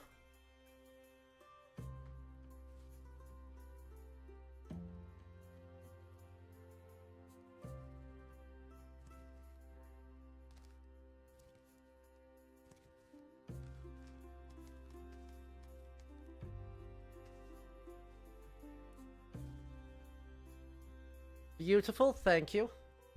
Thank you, I'm quite proud of it.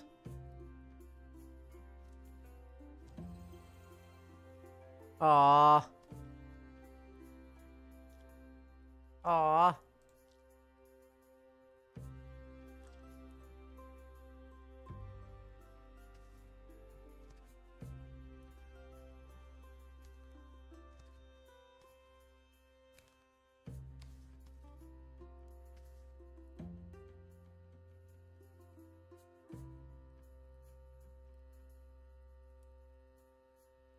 Look at how charming this scene is. I don't have nearly enough hats on these guys though.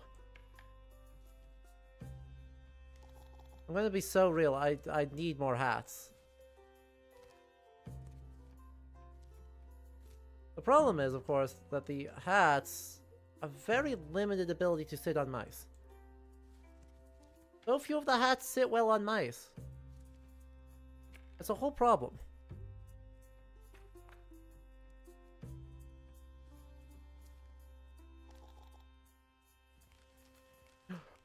But it's a tiny mouse with a gigantic oboe. Hang on, Chad, I'm cooking with this. Hang on, Chad, I'm absolutely gonna, yeah, look at that. It is finished. Aw, Joe is entertained. Aw.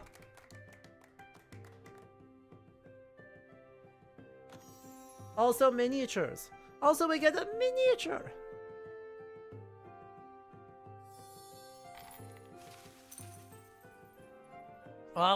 Well, the jumps in prestige from 30 to 40, from like level 0 to level 1 and level 1 to level 2. Big problem. Whee! Uh-oh. Alright, well, we could do this all day. But decorating. Oh wait, hang on. This is a problem, chat.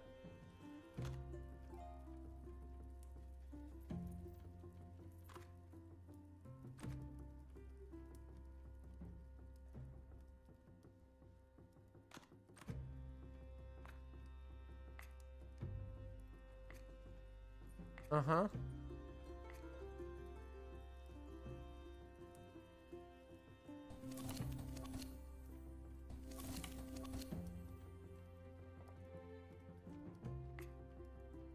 Look at that. And, RDR2 NPC, thank you for the follow just now. I hope you're doing well.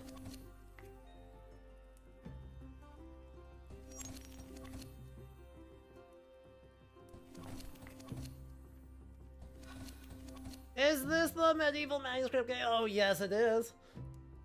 This is an appropriate level of excitement. Absolutely, it's an appropriate level of excitement. Look at that cat. Also, RDR2, I hope you enjoy all the medieval manuscripts that are included as emotes on this channel. Actually, how many of them are medieval manuscripts right now as my follower emotes? At least a couple of them. At least a couple of them. That one certainly is. You're so right. Oh, no, the Majolica. The late medieval Italian Majolica. Look at it. Hey, we got two. Both Heart and Wave are from medieval manuscripts. That's a 19th century Ethiopian manuscript, Space Nerd. It's a good try. It's a good try, but that's 19th century.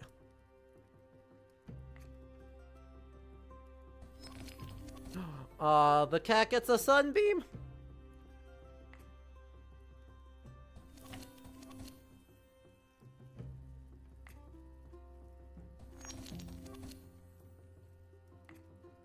Do I get two? Oh, I have two cats.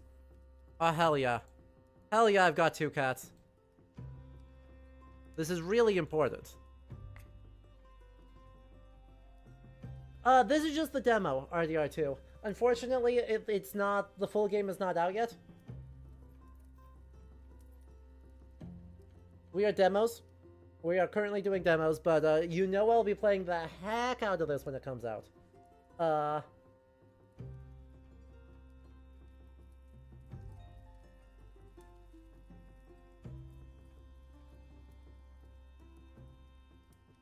Let's do one more. Who needs... Man, I know, right? Let's do one more. Let's make it big... No. Big giant beasties. I want big giant beasties. Also, those squirrels are perfect. Hello, dear child. My friends from the army and I were reminiscing about our expectations, and I came with ideas to create the first great bestiary. Johnny still sees and writes quite well, but when we have no one who can paint, will you illustrate our bestiary? I would love to draw some exotic animals, although I've never, seen one. No problem. We have gathered the knowledge and have attained a great detailed description. Let's start with a great African bee. Okay, chat. What does it look like? Legs like oaks, a nose like a branch, two large teeth, and two fans instead of ears. It is so big that people build towers on its back. Yeah. Yeah.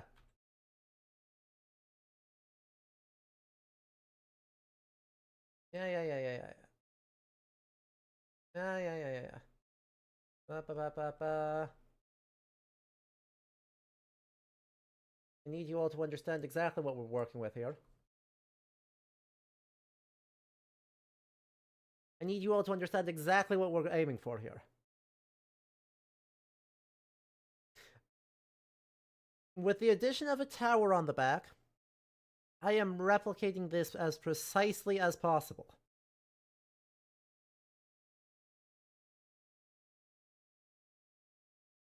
I wonder if it's actually like this back then. You love the one cat snail guy? I love my cat snail dudes too. My two guys on my overlay are from a 14th century Psalter. So, yeah, no, they're there. The elephant is an animal that has no lust for sexual intercourse. The Greeks call it elephants from the side of its body, which they believe resembles a mountain. In Greek, a mountain was nicknamed Elephon.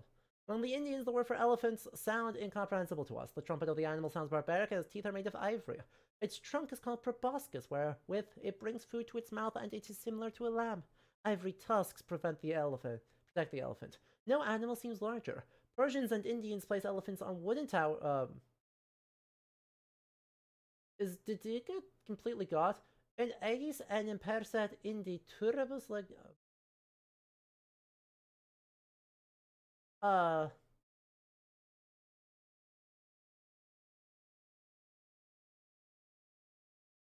Yeah, the translation got garbled.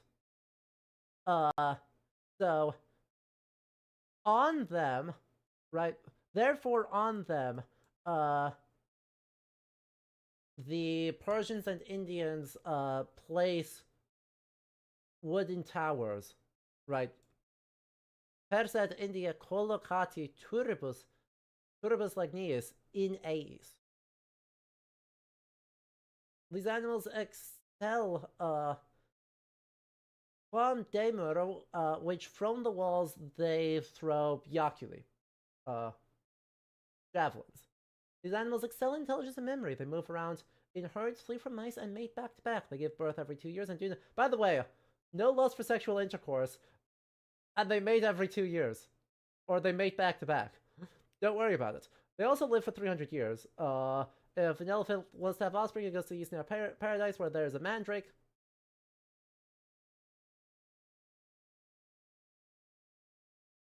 And then it just keeps going, and it goes, and it goes, and it goes, and it goes, and it goes, and it goes, and it goes. It's an extremely long entry, but this is our guy. This is our guy. And this is our thing.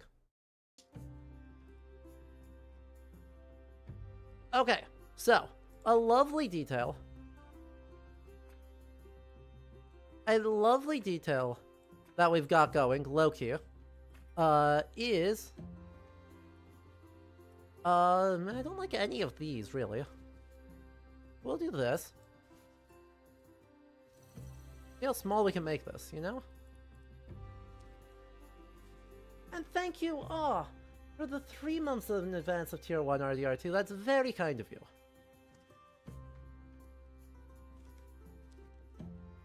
So, one thing that I particularly, oh man, that's too big.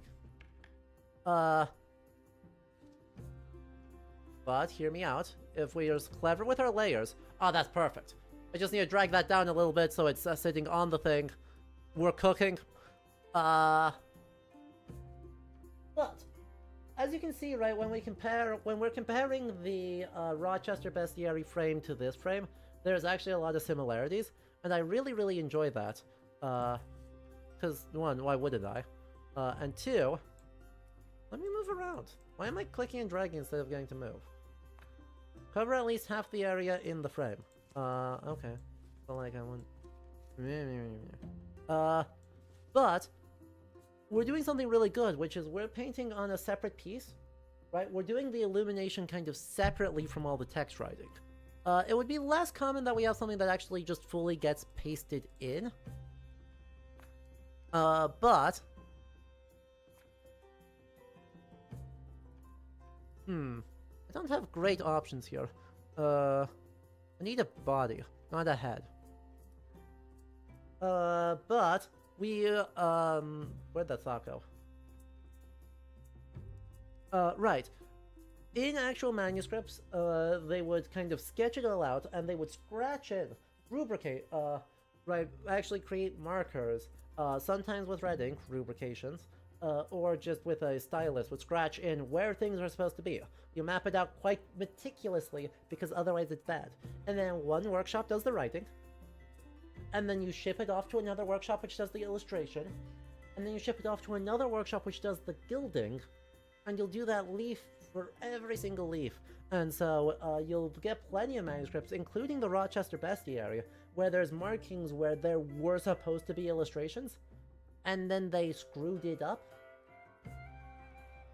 and they put things in the wrong order, and then there's empty spots left. Where's my body parts? Like, where's my body? I guess that's supposed to be the body. But it used to be big! And sideways. We can work with this, we can work with this.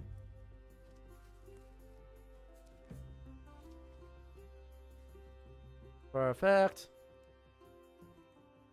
And I need next a...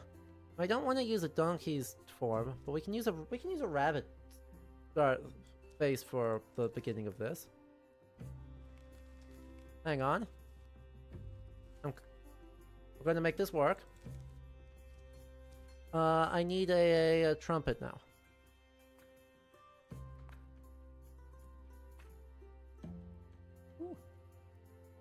Can I make the bell like really, really tiny? Let me make the bell smaller. Let me make the bell smaller than that too. Like even smaller than that. Tragic. But we can do that. There we go. You've got a little... Want to do a little border? Want to do a little bit of a border? Right in the back row. These are priorities. Look, these are the things we do that are important. Get that into the back row. Get that into the back row. Get that into the back row.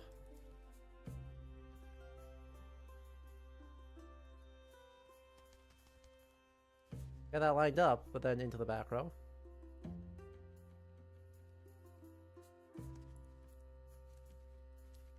And then get that into the back row.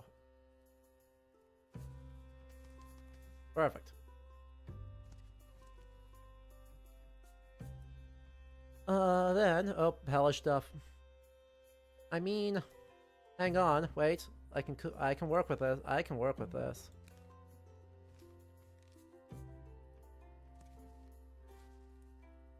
Sorry, I was being too realistic. I need to make it less realistic. That goes behind. Now I need a trumpet. Or at least something that can serve as a proboscis. Those are all towers. Those aren't helpful. Perfect. Perfect. We're making it work. We're making it work. Is that where rubric comes from? Yeah, from the, like, rubricate red letters, that kind of are, like, the starts and beginnings of things. Yes, that is where rubric is from. Working at kind of like did help them find where they were supposed to put the illustrations. Well, you're correct. There's also a much more, natural and intuitive thing going on, which is,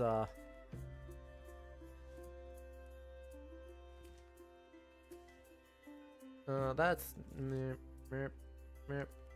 There we go.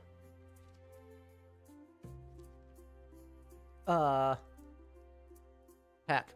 I lost track of where I was at again. Oh yeah, deadlines. Right, the usual problem. The usual problems of deadlines. And the fact that you have them. As much as you may want them to not be. Nope, not that one. It's definitely... Definitely this one.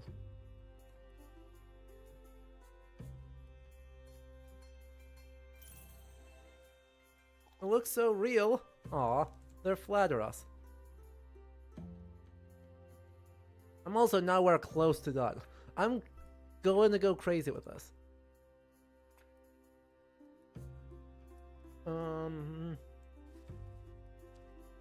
We'll use a rabbit's leg on that.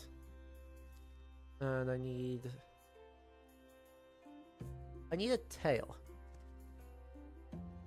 Perfect. We can use another rabbit's leg here. Though I do need it to rotate over this way. Cool.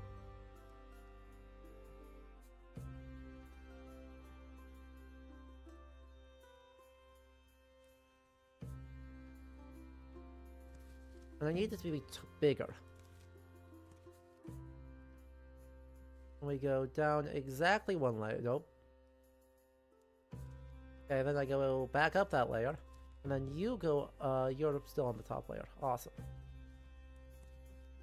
And then you need to be a different color, actually. It means I actually need to swap that out for colorable ones. That way I can go color. Though the color is pretty reddish, in this one. Rotate that a bit more. Wait, that's starting to actually look like an elephant. Hang on, I've made a terrible mistake, chat. This looks far too much like an elephant.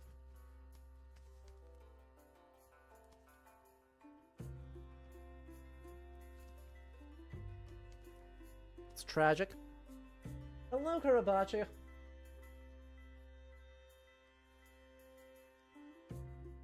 How do I want to do for that? I need more legs. Firstly, I need, like, double the number of legs. That guy's shrunken just a little bit. That one actually gets upgraded in size 1, so that way it really covers it up. And then we get another one of these, which goes into the back row. And it gets shrinknated a bit. Goes over this way. There we go. Now we just match the color. Oh, I need to match the whole color to the donkey's skin tone then. Because that's kind of as far as it gets allowed to go. Ah, that'll work. Now I need fans for ears. I need ears. I need ears. You found my new obsession, it seems? I don't know what you're talking about.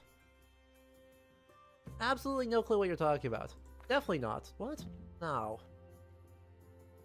Oh.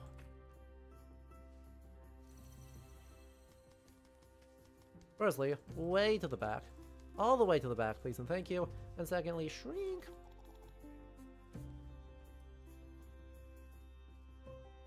I want it even smaller. Dang it, oh, I want that so much smaller. I want that so much smaller. Man.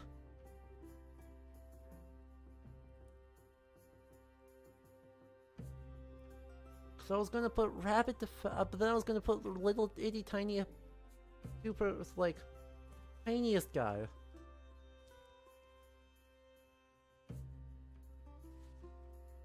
I'd also love if it could be like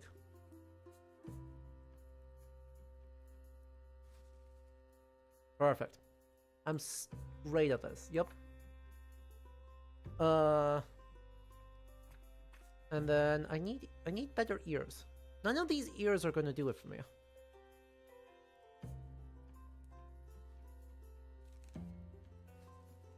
You know? Like, we'll make it work. But those ears really don't suit it so well.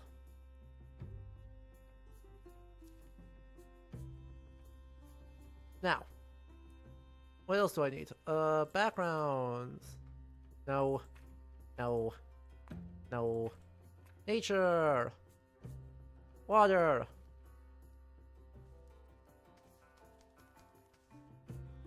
Well, that's not so useful, water.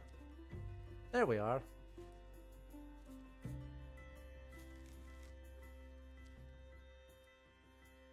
Sort of.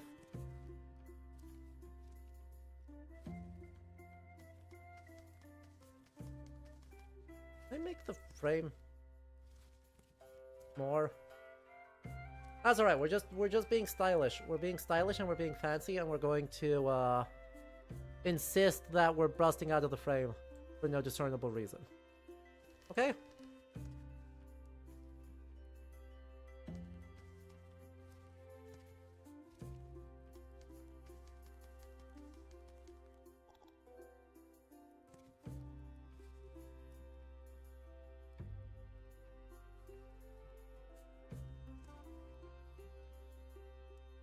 I need a big mountain in the background, like all the way in the background. Farther in the background than that.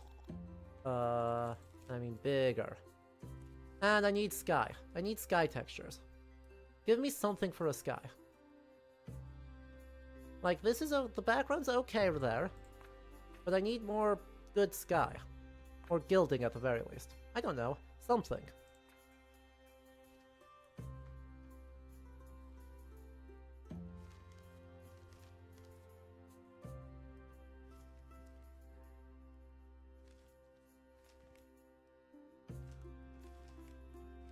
Also, what was that about 30 minutes per demo? I have no idea what you're talking about. At no point has there been any claims about only 30 minutes per demo. I play these as long as... Have you got fans that I could repurpose? I didn't see any. I didn't see any fans. Like...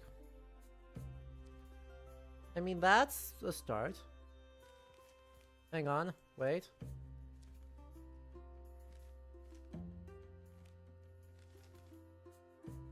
That's as small as that goes, though. I don't know that I like that more. I don't know that I like that less, but I don't know that I like that more.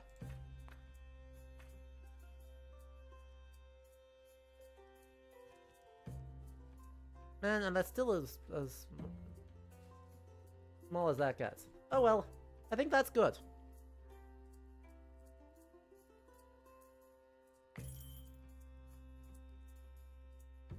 The client seems to be happy, but I'm not happy. I want to shout out though. I mean, this is what it looks like. This is what the Rochester Bestiary one looks like, and this is what the one in game looks like. I think I did a pretty good job with the tools the game gave me.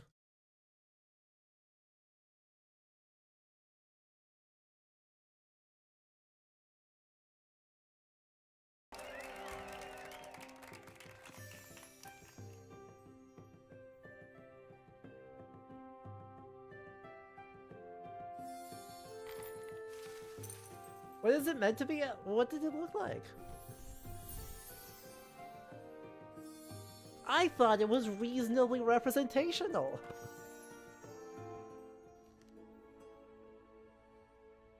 It was more representational than the one you made.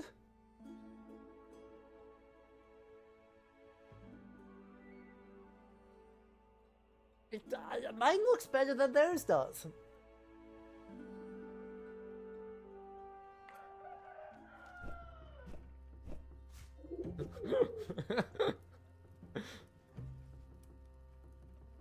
Well, okay. There we go. There's our time with this demo. Right. As good and fun as that was, I will spend all day playing that instead of doing the rest of the demos. So, I mean, okay, raise your hand if you're surprised that that's good.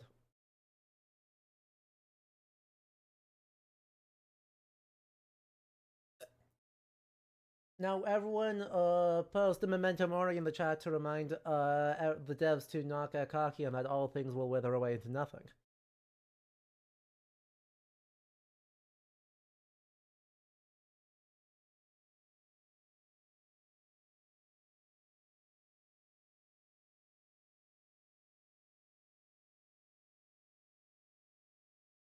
There we go. Look at them go. All those memento moris. You love to see it. You will be playing the hell out of this one when it releases. Of course I will be. I will be talking a lot about pigment. Because they have plant pigments in there. Oh yeah. Oh yeah, that deserves a marginalia moment. Bring it.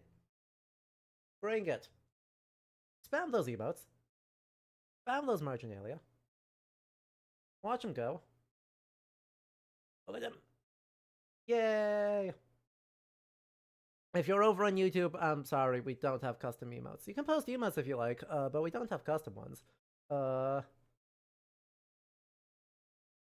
Instead, we get all the weird guys, including the weird monster from the Latrell Salter. Actually, we got a couple of guys from the Latrell Salter, but our Pog emote is straight out of the Latrell, like one of the weird grotesqueries from the Latrell Salter. So some very famous medieval manuscripts getting wrapped here. Also, I'm glad you've got your little lurky guy. Right. A little snoozy kitty. Yeah, he's 19th century, but he's so snoozy. I love him so much. Okie doke. Well, that was our marginalia moment. Thank you, Kieran, for that redemption. And brings me joy to see the spinning cat still. The spinning cat is so perfect. I am never removing him, because look at that round little dude having a good time. Alright. Take a moment to stretch, everyone. Let me go up.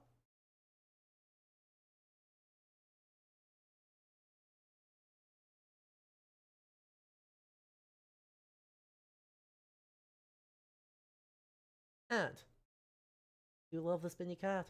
Gosh, that was such good content, Cat. Met Cats versus Met Dogs was just, that was great content. I'm so glad that we did that. Anyway. You know where we are? We're 9 demos into Steam NEXTFEST, and we have 19 left in the wheel. So, everyone, you know the chant. Spin that wheel!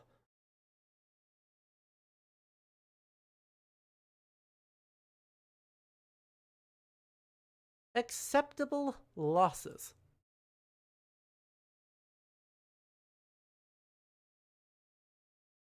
So we go from the absolute delight that is historical, that is medieval marginalia, into the horrors of war.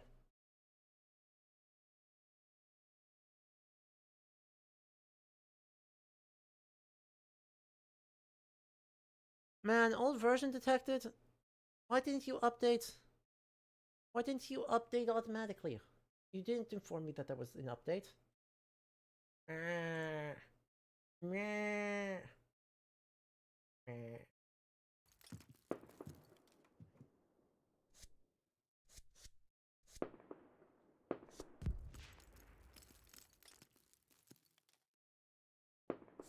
Okay, like, can I like start a new file though? Welcome to the trenches. I trust your training stateside prepared you for what lies ahead. You're hereby assigned to command of 3rd Platoon Company G. Your professor, Lieutenant Graves, was evacuated 2 days ago. When you've seen increased enemy movement along our wire, keep your men sharp and disciplined. My orderly will brief you on current operations at 0600 hours, Captain JC. Woodridge Company G, 38th Infantry Regiment. Johnson, who's that demo on my file? Attention, Lieutenant, you're about to be deployed to the front line, so listen carefully. I'm trying to listen carefully, but I can't see my cursor. Above are your squad cards. On the bottom of the card, there are 3 stats: morale, fatigue, and cohesion. In the upper left corner is the squad's veteran status. On the folder tab, there are 2 numbers. The first is the number of active soldiers, and the second is the number of total soldiers. Find stat items and other definitions in your manual. A squad can have up to 10 soldiers at a time, though a squad with at least 8 soldiers is considered full. Squad should have at least 5 active soldiers. World War I. Active soldiers remain operational. Any less renders them inactive and unable to take part in missions. Soldiers in an inactive squad do get some rest, but it also means another mission goes unassigned. If HQ finds out, I won't like it. Click on a squad card. Soldier's last name and veteran status are shown along the top, with their morale, fatigue, and cohesion at the bottom. Squad stats and veteran stats are the average of all soldiers in the squad. Soldier may become inactive if morale or fatigue pass extremely poor thresholds. Their stats and veteran status contribute to the squad average regardless. Select the soldier, right-click on a soldier card. Would love to be able to consistently see the damn thing. Background information about each soldier is as follows: last name, first name, place of birth, date of birth, and ID number. I clicked on an Iowan. Oh. Not Iowa. Not the place where I live. When you're done wasting time and ready to get into the trenches, click on the confidential folder. Fine. September 4th, 1918.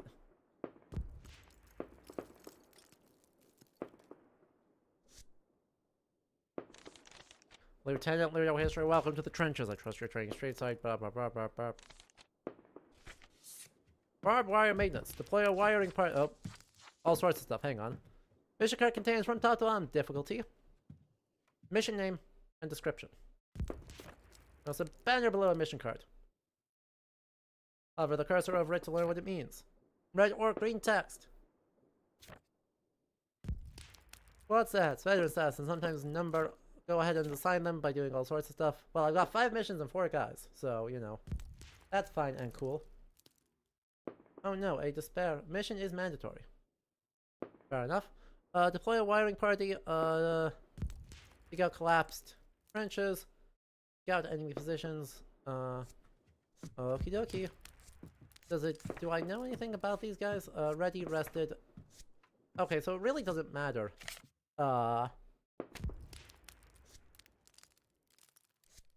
Like,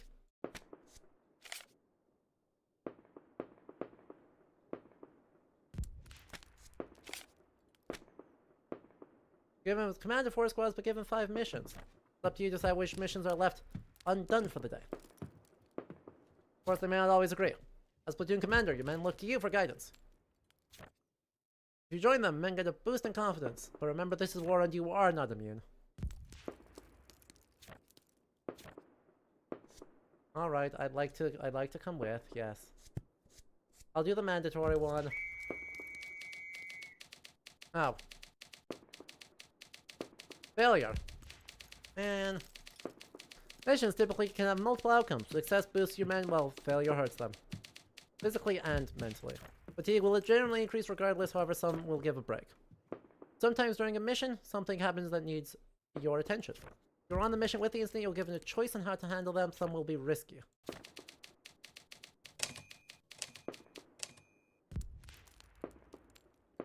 Sloppy work. Might have been better to skip this one today. I dug and dug and dug The fatigue went up, but luckily, otherwise wasn't too badly hurt. Bells were rung, whistles blowing, and the enemy raiding party was sent packing. Cohesion down, fatigue up, fatigue way up.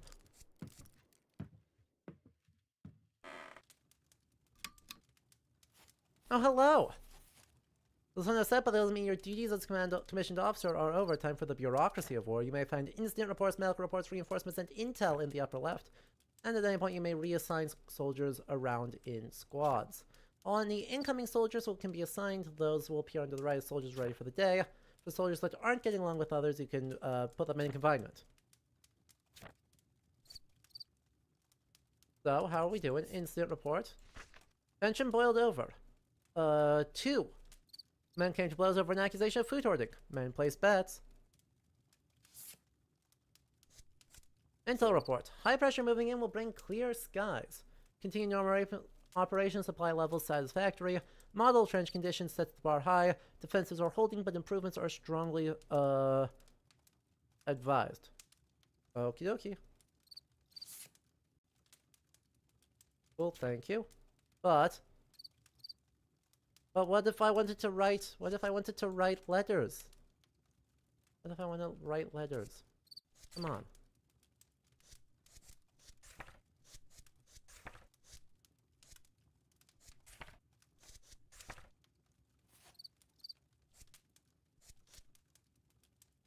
Boo. Boo.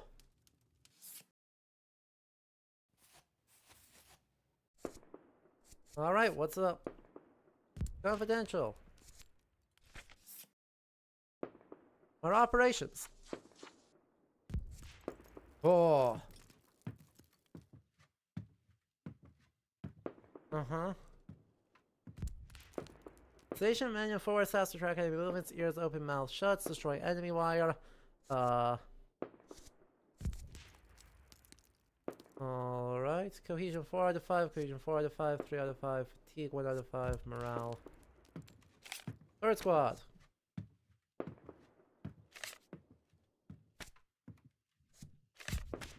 Guess I don't actually know. Here is morale 3 of 5, morale 4 of 5.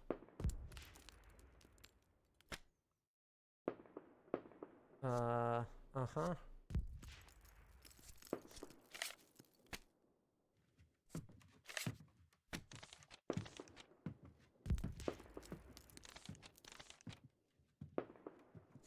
Resolve. Oh, nope, I do wanna make sure that come on, where is I lose my cursor.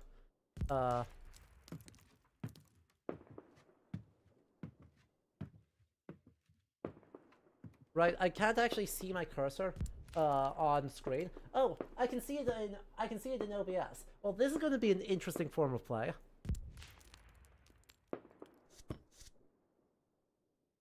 Know that I can have to look over there in order to actually see where the hell my thing is. Oh good, instant. During the drills, a cocky new private challenged another to a bayonet duel. Absolutely. Morale? Incident report. During the dig, a private started shouting that he'd struck gold. It was a small stack of old French coins, or maybe even Roman. Well, that's an interesting thing that you usually don't get.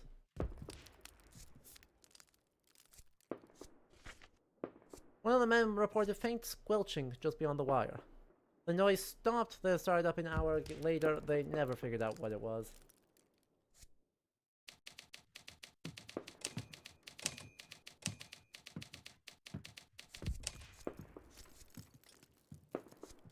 Overwhelming success. Solid drills. Drew any fire, had to flee. Wounded, wounded. Killed, killed. Wounded, wounded, wounded, wounded. Well, that sucked.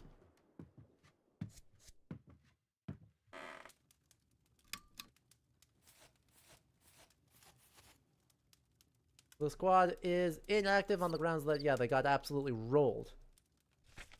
A column of wounded limped past, headed for the real, bandaged eyes, missing limbs, and worse.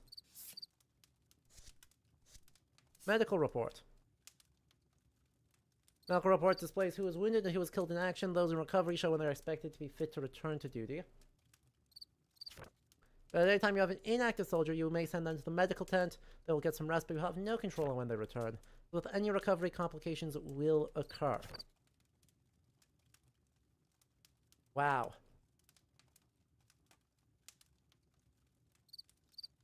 And the intel report says, well, Sir? high pressure, supply inventory is low, resupply advised, maltrenched conditions depend, higher than normal enemy activity. Shit. Now we've got a little kiddo and smoking because, you know, yeah.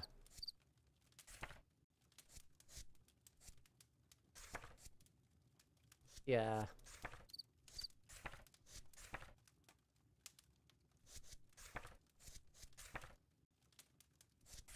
Aye, aye, aye. Well, we've got 2 squads that are in good shape, 1 squad that's completely inactive.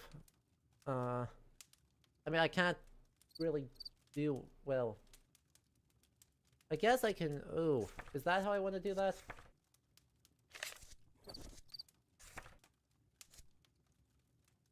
It sucks. I don't really want to be pulling people over, but I don't have much choice in the matter. Because I'm gonna have to just have a bunch of like 5 to 6.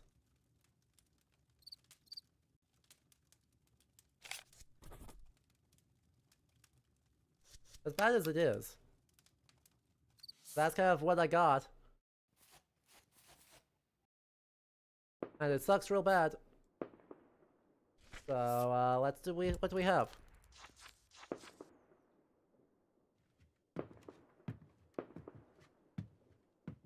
Yeah, I can't afford to clear the crater. Like, I'm gonna have to just kind of let some of these guys rest. Low supplies will make this tough, make sure that they can stay awake. I mean, second squad is my goat.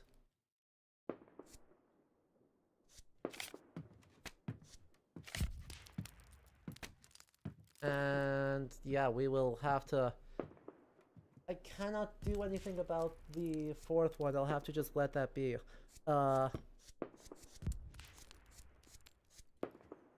I can't not assign them. Oh no. Oh dear. Fine.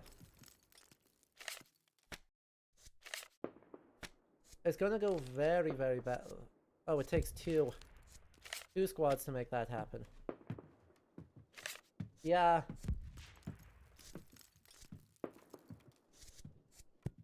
I'll go with instant report, clear the crater. You discover fresh enemy wire across the crater. Do you cross the wire? Do you turn back? We gotta turn back. I just don't trust it. Rival was late for duty. God damn it. God damn it. Don't do that. Don't be late. Sucks. Sucks so bad.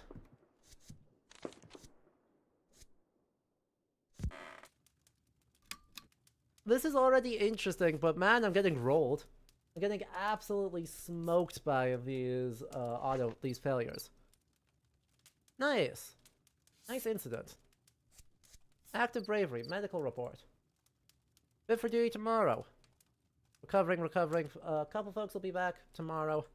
Awesome, love that for us. And intel report. Incoming reinforcements 5. Supply inventory is running low, resupply advised. The maltrenched conditions, enemy further scouting is, yeah, bad. Further scouting is bad and dangerous.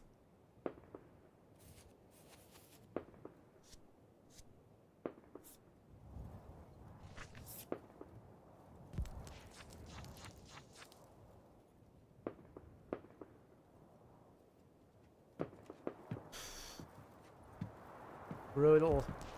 And I don't think I can really send... Can I send people across squads right now? I cannot. And thank you for the 30 stream streak. That's crazy.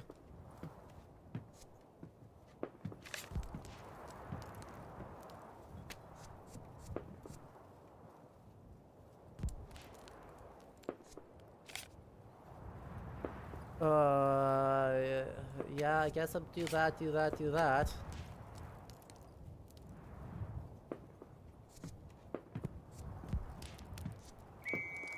Thank God, everything succeeded. Oh.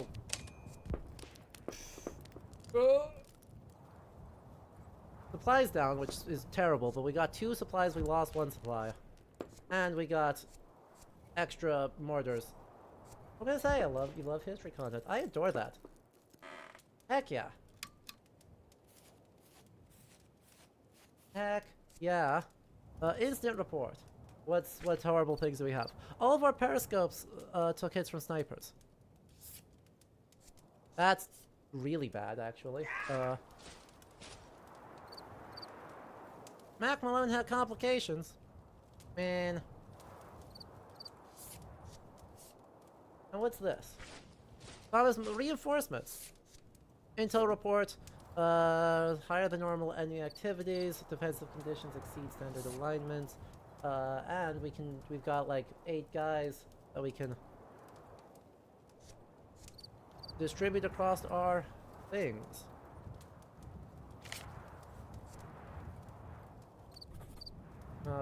Firm. What's brothers? Region 5 of 5. Well, you'll need to fix that. I'm gonna get you in there because the average is important. And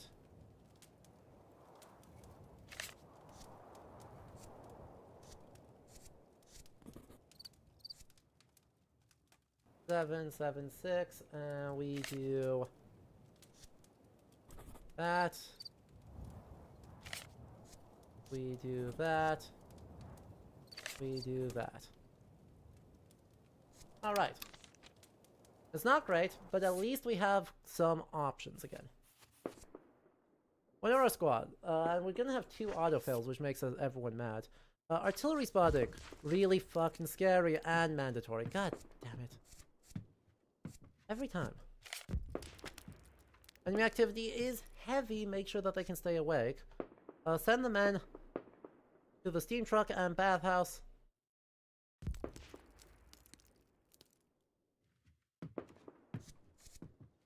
Alright, well, heck. I want to make sure at least one of them gets a chance to, and the activity is heavy, I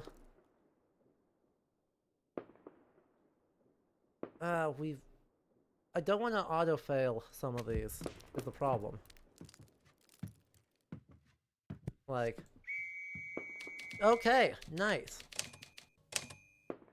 Aw man, delousing's off the table.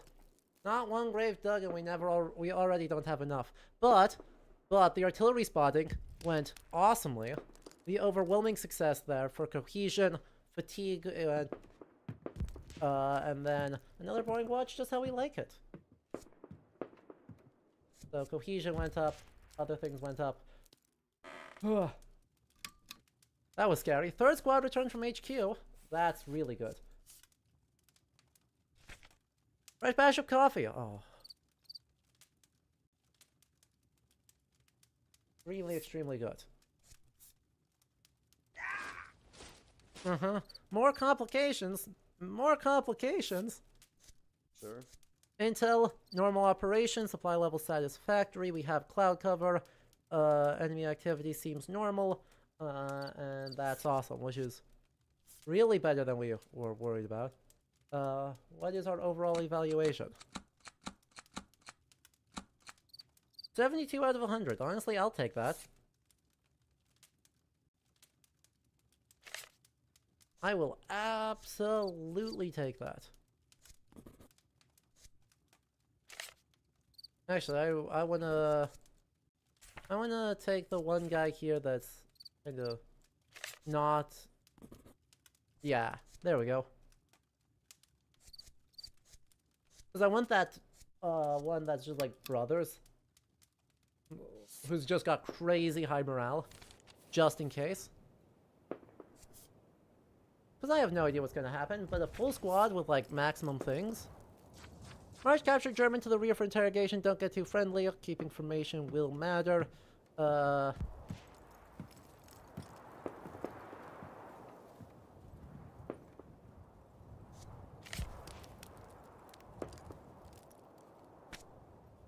Wait, it was really high level and then it was fine. Raid enemy lines. Love that for us. Wait, why do I have a 9 out of 9? Okay, you know, that's fair. Make sure they can stay awake. Sure, we'll do that. Run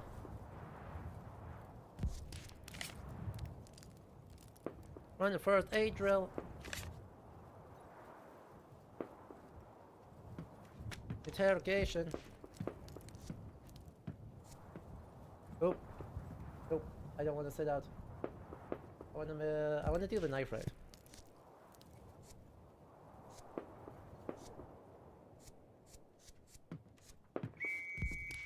An incident report in the medical training. One of the men volunteered to play as a wounded soldier for the bandaging drills. He groaned dramatically the whole way through. The men appreciated the effort. Aww. There we go. Recovery days improved. Cohesion, fatigue, and morale. Cohesion, fatigue, and morale. Or morale, fatigue, and cohesion. Brought back 3 prisoners and enemy mass without incident. Well done. Right, this seems like a very simple sort of structure. Right, very simple. Oh. Full letters. Wait, hang on. I want to read the letters, though. Or, I guess, diary. September 3rd, 1918. How dare you do this to me? How dare you do this to me? I hope they fix this. Yeah, can anyone tell what I'm mad about? Where I'm like, how dare you do this to me? Dogs!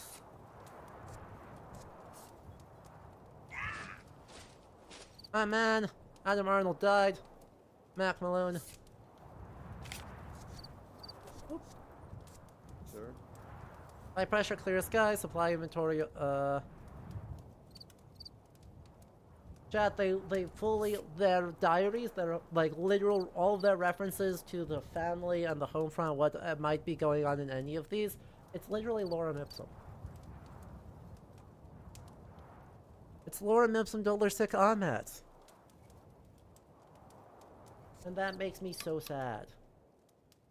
That makes me so sad. It's criminal, right?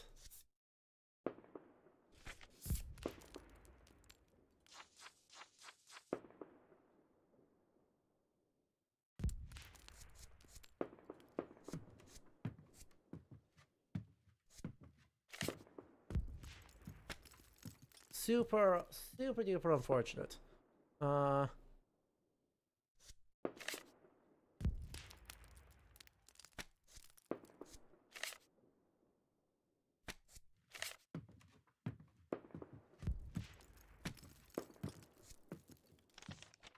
What's our current status on this? Defensive conditions exceed standard requirements.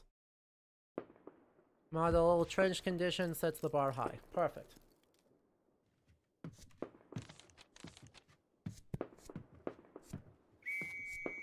Incident report during salvage operations. One of the men spots extra gear. Let's get it. Oh, I guess I clicked the wrong button. We got on-max success though. One of the men froze mid shovel, convinced one of the fallen was his brother. It wasn't, but it didn't matter. Man. Trench condition went down, with overwhelming success on that. Supplies went up. Pyrrhic success. I didn't know that that was an option. We have Pyrrhic successes. And we have another incident. Well, this seems like a very, you know, straightforward... Oh. That's not good. Medical report. Released, and a bunch of people got wounded. Sir? Intel. Still fine. And you... gonna go in there. You are gonna go in there. And then we'll pull one of you. Pull one of you. into that one. There we go. We're not doing great, but we are fine. We'll do like one more day on this, I think. Because we are... Ah, we actually haven't gotten that far. We're only like 20 minutes into 30 minutes of time.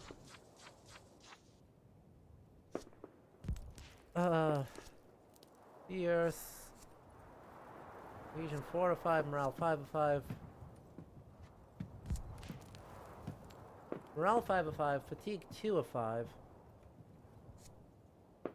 Legion 5 of 5.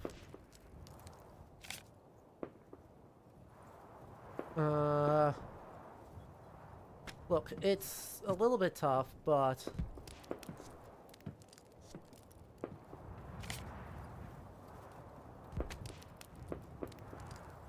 destroy. We'll do that. And we'll do that. And I will go with the scary one. I'll go with the super scary one. What do you mean? What? Huh? Am I not sufficiently on the squad? Like... Yeah. An incident report during the bayonet drill. There we go. Morale.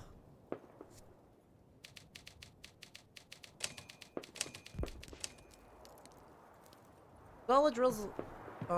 Cohesion plus. Enemy activity down. HQ likes us. And then HQ doesn't like us. Overwhelming success. And this squad is all in trouble. So, ooh, coffee and bread.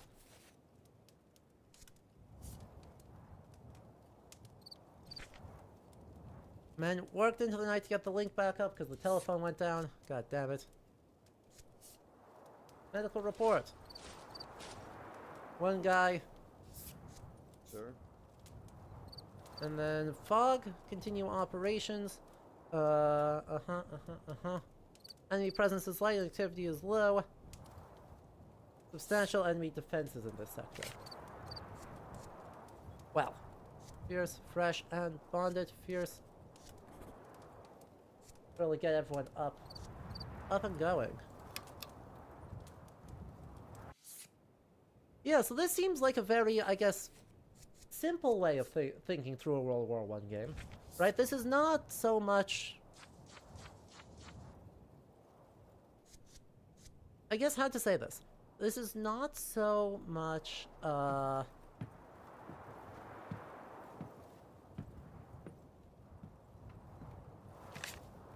looking at, you know, the horrors of war in the very literal, physical, constant sense. I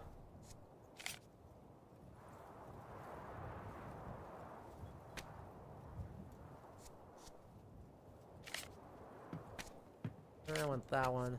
I want that one, and I want... You find that one easier than not, so, do that. And then I will... make sure that goes well. Right? It's less emotional, but you can... It's a very bureaucratic approach to World War I. Uh-oh. A red incident. Mine sparks to life before repairs are completed.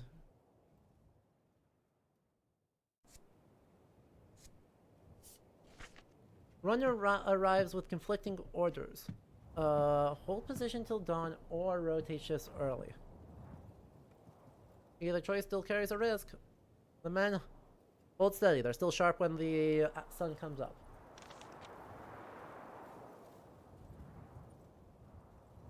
Right? It is a tragic way to view such a conflict, but it's also something that kind of... Ugh.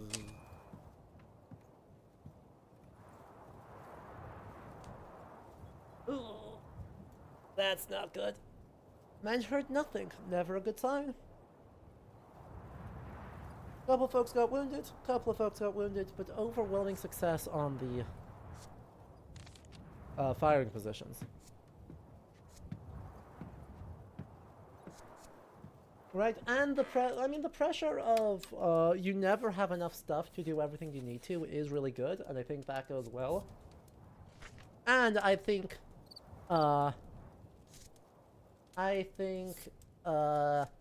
this sort of constant drain on resources, and you're just like hack, hack, hack, hack, hack, hack, as you're going, is probably really quite good. Like, I think that probably has a lot. The defenses are holding up now, but the improvements are advised. And you'll notice, right, yes, I'm holding the lines very well, but I'm also not really pushing. Man.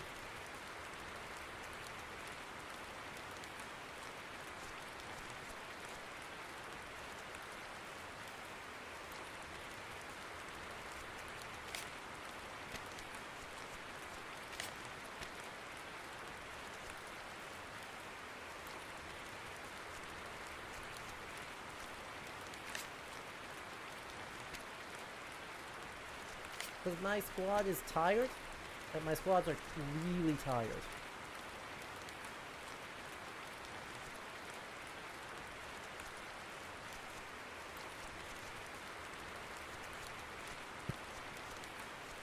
And that makes this really quite dangerous. One of them is caught on your wire, he's panicking, or order him to stay silent. There's a few loose, a few nicks, but nothing major. Failure, failure, Pyrrhic success. Trench foot plus. Oh no! Yeah, see, like that went really poorly for us. That went really, really poorly.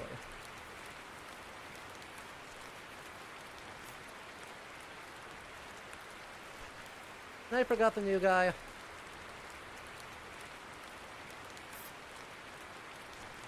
Ooh, and we record all the names, right, we carved the people. We carved all the people that have died in action on our desk. Ooh, that's tough. Ooh, that's really tough.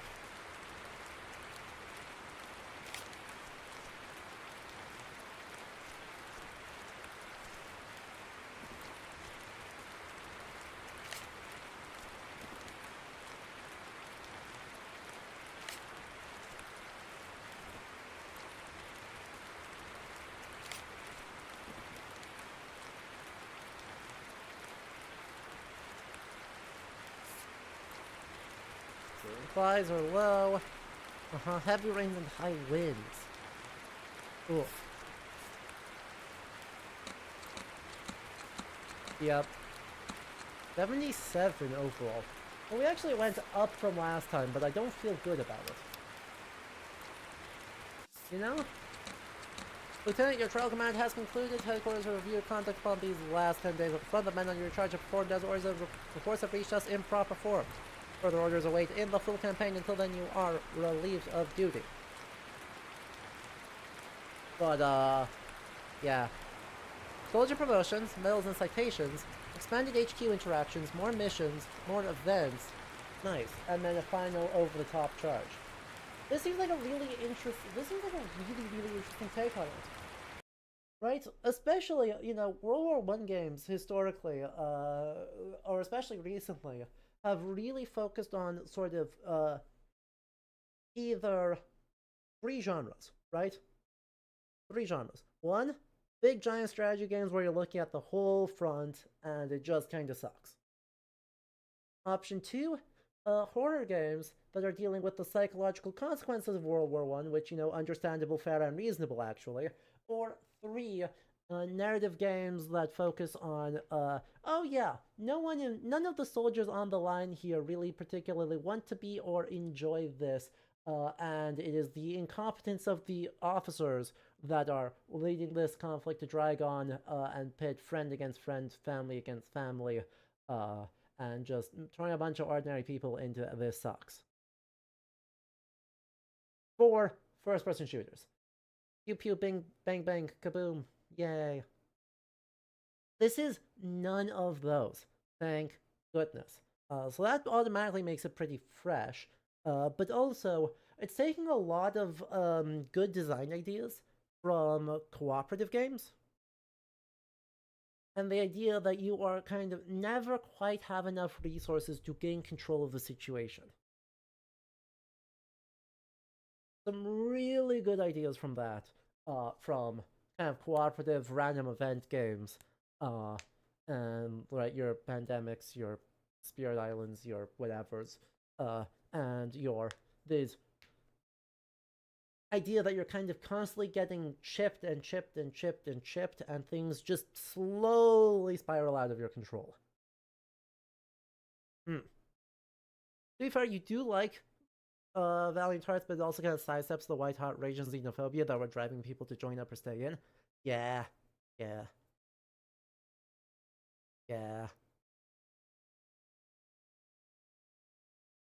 Right? Those other games have value, but, you know, World War I is so complicated, and there's so many different angles on it that having something that's doing something different in the space is automatically really good. Especially since, you know, there is no big... Right, there may eventually kind of ramp up into a big push, but for the most part, your day is your mission, and you do a thing, and you do a thing, and really nothing changes. And, like, that's awesome. In terms of the idea that this is largely, in some ways, a fairly actually tedious conflict. Not awesome in terms of, you know, oh yes, look at how good it is. Because, obviously not. Obviously not good. But that's fine. Cool. So there's another one. Sorry. So there's another one done. You know what time it is then? Right, you do like the way this uses bureaucracy elements to lean into the fact that perfect planning doesn't always save you. Agreed.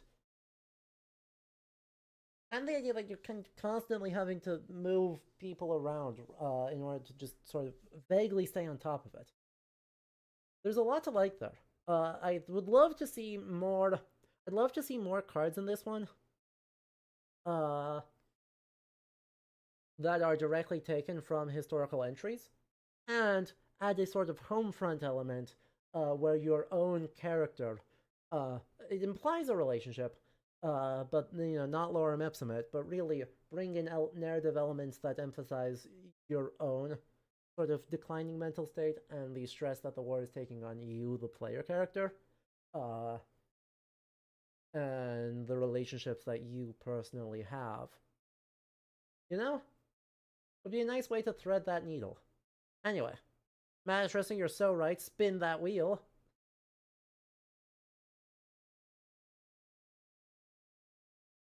Oh, now this'll be a treat.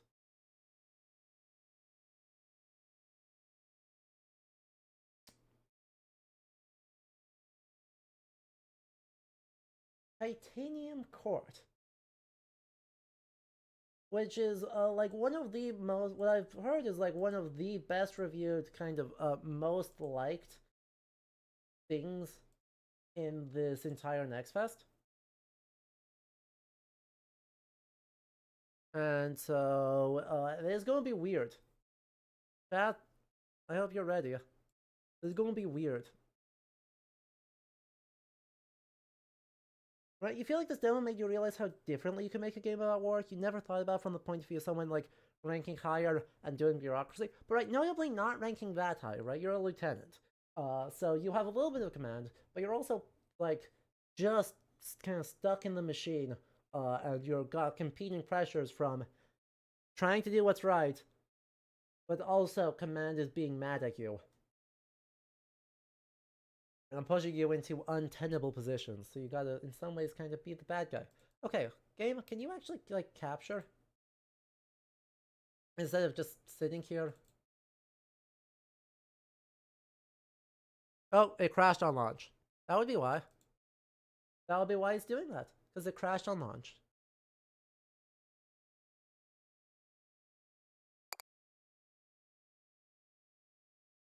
There we go. Please begin. So, here's the deal.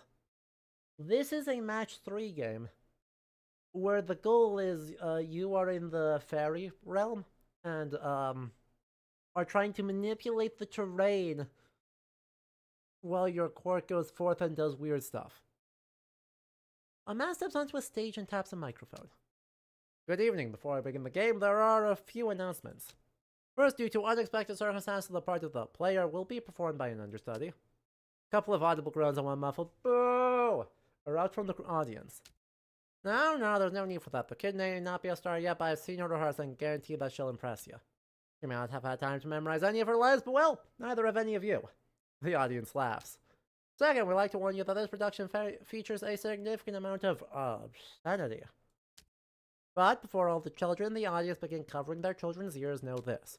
This stage is enchanted, such that the obscenities can only be heard by those of sufficient emotional maturity to handle hearing them. And finally, the writing room would like to issue an apology for failing to complete the script before this performance. They are working on it as I speak, so it's my pleasure to announce that tonight's performance is also a race. Who will win? The writers furiously working to finish the script or the performers attempting to perform it? I can't answer that question, but I can announce that the race begins now. We hope you enjoy the game. Where should you start? You were walking through the woods. Look at us! When the world around you, we walked into a mushroom ring. Come on.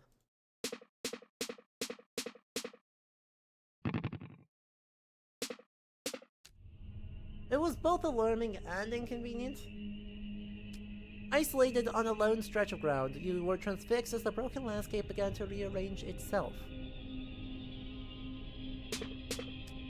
Your eyes followed trees and hills collapsing in lines of 3 as if the forest you knew were a knot becoming carefully untangled. Yeah, let me read the script first. You dared not move from your position as the ground beneath your feet quivered in anticipation of shattering further. You passed the time this way for who knows how long.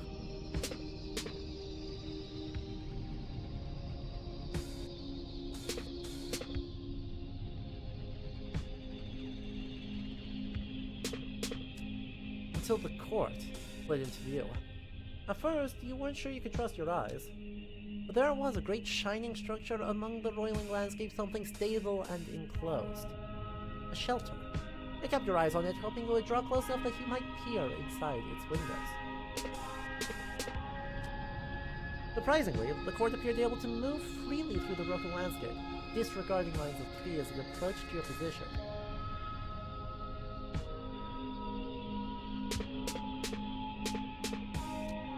Just as it came near, the shattered landscape lurched. With little warning, the forest snapped back together, as if someone had pulled the knot of reality tight once again. Except it wasn't the forest you knew. It was hardly even a forest. You stood, stretched, and began the hike towards the court.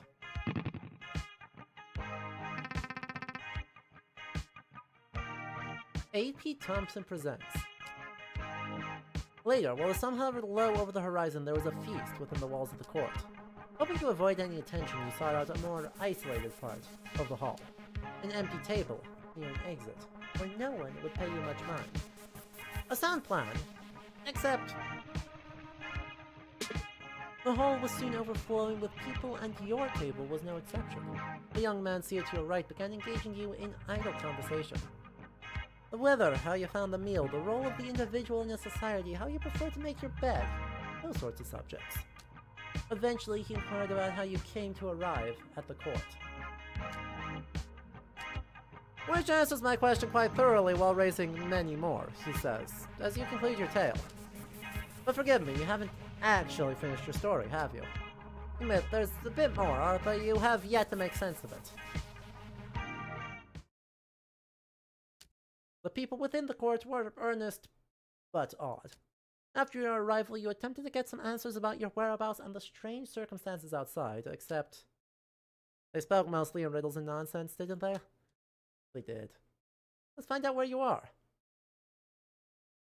A man resting in the shade of the wall. Said the man, "Well, pal, before you ask me any more questions, you gotta know my deal." My deal is that I can only answer questions you haven't asked. So as to where we are, no can do. Sorry, I can't tell you.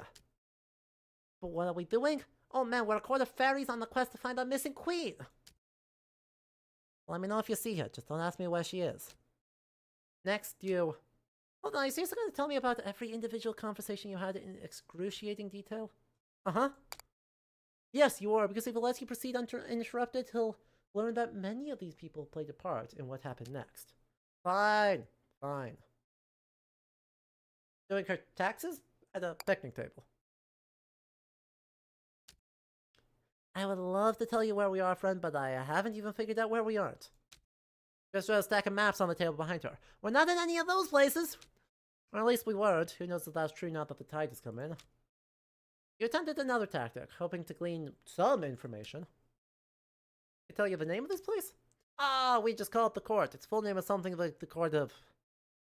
I forget, something like the court of aluminium? Of aluminium. But it starts with a T? Court of tungsten?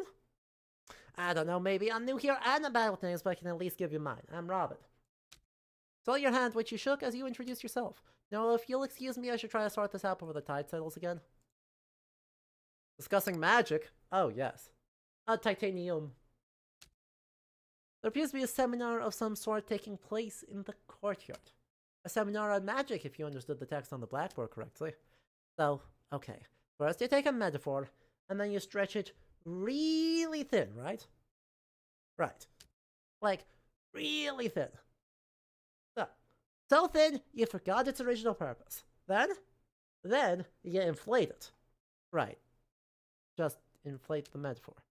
I prefer to use my lungs for that. Then as it's inflating, twist it like, hang on, like so. You still following? Hold on. Ta-da! There! It now resembles a dog. A delight for children and such. Okay, so what happened to the metaphor? It's a lovely little balloon dog now. I see.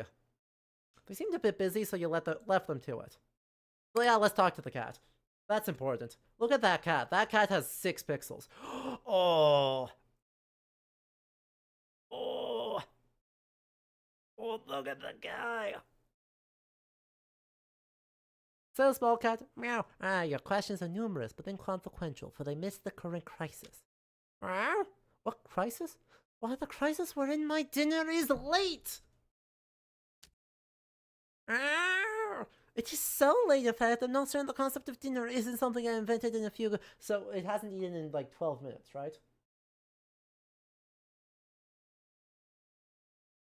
We're agreeing that this is, like, 12 minutes since it had food. All other societal issues are mere trivialities in comparison to my plight. Please, stranger, might you fill my bowl, thus ending this ravenous standoff? Oh, don't listen to him. He's been fed twice today already. Finding no immediate answers inside the court, you moved to the top of the walls and looked outward. Perhaps there was something you could see from this vantage that would shed more light on your situation.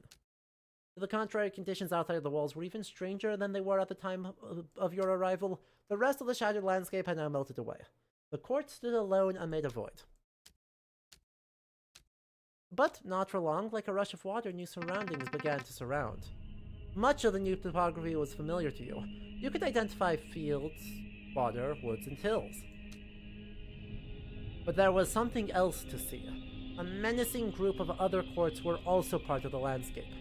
Though you were not alone in noticing these courts. Someone shouted, "The war! The war! The war is here!" That can't be. Puck said no wars until we find the queen. Also, yes, Robin Goodfellow is a pretty good guess. Perhaps we should explain that to them! Surrounded by the enemy on all sides, and bereft of an obvious course of action, the people of the court began to pray. Man stepped forward and offered the first prayer. I genuinely wish no harm upon our enemy. I merely pray that they would fade into obscurity.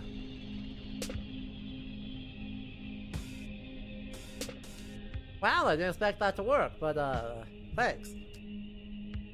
The woman named Robin offered the next prayer. My notes aren't quite clear on this. Prayer does not work. The time is much better spent steering the court. Remember, their soldiers cannot cross water.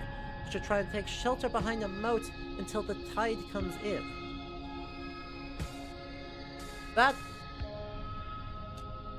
Sure. There! Now that river protects us from nearly half the field. Hills should also slow their advance, so for my next prayer... But the next prayer did not belong to Robin. The next prayer belonged to the cat. So as long as we are making my demands of God, then my wish as ever is to be fed. Hey, you probably didn't know this, but something just happened over here. What happened is by matching fields, the court has acquired more food. Similarly, other parts of the battlefield can be matched to earn water, wood, or stone. None of the fairies in this court will tell you this. Their religion forbids them from acknowledging the existence of the user interface. But I am a secular tooltip. I fear no gods. I'll do my best to provide you with this vital information. You're welcome. Yes, more of that, please.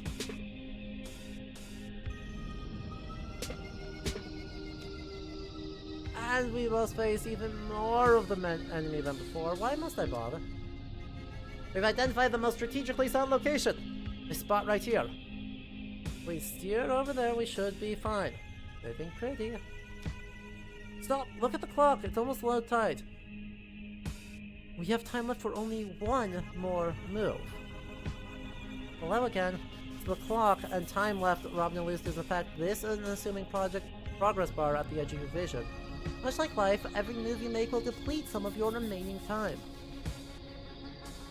You might as well pray for a miracle. This is a strange miracle. Well, that's a start. Apologies, another explanation from me. Your humble tooltip is in order. The previous move chained multiple matches together. Because of this, you have earned some bonus time. For the fairies of the court, this might as well be a miracle. Is there any chance we could do that again, whatever that was? The next prayer would be the last one. Incidentally, the next prayer also belongs to you. Unsure of what any of this really meant, you imitated the people around you and made a pointless decision. Cool. I love pointless decisions.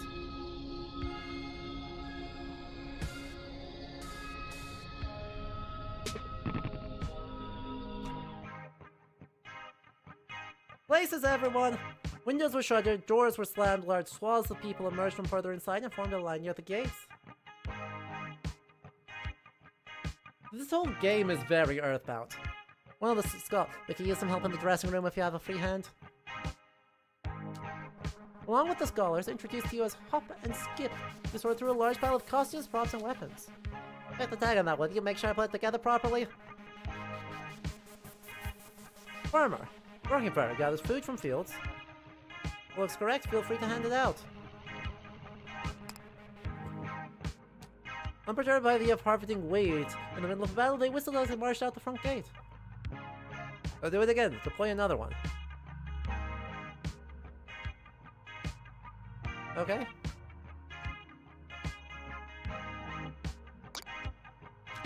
Let's see if this one fits anybody. Hold. Soldier. Attacks the enemy. I haven't received any training, so I'm just planning to hit anything that doesn't belong to us. After this minimal preparation, the scholars considered their work finished. I place our chances of survival somewhere near abysmal, but I'm afraid this is the best we can do. Oh mercy, at least that the Queen isn't here to witness this.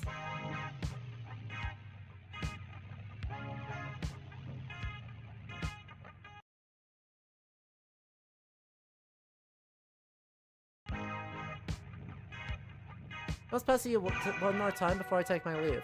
Observe, this is the undo button. Use it to change your mind as many times as you wish before starting the battle. However, the official editorial position of this tooltip is that you are liable to lose no matter how many times you change your mind presently. When you are ready to lose, use the play button to proceed to the battle. Now I'll leave you in peace.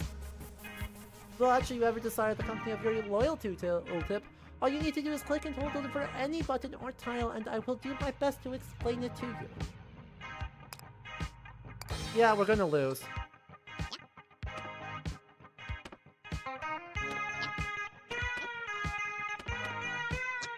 Like, we are gonna get overwhelmed. And there's not a lot I can do about that. Death. Okay.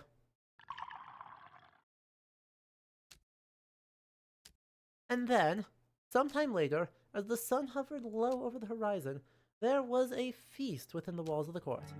The man to your right is beside himself with laughter. Okay, so our court, caught off guard by a sudden war, stumbled behind enemy lines, made a token of their resistance that was summarily toppled. Do I have that right?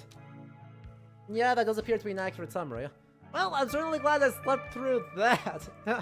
As you look at your surroundings, a switch flips in your mind. Your own story makes little sense now that you think on it. How did you... Don't worry about it. If our court couldn't withstand physical destruction, would it last 5 minutes within the pull of the tide?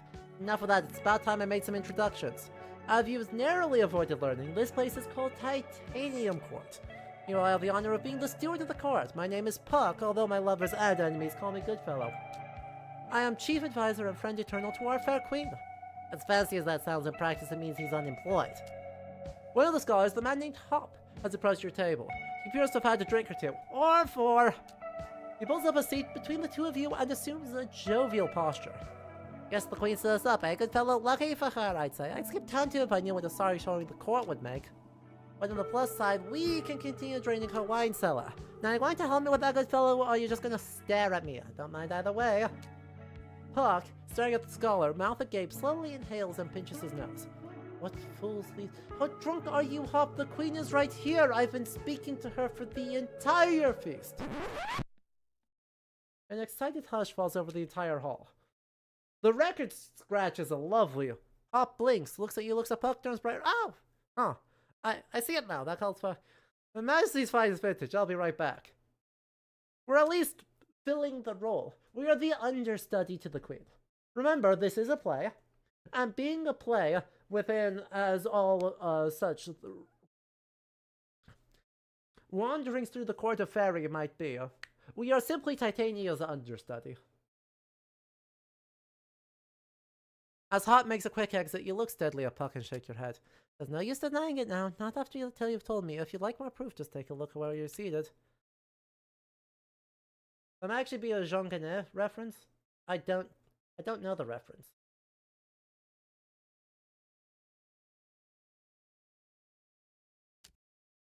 Now, if I may conclude my introductions, let me introduce the court to your majesty and likewise.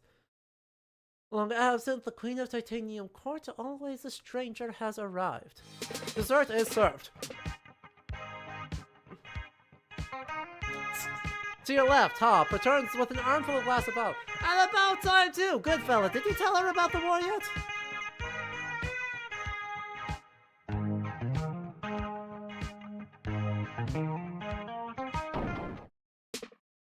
And then, just a short while after the feast, the court returns to war.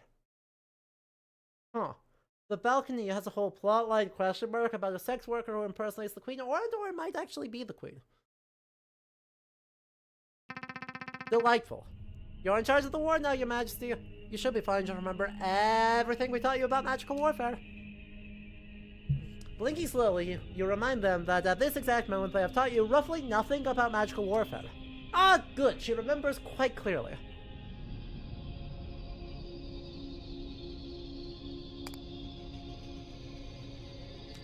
You don't know what any of this means.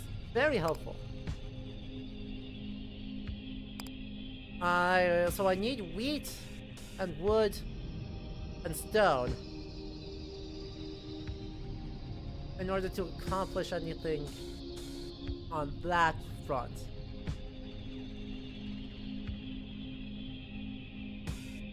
I appreciate not being able to trust anybody. Ooh, you do not have a lot of moves.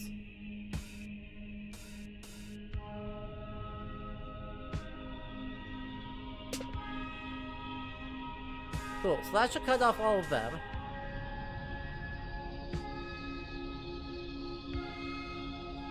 And then I'll screw myself over.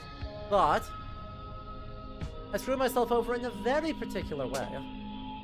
What's this one? A seat announcing new beginnings. The soapbox of the natural world.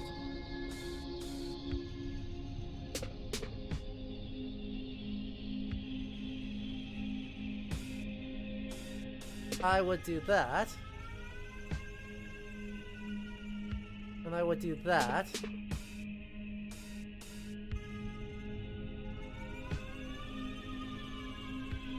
That would let me deploy 3 guys. I need more wheat near me, though.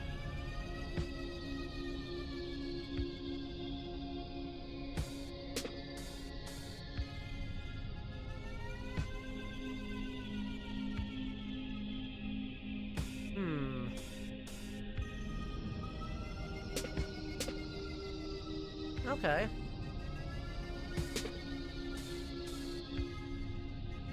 I'm gonna be a little careful, because that...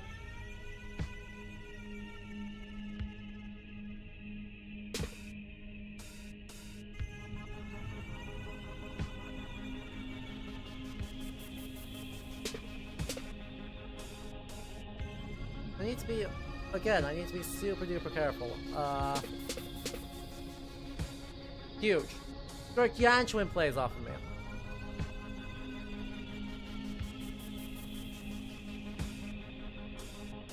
So if I do that, that clears more water, which is fine. Ish.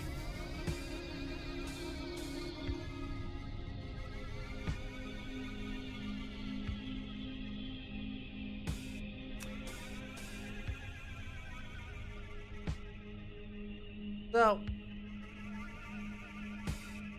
hear me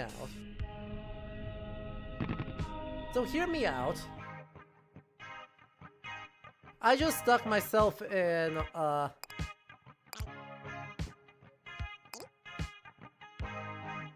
don't think I can do anything useful with the farmer, but... I wanna undo that farmer. I've got just 2 guys attacking, so... I think I just smoke this 1 quart, and then it doesn't matter. You know?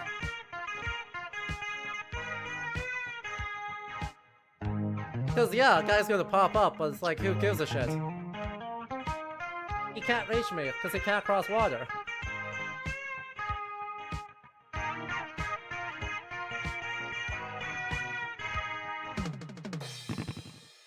And then we get a traffic light of a stop sign to end things. Well, having now achieved some kind of victory in the war, you wonder if someone in the court might help you return home.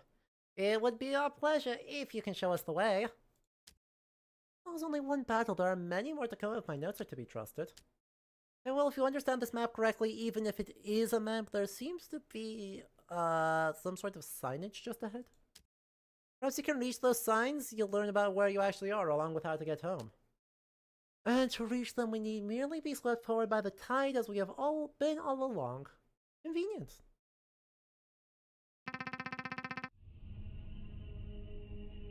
This is such a cool concept. This is such a freaking cool concept.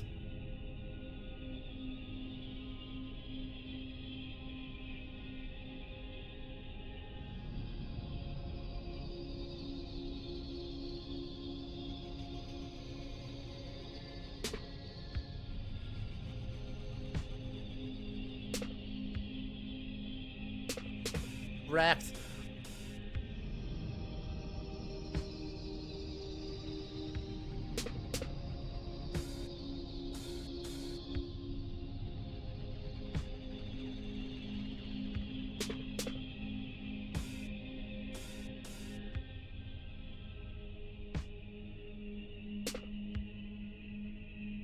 What's this? Storage unit. Looks a lot like one you've rented in the past. Well, isn't that fun and exciting?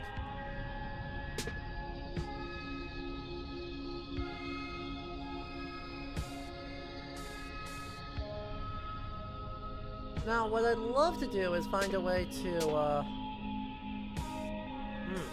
not have that happen.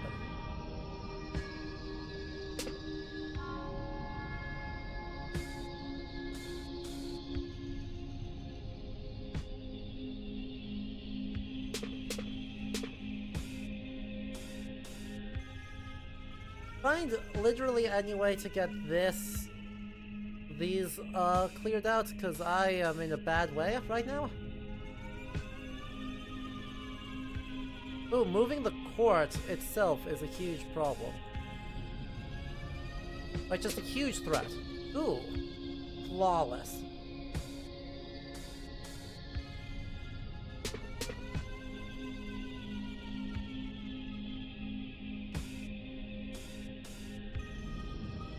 No, I don't want to do that because that'll clear out things.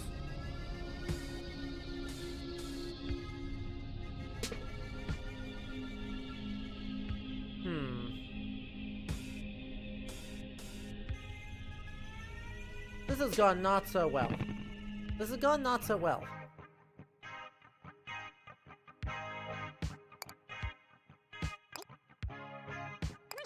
Still.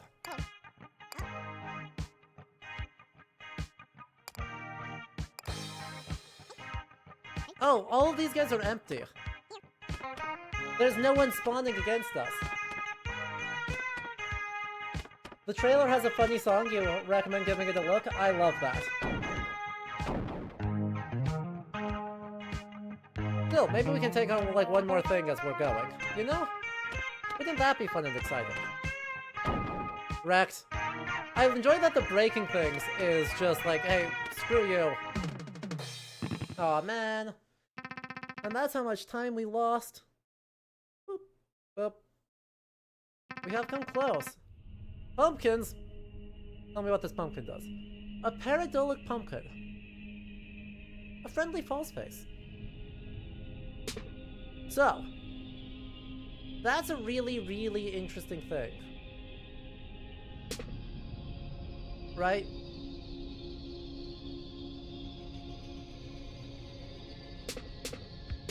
Nice. Big win there. I can force them onto the bottom row, or at least far enough away that they're not a threat. That would be good.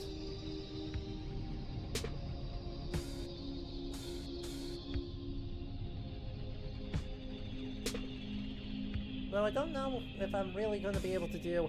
Because if I do this, it just doesn't stick, right? But I do need to make sure I'm actually getting the clears. Which I can't clear any of these right now. Sucks so much. I can clear all of these guys, though.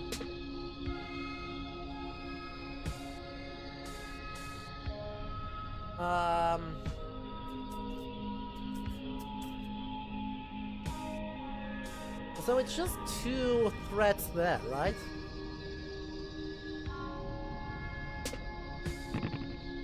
Right, because none of these guys are close enough where I'm really that worried.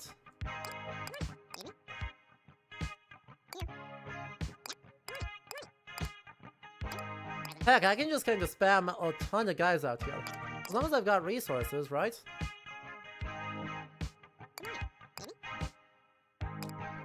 Screw it, just like swarm them. Swarm them! Get them, guys!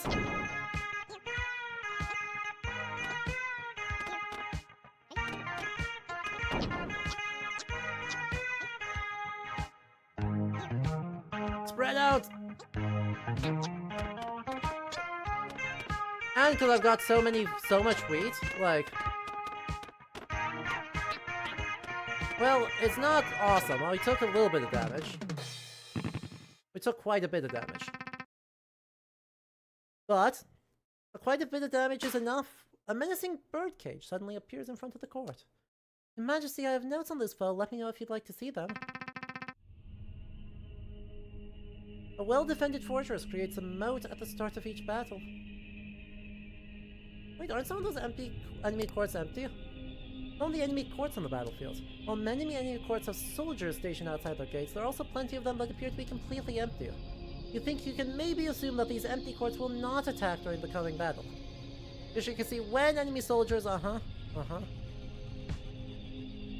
And...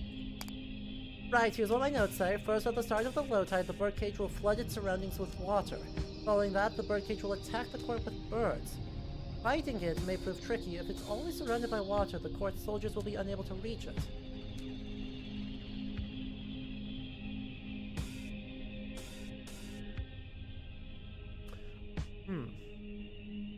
So...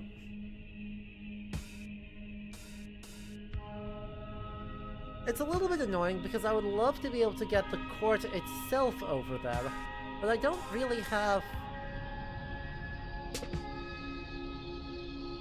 I shall try. You know? We'll see what we can do here. If I were to do this...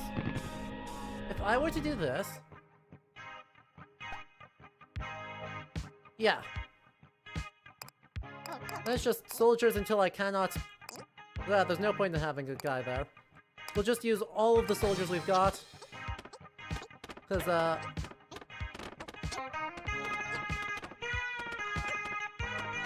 Ah, I lose. Dang.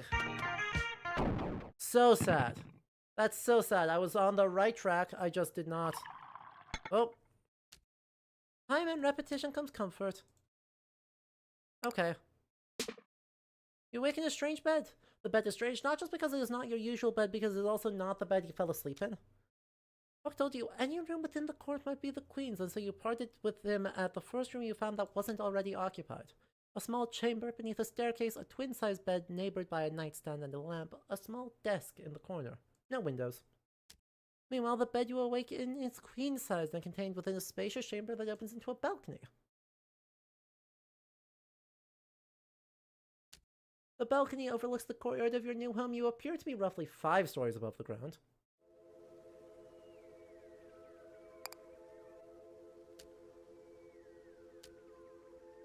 Sometime between your arrival and now, you've managed to misplace your keys. In a way, I suppose you also managed to misplace the locks the keys are intended for. A mystery, admittedly, of some much greater concern to you than the missing keys.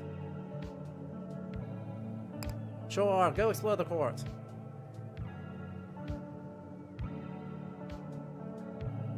Actually, we're out of time. I was just looking at it and realized that we are well over our 30 minutes on this demo, which is a shame because that game is so good. That game is such a creative take on the match 3 base. I love that very much. Well, I don't know how much, you know, certainly not necessarily a one for the stream, but it's certainly one I will be playing a heck of a lot more of, because wow, the style is really good, the kind of play that we're able to do within, what is the point of the ferry, the play within a play, is just good all around. I had a great time with it. So, how many are we at in terms of demos done? We have done 11 demos so far. So I think we have time for just a couple more here, because we're at 6 hours. But we do have 17 demos left on the wheel, so you know. Let's be careful on that. Alright chat, you know what time it is. We spin that wheel.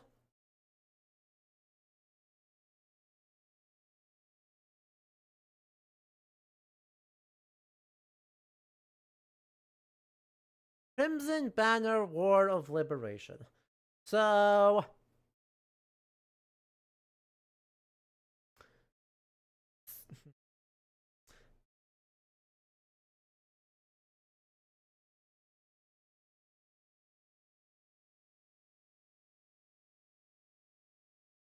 okay, it is capturing, right? I got an error in OBS that it isn't capturing, and then it captured anyway. So,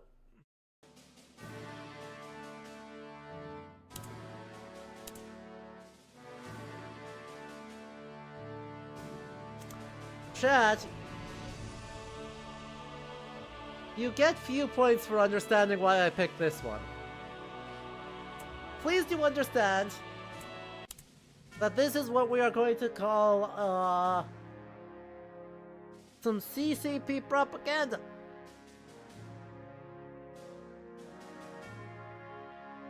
This is fully just a propaganda game.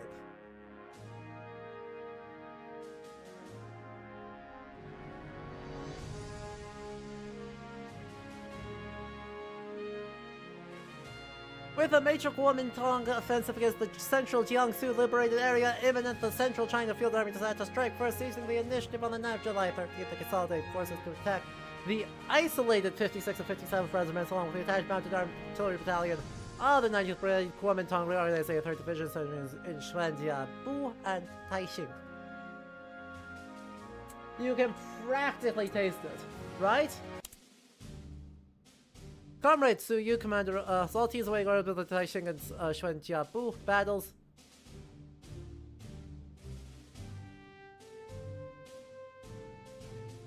Taishing civilian laborers are forced to engage in street fighting in Taishing.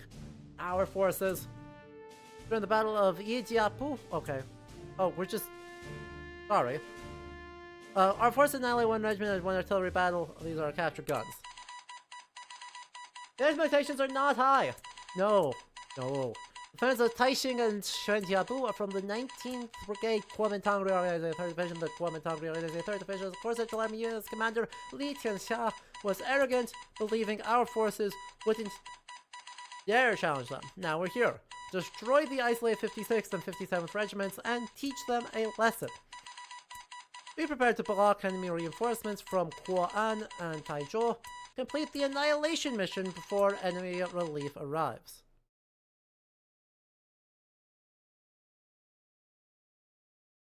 Cool.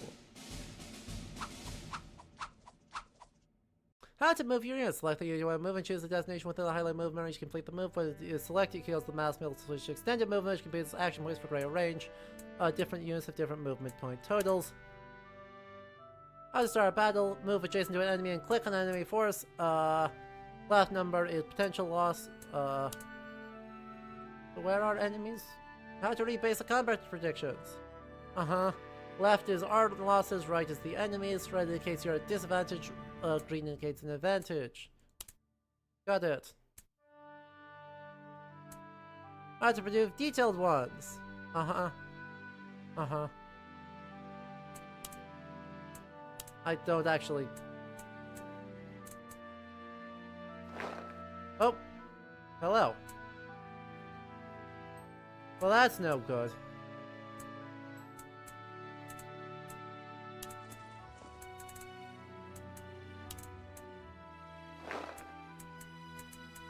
They are very entrenched.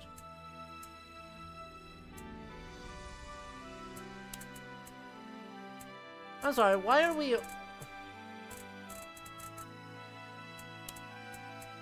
This seems like a very stupid idea to just try and run at any of these guys, you know?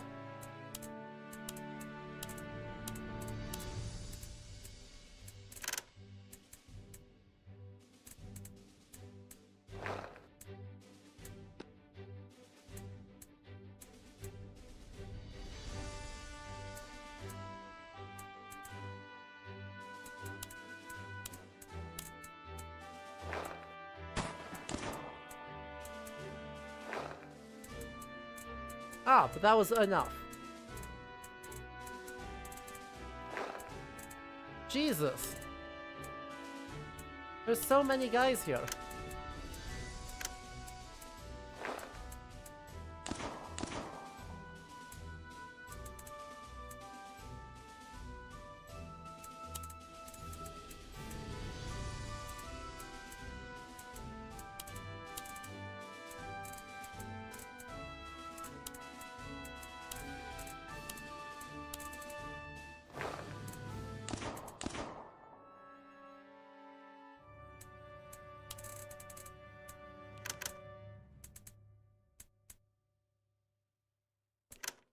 Goodness gracious. Prisoners taken. Okay, so what's happening up here?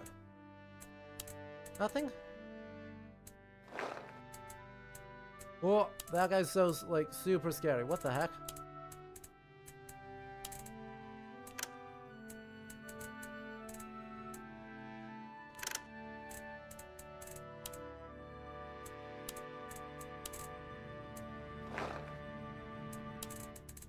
That guy's just like really scary. Oh.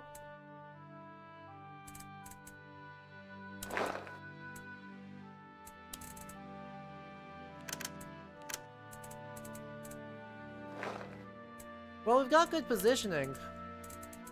Like, we are way too... We are in a really quite terrifying situation overall.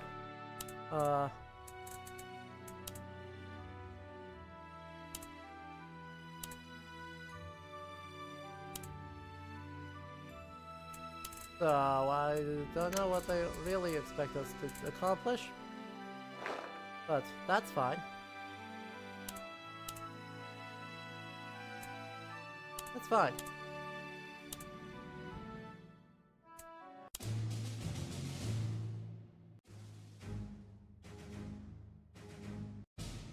Okay, I'm glad you did literally nothing. So I need to destroy the garrison at Erjiazhuang. Destroy the...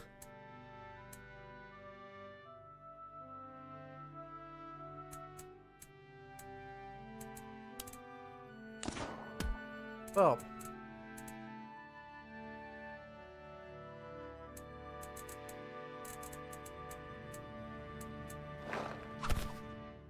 Whoop. There's another thing. I want to move this guy. Oh. Okie dokie. I have no idea where the command points here are. But man, these guys are just overwhelmingly scary.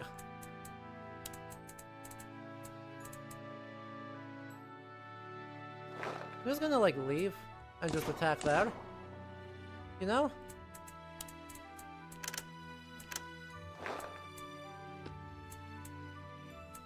Like, rather than fight the entrenched position, what if I just left?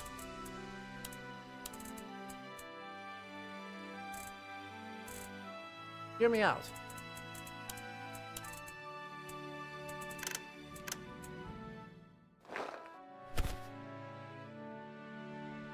Ah!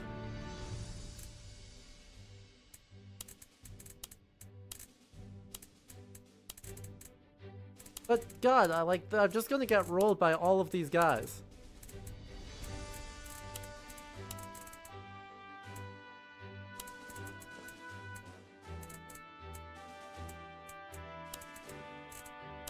All of these options are bad for me. These are just carry supply.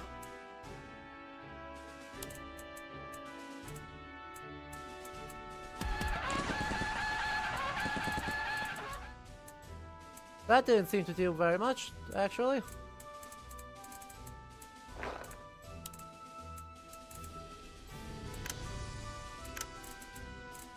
That just didn't seem to be very good.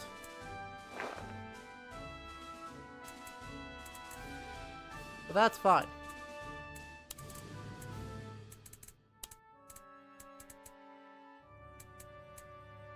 Destroy bridge, repair bridge. I guess let's do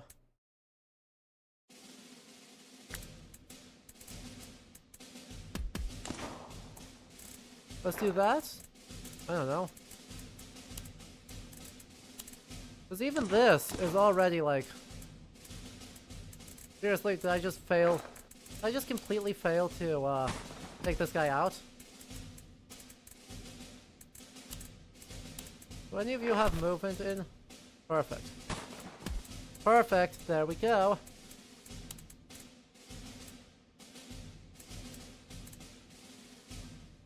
Oh man, I've taken too many friendly casualties.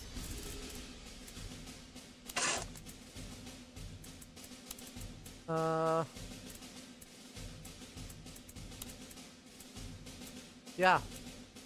Cool.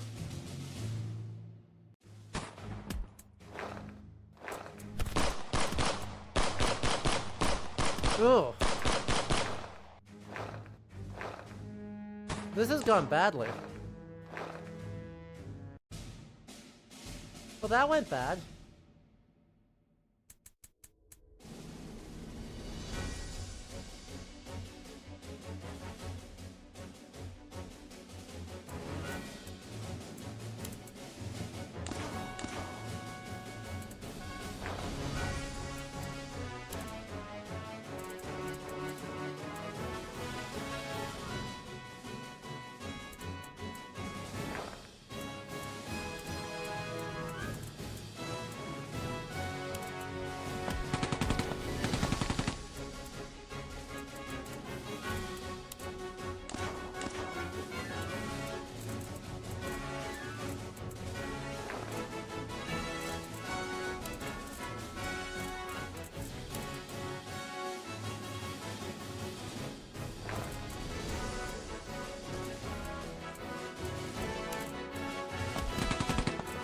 attack to do that.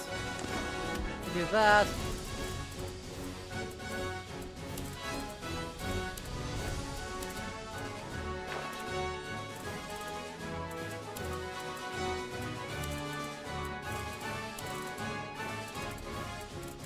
If I can get to you.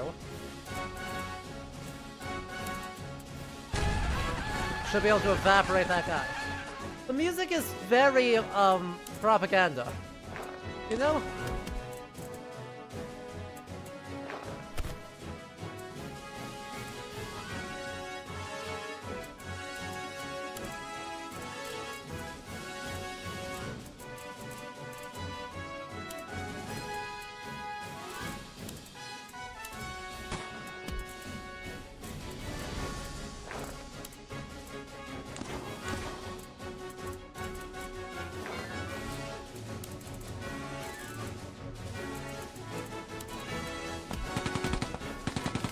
There we are, there's all the suppression.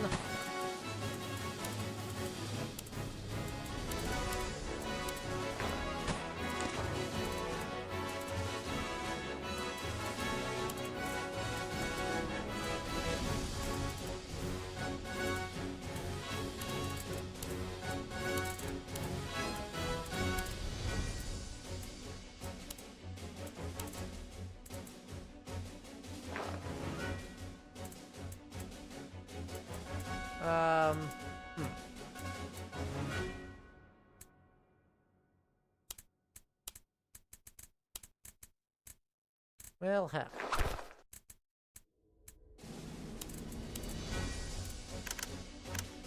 I cannot get far enough yet, so that's kind of as far as that goes.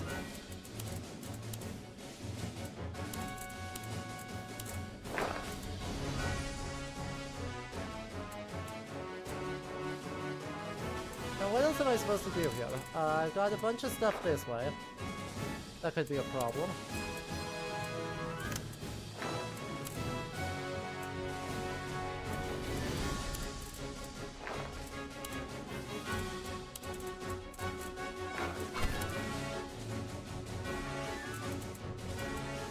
Cool. Honestly, it reminds you of marching band. Isn't that the truth?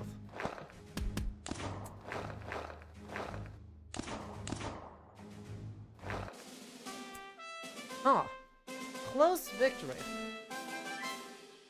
Yay! Completed main objectives. We did not do the last one there, but we did do almost everything.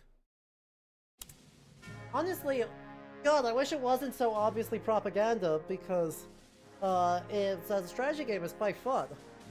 After the attacks on Xuanjiabu and Taixing began the Kuomintang First Pacification Zone, asserted the CCFA's strength pack. They are the Kuomintang reorganized for a 9th Division. They would withdraw from Baipu to Pingchao to support Nantong. But upon discovering the main force was Xuantai, they ordered them back to Baipu, back to Ruga.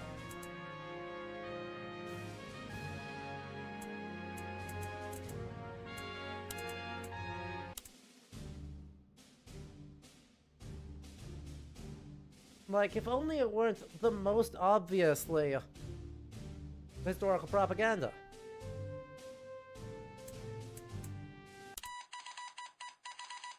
No time to rest.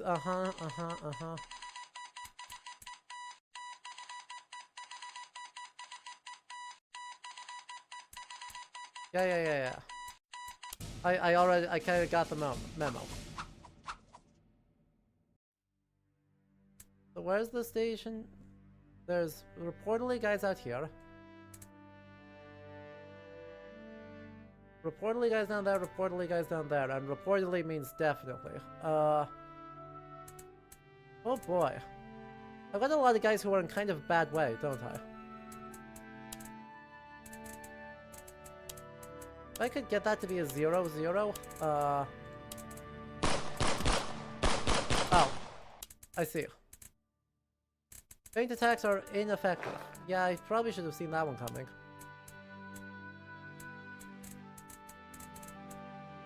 One level of carried supply.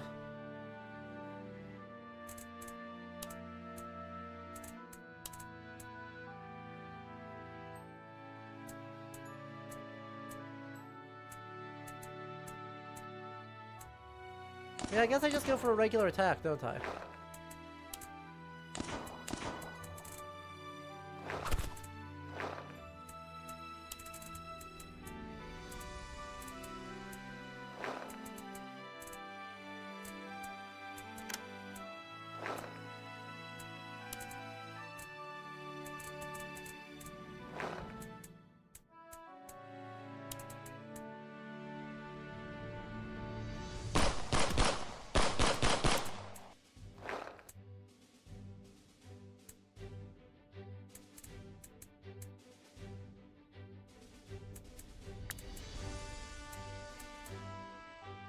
So that's that.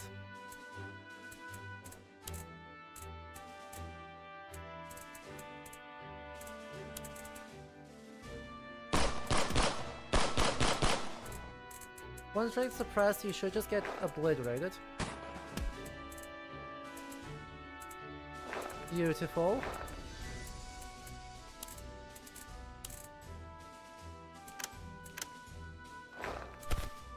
And we, night attack or we face attack?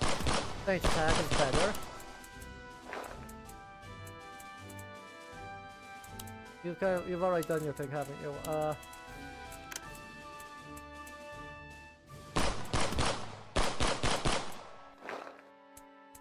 And you should be able to... Nope. Still not there. Still not good enough.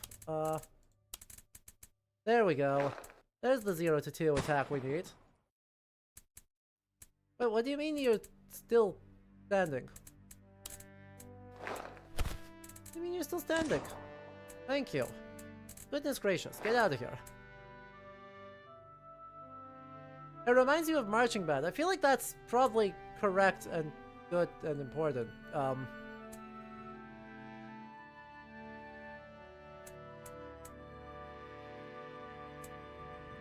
But man, there's a lot of in here.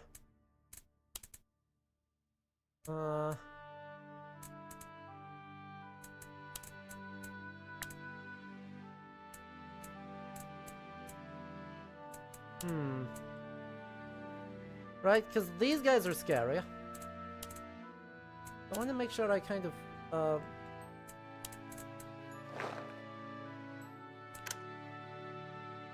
are getting myself over there when I need to. But a lot of these guys are bad, so that makes it difficult to be like, oh yeah, I've got a great idea. Like, if I can entrench inside one of these towns, that would be way more helpful.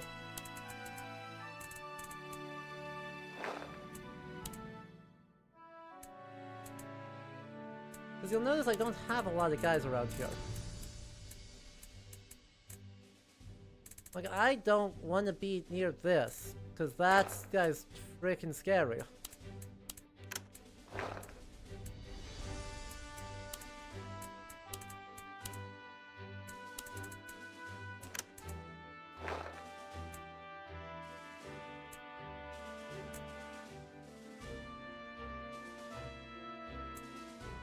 You know?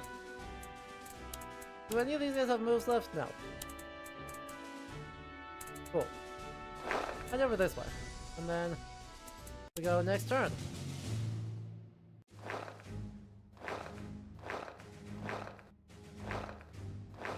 When I say these guys are scary, that's what I mean. Like, holy shit. Ah!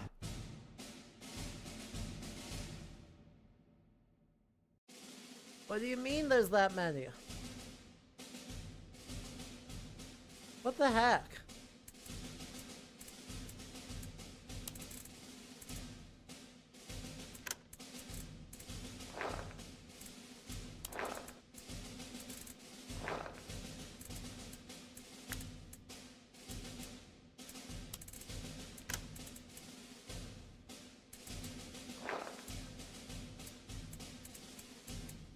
Like, what even am I supposed to do into that?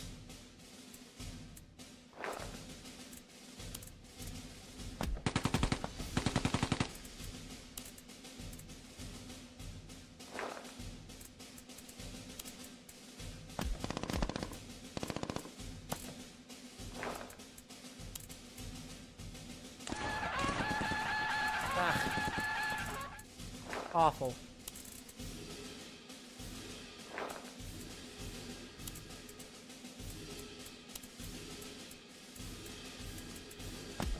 Like, I'm gonna try and suppress all these guys' strength because it's kind of the best option I've got, but it's not a good option.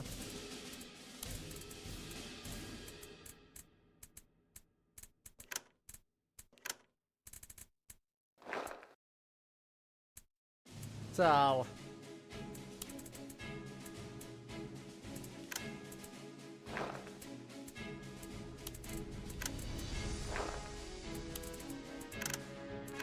Also, you know, this is where all the threat is. Like, as scary as all this isn't even the main threat.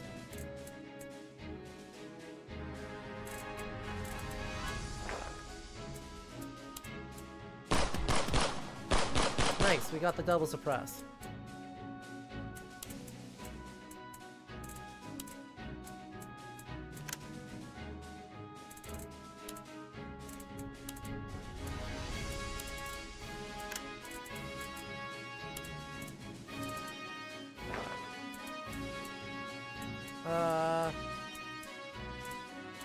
Really?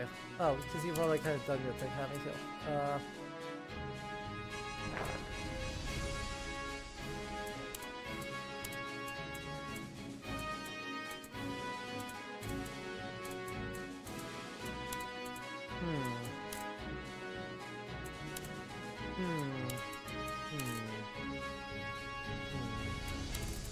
Feels like an entrench in the town, no?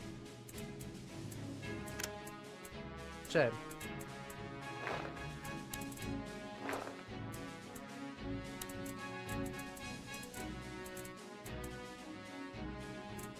Alright, well, I guess that's all I can try and do, so...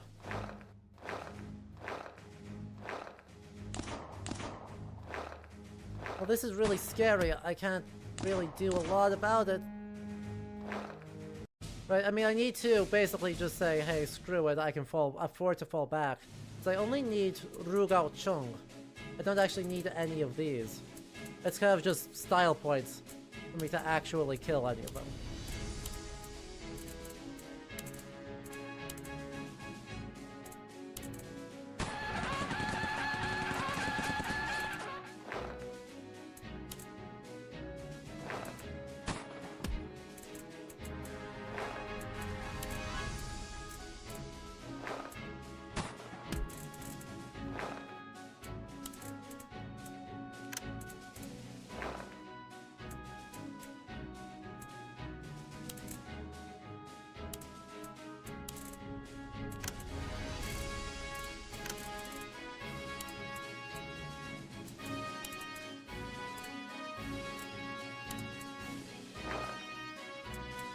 Feint attack, plus another strength, that way when these guys come in, there's a chance that it's better for us.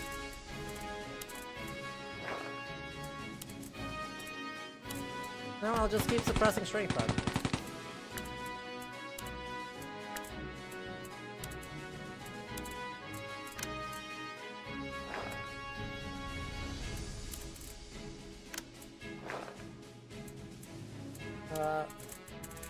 Yes.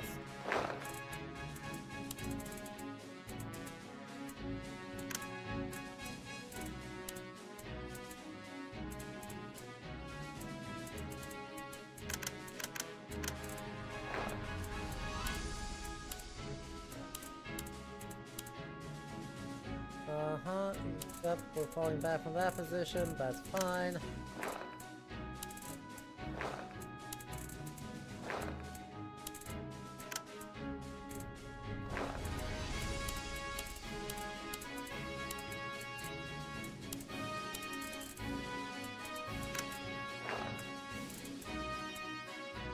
That's fine.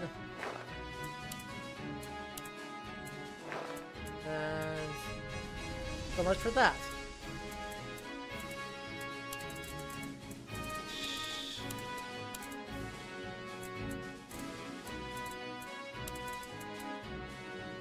Hello, Miss PH. How you doing? As you can see, we're playing demos. which are very fun, except that, I need to undo that. Except I'm kind of getting rolled, and right now we're also playing a Chinese Communist Party propaganda game. A little bit, kinda, sorta. A little bit, kinda, sorta. And I just can't get anything. Yeah, 6.5 hours. And we're not even close to done, because we had 28 total demos. Ow. Goddamn. Scriptorium Master of Manuscripts. Easily.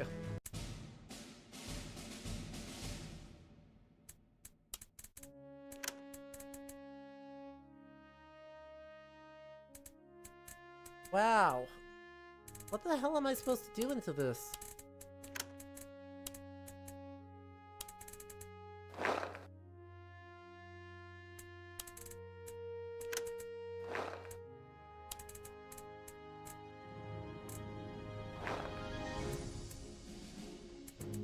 Right?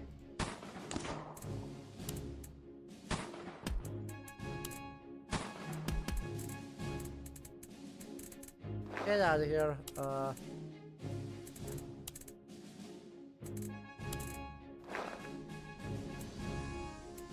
Yeah, I'm fine to just tank one. Yeah, so, but right, we had one that was basically just, hey, what if amazing, go ahead, draw your guys. Right, my weird medieval guys, but like, we can just draw all of them. You can draw as many of them as you want. It was like, well, that's great. That's awesome. You can do so many things with that.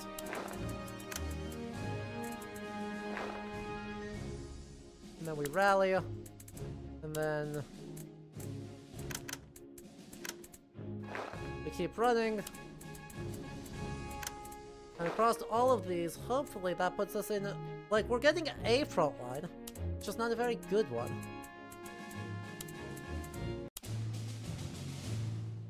It's so fun, like, I mean, it is my favorite of just, hey, let's just go walk. Yeah, my guy died. Strength suppressed, strength suppressed. Luckily, I say luckily, as if there isn't a huge problem from this.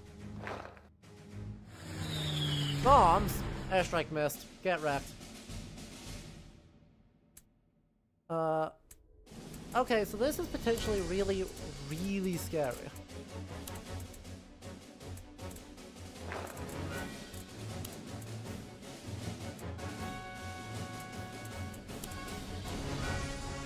Wait, you can't, I can't feint attack into you? Why can't I feint attack to you? I cannot do all these. Hour and a half ago? It's somewhere around the 5-hour mark.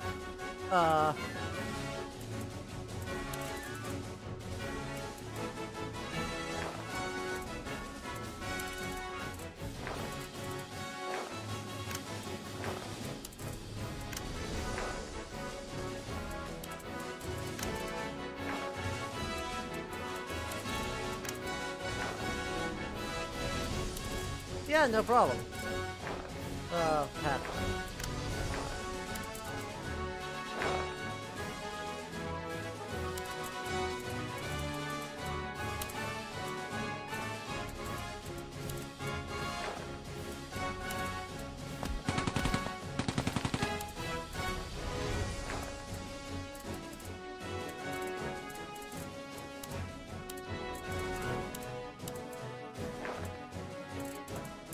Man.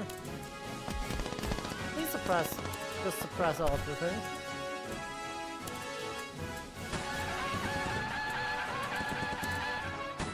There we go.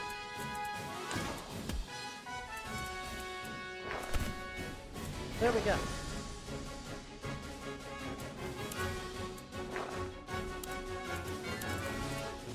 We'll have to see if we can't do something about some of these guys. And then you head up this way, you head up this way. These guys are still scary, but that's fine. And we'll see where we go. The problem is I didn't nearly heavily enough fortify this. Like, didn't even come close. Didn't even come close. So we have a very real chance of ending in really bad shape. This guy needs to get out of there, but this guy can step in. But, like, the feint attacks aren't doing anything. Oh, crossing a river for a feint attack requires an amphibious... I guess there's a river in the way? That's kind of news to me. I'm gonna be so real. I did not know that there was a river in the way.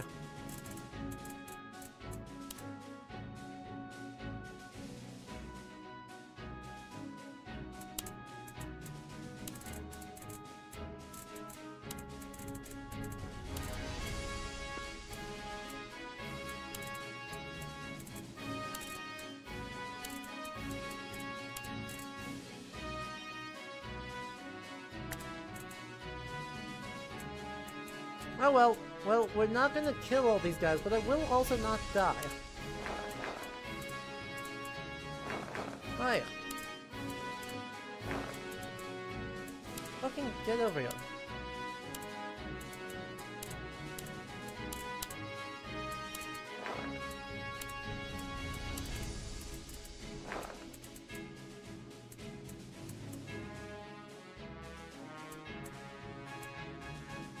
Yeah, I guess I just sort of let it be and hope that that's good enough. You know?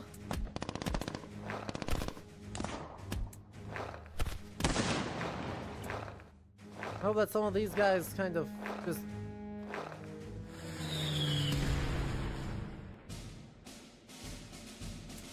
But these guys do helpful things like... What? Again?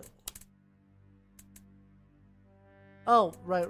So the city is just across the board on a... Huh? I feel like I should be able to attack this guy. You know? I feel like I should be allowed to attack that guy. Instead, no, I absolutely cannot.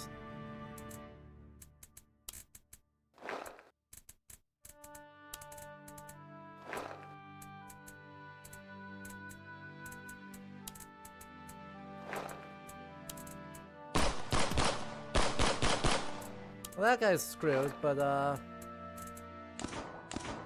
still do that.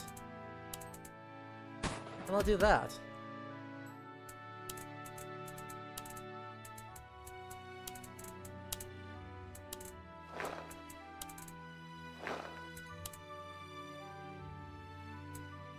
And I'll just let it be. I guess I'll just let it be.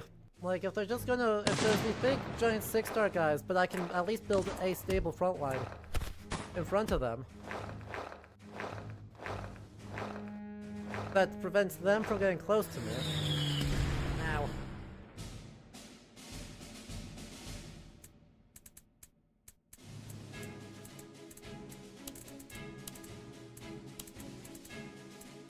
But I cannot, for the life of me, figure out what I am missing here on being able to, like, actually go in and whack some of these guys.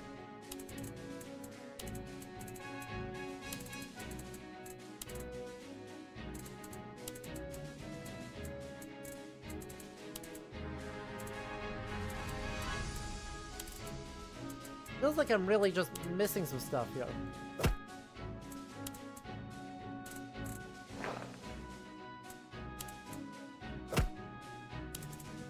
I don't even know what I did there. I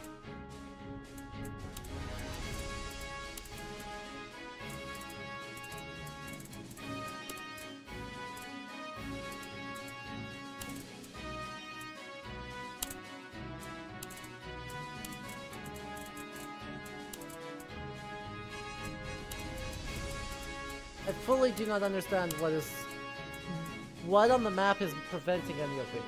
And that's annoying. And because that's annoying, I'm actually looking at this and I'm like, hey, we're at 30 minutes. So we'll simply let that be annoying to me and say, hey, you know, that's a strategy game with some promise. It's a shame that it's all propaganda.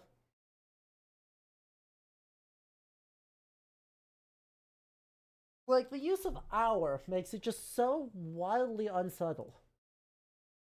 It's amazing how unsubtle it is when you're just using our as our sentence of how, what side you're on in a historical conflict. Admittedly, lots of other things are also low-key propaganda, because propaganda is an inevitable part of the history of any military conflict. But sometimes you lean into it and sometimes you don't. And they certainly do. So, I think we have time for one more, which will get us through 13 demos, which is pretty good.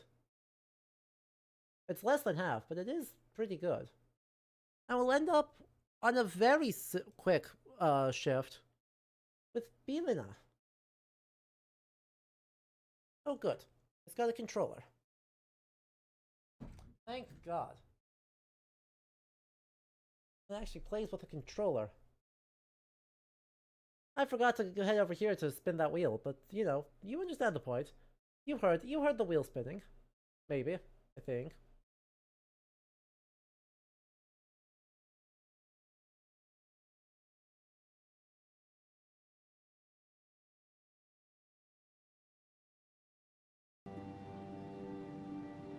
So anyway, this is a Slavic one, where we are going in against,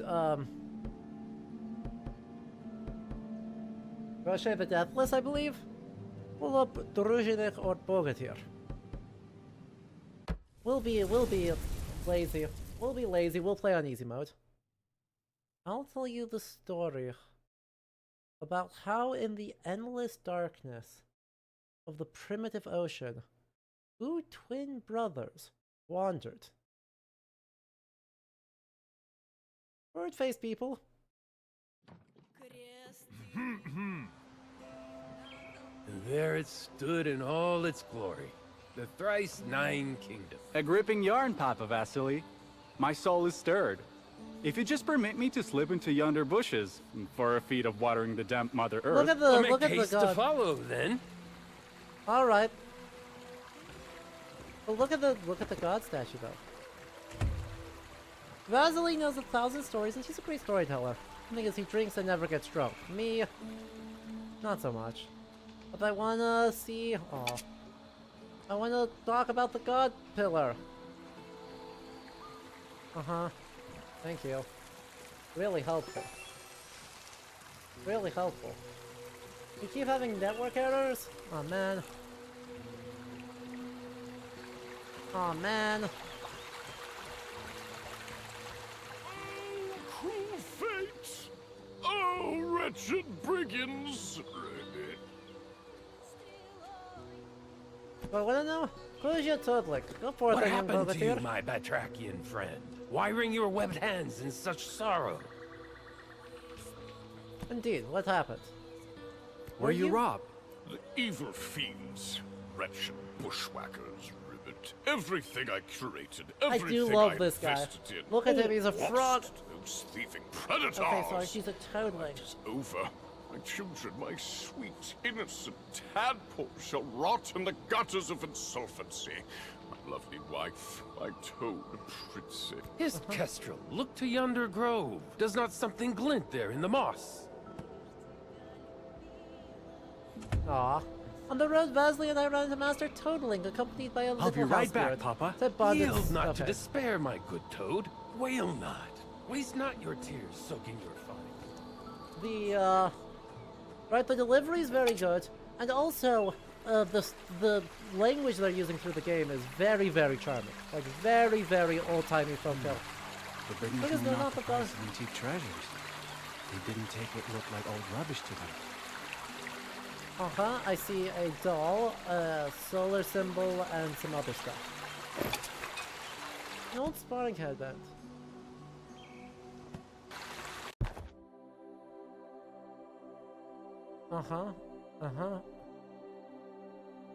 Burdock headbands are normally used for wiping, but someone got the bright idea to make a headband out of them. Or that one, which gives you all sorts of stuff. Yippee.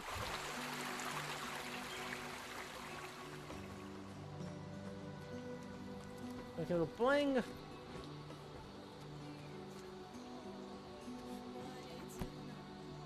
Good merchant, is this your treasure? They Good merchant, is this your treasure?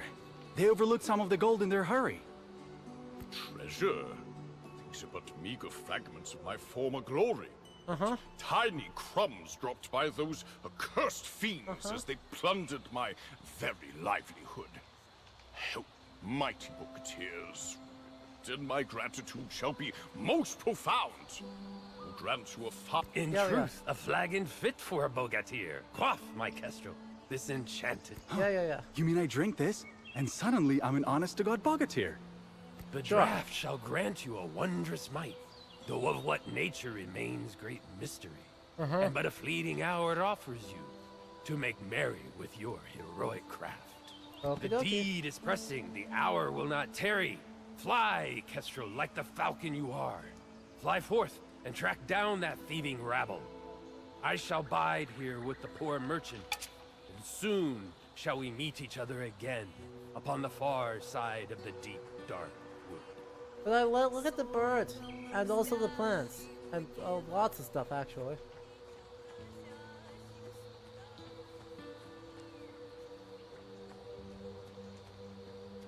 Okie dokie. Press X and cut them down. Dodge, show them up.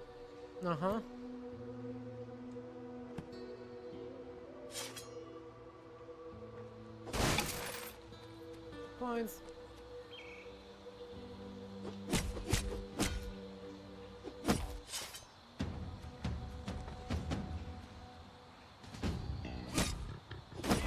Come on, get him, boys!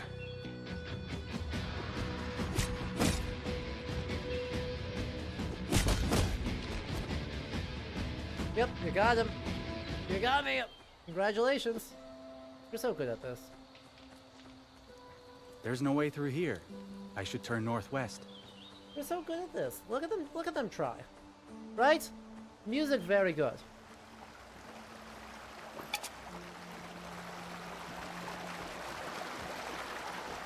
The transition into rock, just very, very fun. And It must be a present for his wife. other stuff in there. Fox! Hi, Fox. Where are you leading me, Mr. Fox? Oh, you're just gonna have a little sit down. Delightful. Amazing.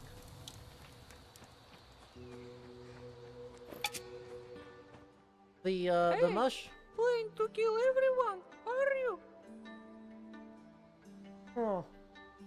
Hello, Necromancer. I have no idea why that's causing problems, but you'll come across quirky sentient mushrooms on your travels. Have a chat that might give you a useful advice, or you can just dance together.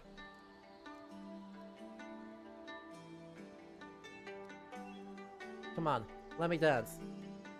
Let me dance. I want to dance. No? How long do I have to sit still to have a dance?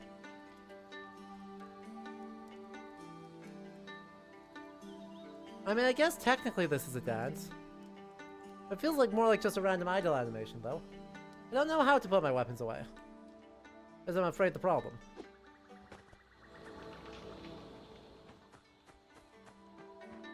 I see you're ready for it, but don't forget, small vitality will heal you if you're wounded. Air physics are going crazy. Have you heard of the tale of how the Bogatyr Dobrinny Kijich found himself a wife? Saved, I bet. From some monster? So one day he saw a mighty warrior with a strong horse and challenged him to a duel. But it turned out to be a Polyanitsa, Yeah. a warrior woman who fights Polyanitsa alongside real. men. Yeah. They fought and fought, and Dobrinya's courage began to wane. She pulled him off the horse by the scruff and said, "If you're an old warrior, I'll take your head. If you're my equal, I'll marry you." You wouldn't dare say a word against Polyanitsa. Nah, he didn't regret it. She saved him from captivity after that. Well, that's fun. Uh-oh. We're buff. We're super buff now. Oh yeah, look at all the human skulls. Life's a delicate thing. Took a beating, heal with food or potions so you won't make it. You can find them or make them.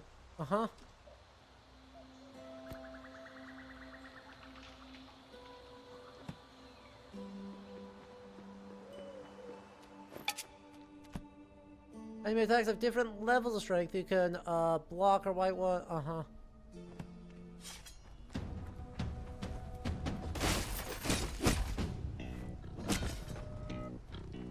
Ow.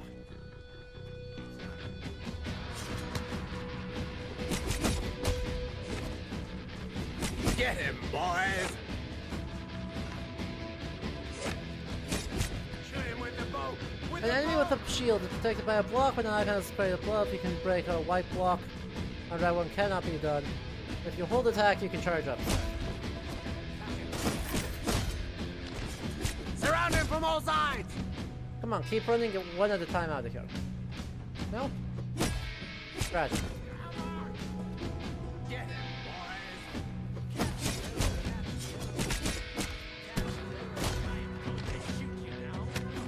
Ow.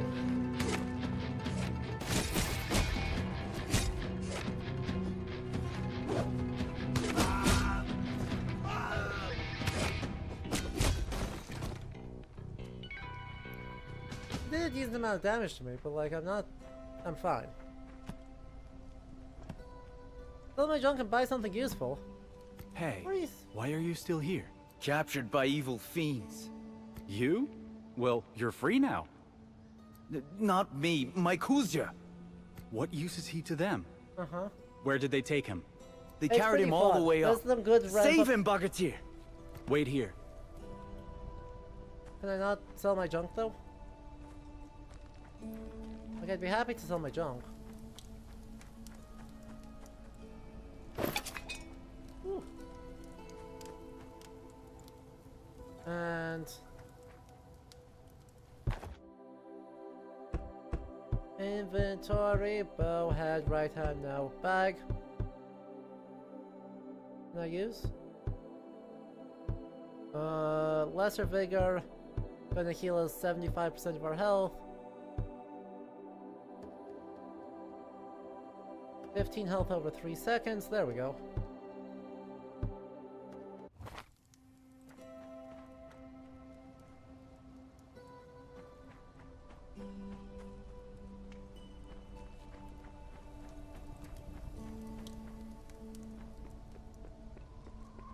And we'll steal some stuff from there. Or we'll try to steal some stuff from there, I guess. Step up to the fire to brew potions or cook stuff. The style on this is just dripping. Like, gosh, there's so many good things. Yep, I love that. Thank you. So much good here. Bird feather. Also, we're just not going to talk about the... Ugh. Ugh. Aww.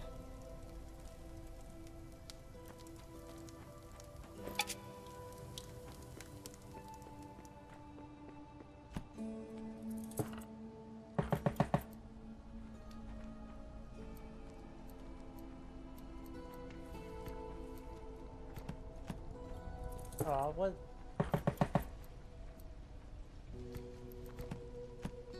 Okay. What if I just brute force it?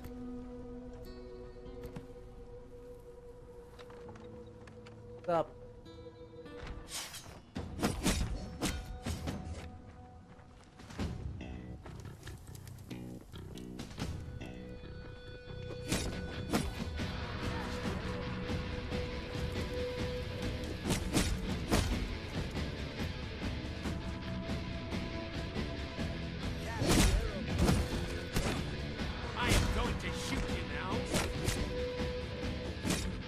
Yep, you can certainly try. Surround him from all sides! Slash him! Stab him! Ow. Would you stop?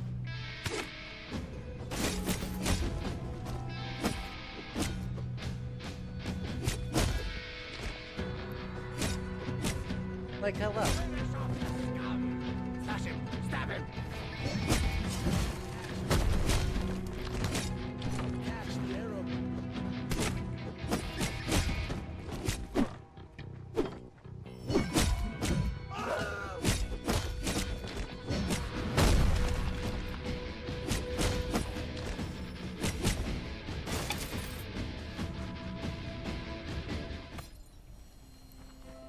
There we go.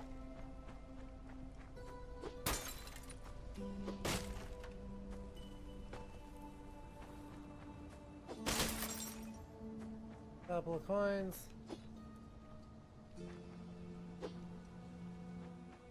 And more coins, and a cracked belt buckle, and all sorts of stuff.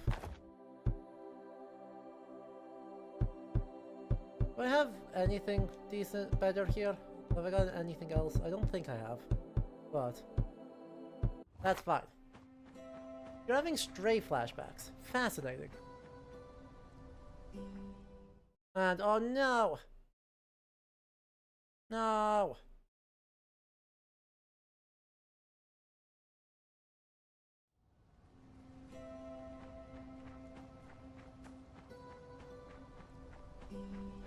Then again, they're doing more than just killing one person. They're doing a lot more than just killing one person. Funny. Like, they're fully, like, that's fully also just a, we did, like, super murder.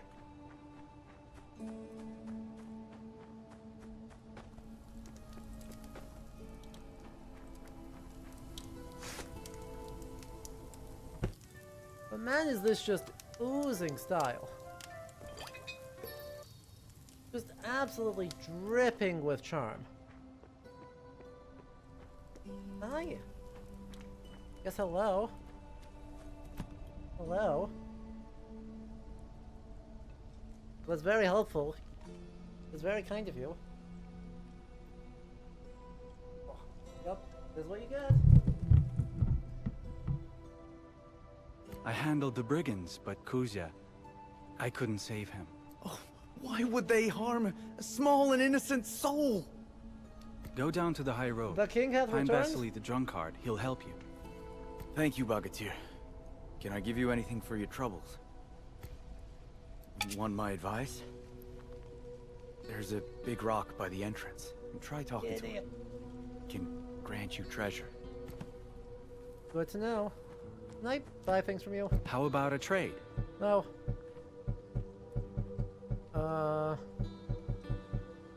Okay, but what if I wanted to... Sour cabbage of victory. I don't have a lot of useful stuff there, do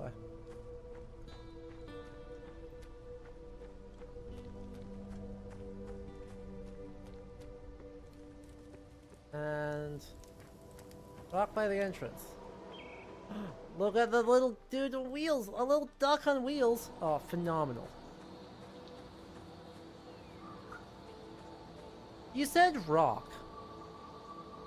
You said it was a rock by the entrance? They're sentient, they're brazen, and they love to play for keeps.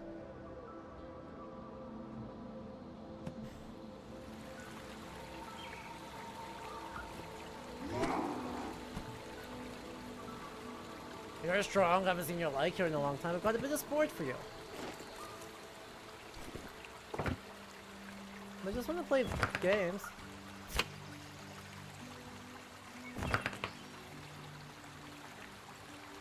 Yeah, continue.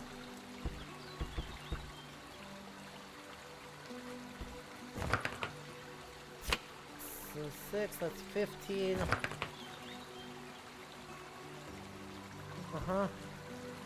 Rolling. Why try the impedance roll? 17 and then 5.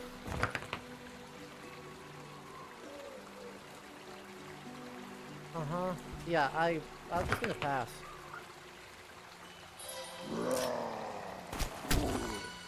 Oh! And then it died.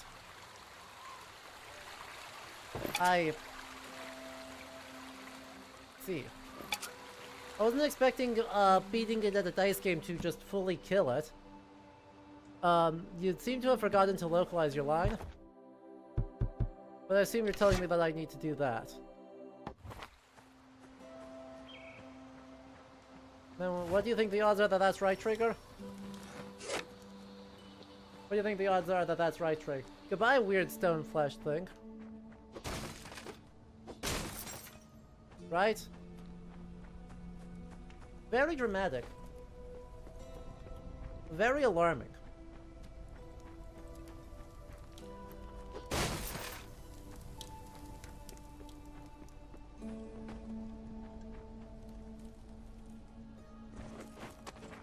Well, hello. You seem suspiciously... Pardon. Thank you. Please don't kill me. Alright, well, this is our last demo too, so you're not missing much, but What are thank you you so much for thanking me hanging out for. For saving me from this life, and the prospect of a cruel death. The brigands don't look kindly upon quitters. The only way out is 6 feet under. So, you want to start a new honest life, do you? Then point me to their loot. Spare me and I'll tell you everything. Yonder cave. Alright, if you say so. I love me random caves.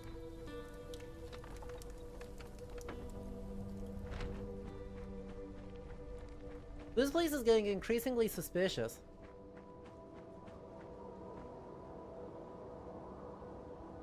Well, yeah, thank you for, like, letting me out from... Oh, cool. Cool. Or I can soft lock randomly. I mean, I guess that's fine. I guess that's an okay thing for to happen. The animation broke, and so the thing never drops. Because the thing never drops, I never get to finish. Man. Absolute worst case scenario.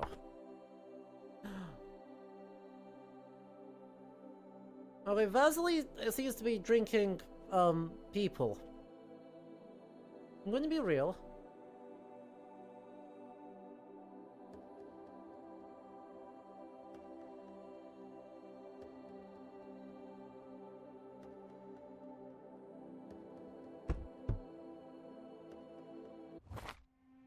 But, yeah, that's fully broken. Heck.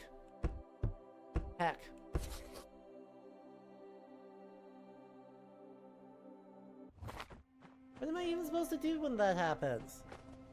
Not like I have a good solution.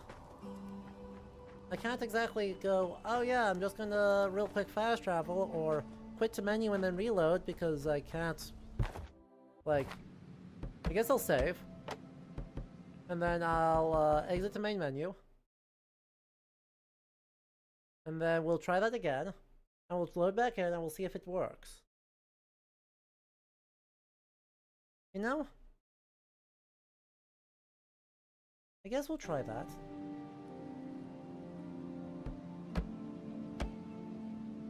Ooh, I can autosave. I can autosave here.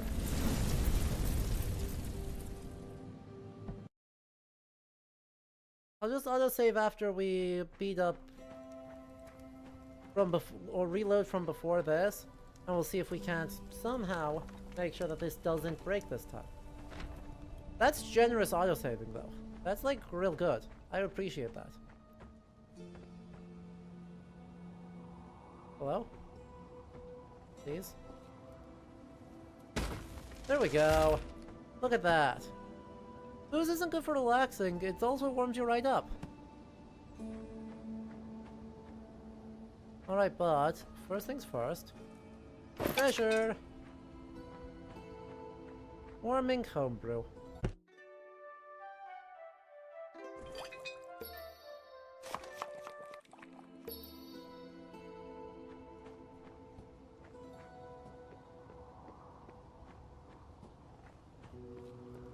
And fierce cold if you don't will get to you real fast if you don't do something. So if we instead do, what is it, the warming homebrew?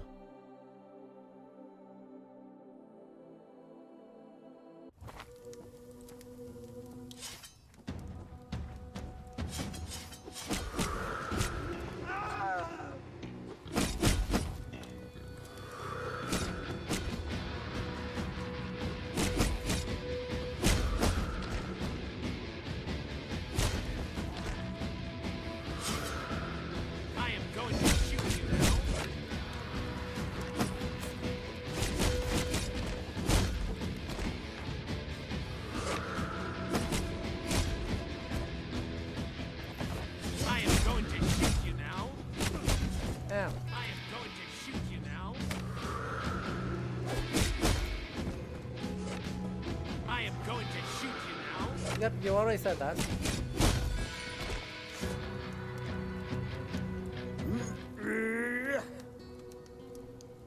Incredible. There we go. Treasure!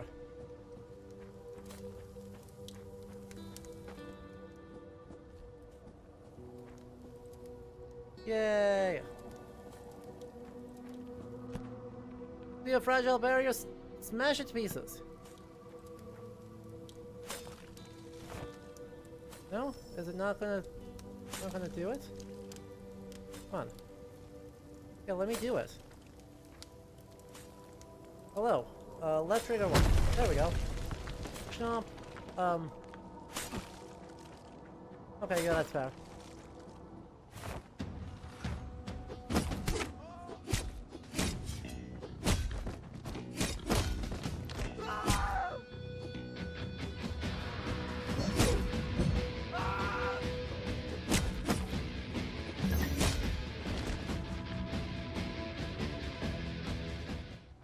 Also, that's a giant, like, double dinosaur.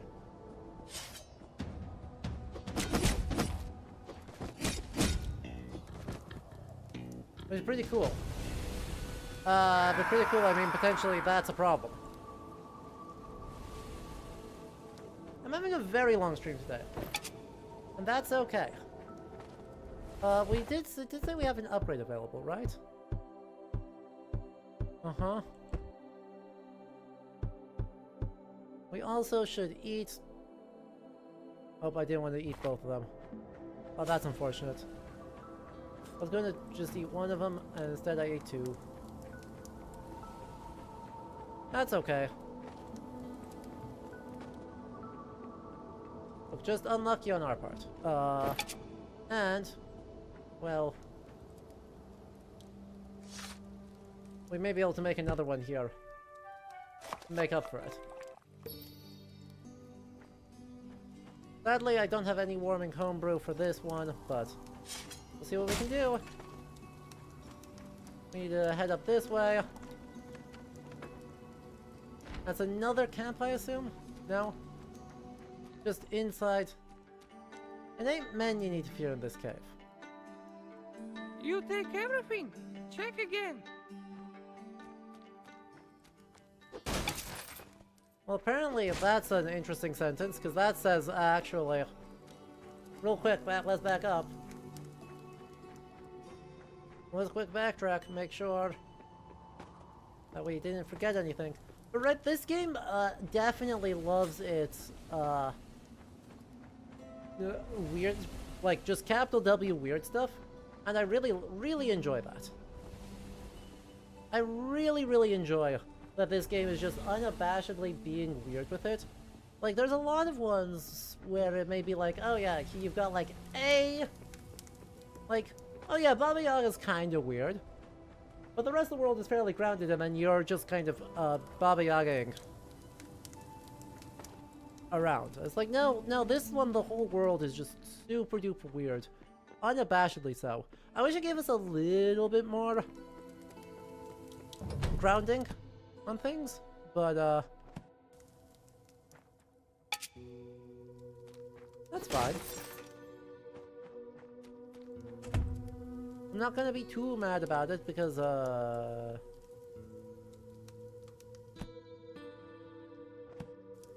like, why would I be mad about it? From time immemorial, the bravest Bogateers did something.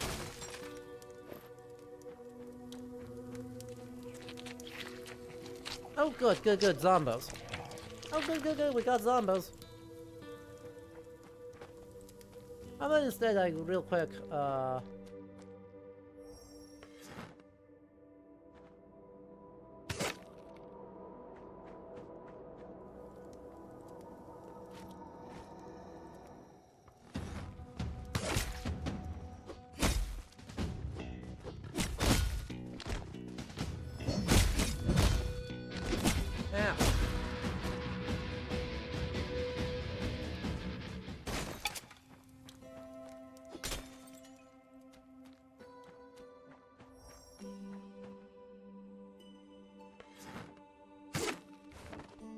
Real quick, just trying to hit all these.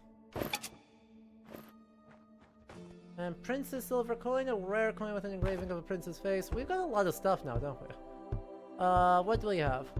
From time immemorial, the bravest bogateers attained these stones in the thrice nine kingdoms. It was a glorious time, but then the gates to the kingdom closed and it becomes increasingly difficult. Rare coin with engraving of a prince's face. They say there are a few of them left. A merchant I know used to keep one in his boot to protect himself from bad, drunk decisions. Right, you believe like Kynocephaly begins here, right? Also, yes, the directions are like west is screaming at me. Well, actually, the whole skull is screaming at me.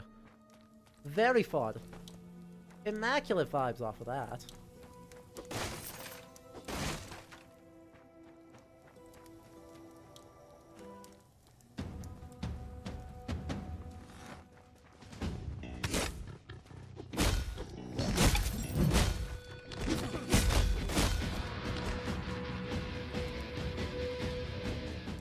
I really need to not take even that much damage, but you know, I'll take it.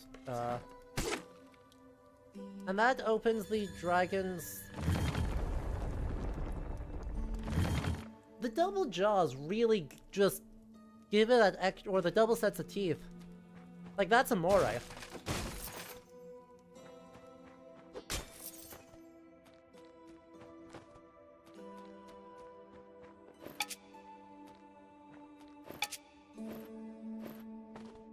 Just a really good vibe, right?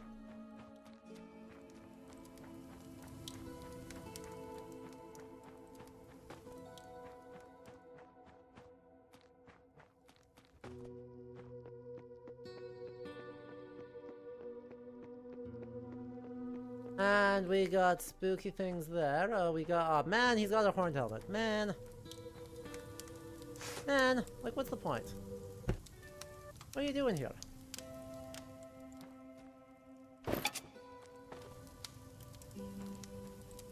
Like, what's this? Oh, a Skyrim reference. I said, what are we doing here?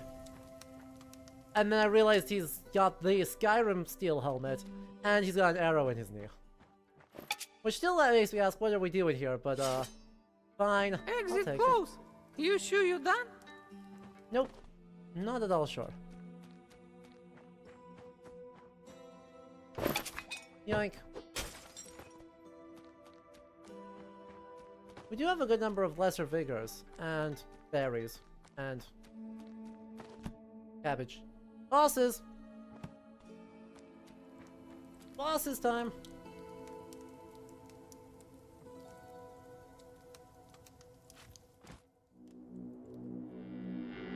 Oh, that's weird.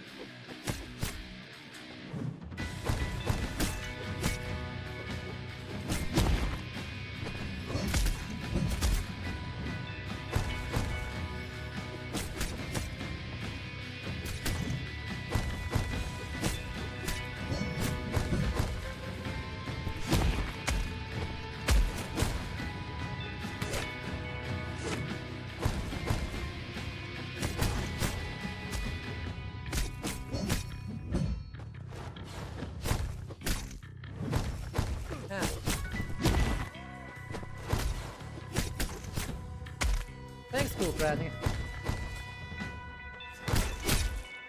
Oh good, and I can smite you now.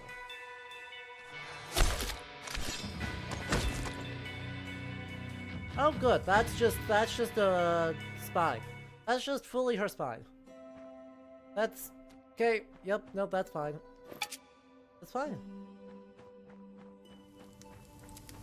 I too wanted to go in and fight, just, you know, stab out a spine. To end up my stream. That's totally, yep. Is that a statement if we can upgrade now to, no, it's, just worse. It's, It's acceptable.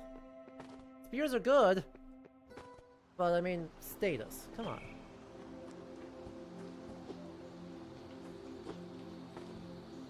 Look at how weird all of this is. And, man, it looks... The little... Aw, look at the little guy! Chat. That is a championship just little dude. Huge fan. Huge fan, look at that.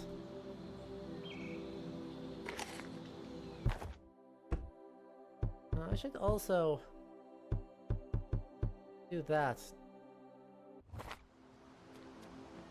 Right? Hey chat, is this when we get to talk about our favorite little boy on theme?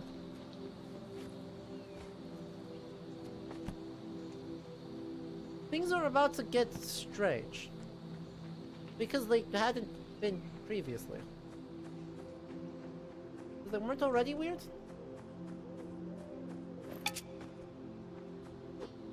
You made it.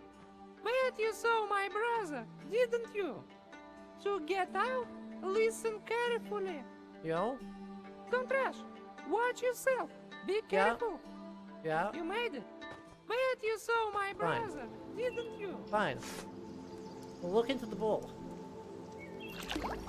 That's not looking, that's sticking our face in. I don't know what this is supposed to be. Oh, we're playing Simon Says.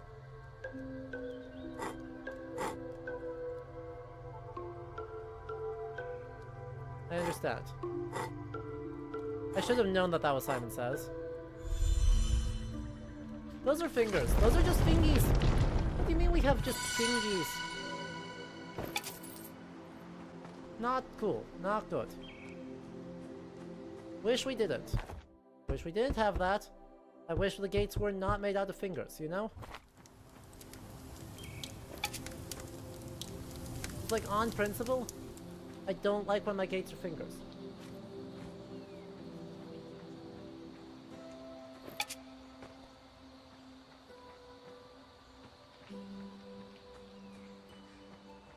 This place would be so cheerful if it wasn't, like, literally constantly full of giga bones and screaming. You know? 3 tears. And importantly, give it a hug. Everyone remember to hug your eyeballs, your eyeball trees. They get lonely, and then they start crying more. But not in, like, a good way.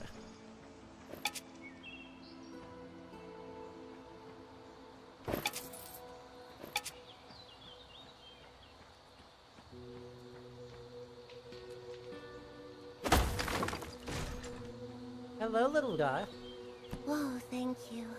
Thank you, good Bogatyr. I'm not a bogatyr, really. Be that as it may, I can see you've got enough Bogatyr glory to become one. Aww. Aww. Hug the little dude. Aww. Just incredible. Just give your little guys a hug.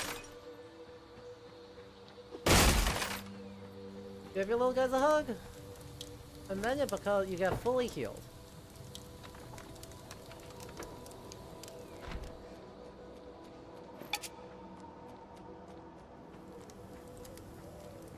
Okay, my map disappeared. That's an ominous sign.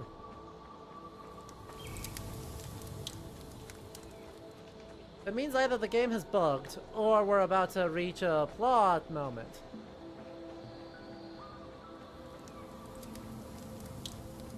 Oh, hey!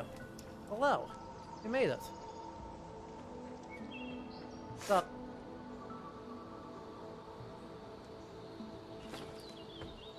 Accept my gratitude, brave warriors.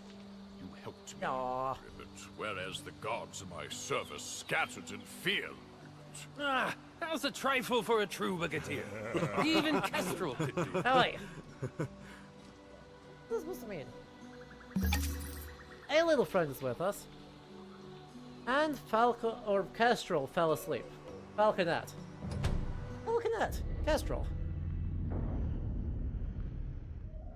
And then we get God, as breath after breath departs, Receive me, O Lord. Show me the path. Fortify my spirit in truth and in yearning. Into your hands I lay my soul. Merciful God. Merciful God. Save me.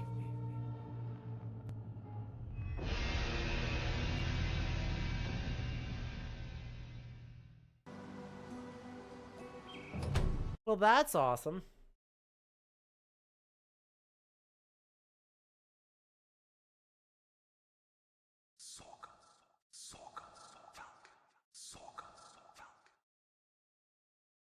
Cult also could just be, you know, Christian. I mean, they're not going to actually say Christian, but they're going to say, I want it to be, oh, he's Christian. Open wide and your bright eyes, everything. my lad. Though the road was long and weary, it has come to its end. Oh, my falcon, my sweet songbird. You know not the ways of the world. Uh-huh. After a sip of Bugateer's potion, many things may haunt the mind. Yeah, I understand. I'm not even a real Bogatir yet, and I'm already getting Bogatir visions. When will you give me a proper... And what makes you think, you yellow-beaked fledgling, that you are fit for a heroic life? Your father, he possessed the spark, and I haven't... Tell me of him, Papa. Tell me of my birth. Okay. Your father was a wonder, a warrior beyond compare. He was a brother to me and a shield to the people. Many were the deeds we wrought together, until Kashe the Deathless brought him down. Yeah, Kashe the Deathless. We're gonna go fight him, you know, yada yada yada. Wield not the blade before your elder, nor boast of a strength as I like that he speaks in, I guess not rhyme, but in... You stand alone, without a brother at your side. Our sacred Bugateer credo is this. To stand for... Well, I'd love at least to give it a try. Where no might dwells, no legends grow.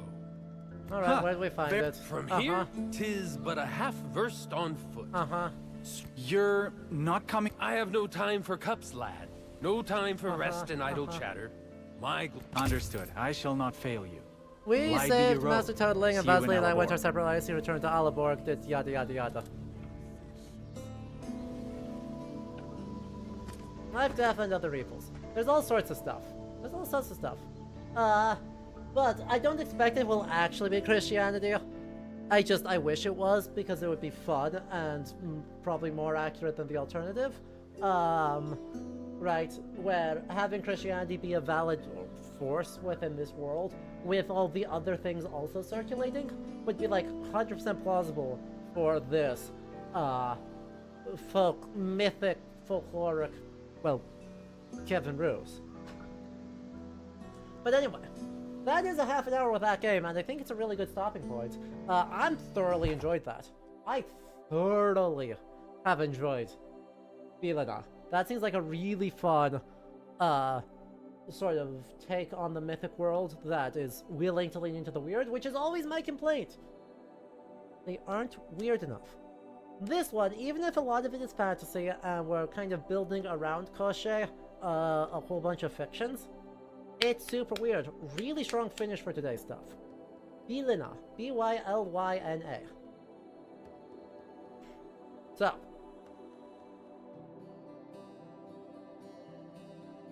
Oh yeah, I guess it's supposed to be an I. B-Y-L-I-N-A. Yes. So, that wraps us up for today, but it doesn't actually wrap us up for demos. Let me be clear on this. This is not the end of demos. It's not at all the end of demos. Because we'll be back tomorrow with even more demos. We got through... How many did we get through today? Once we remove Bylyna, we have gotten through 13. We have 15 remaining. So we'll be live at the same time tomorrow to see how far we get, and see how many we are able to do. If you enjoyed this, of course, do make sure you spread the word so that we can enjoy more demos tomorrow. We've got some really good ones left to come. We've got a lot of ones that I don't know about, but we've got a lot that I'm excited for.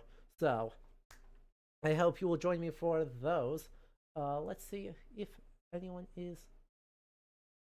Yeah, you know... I think we'll just let everyone get going tonight. So, YouTube people, thank you so much for joining.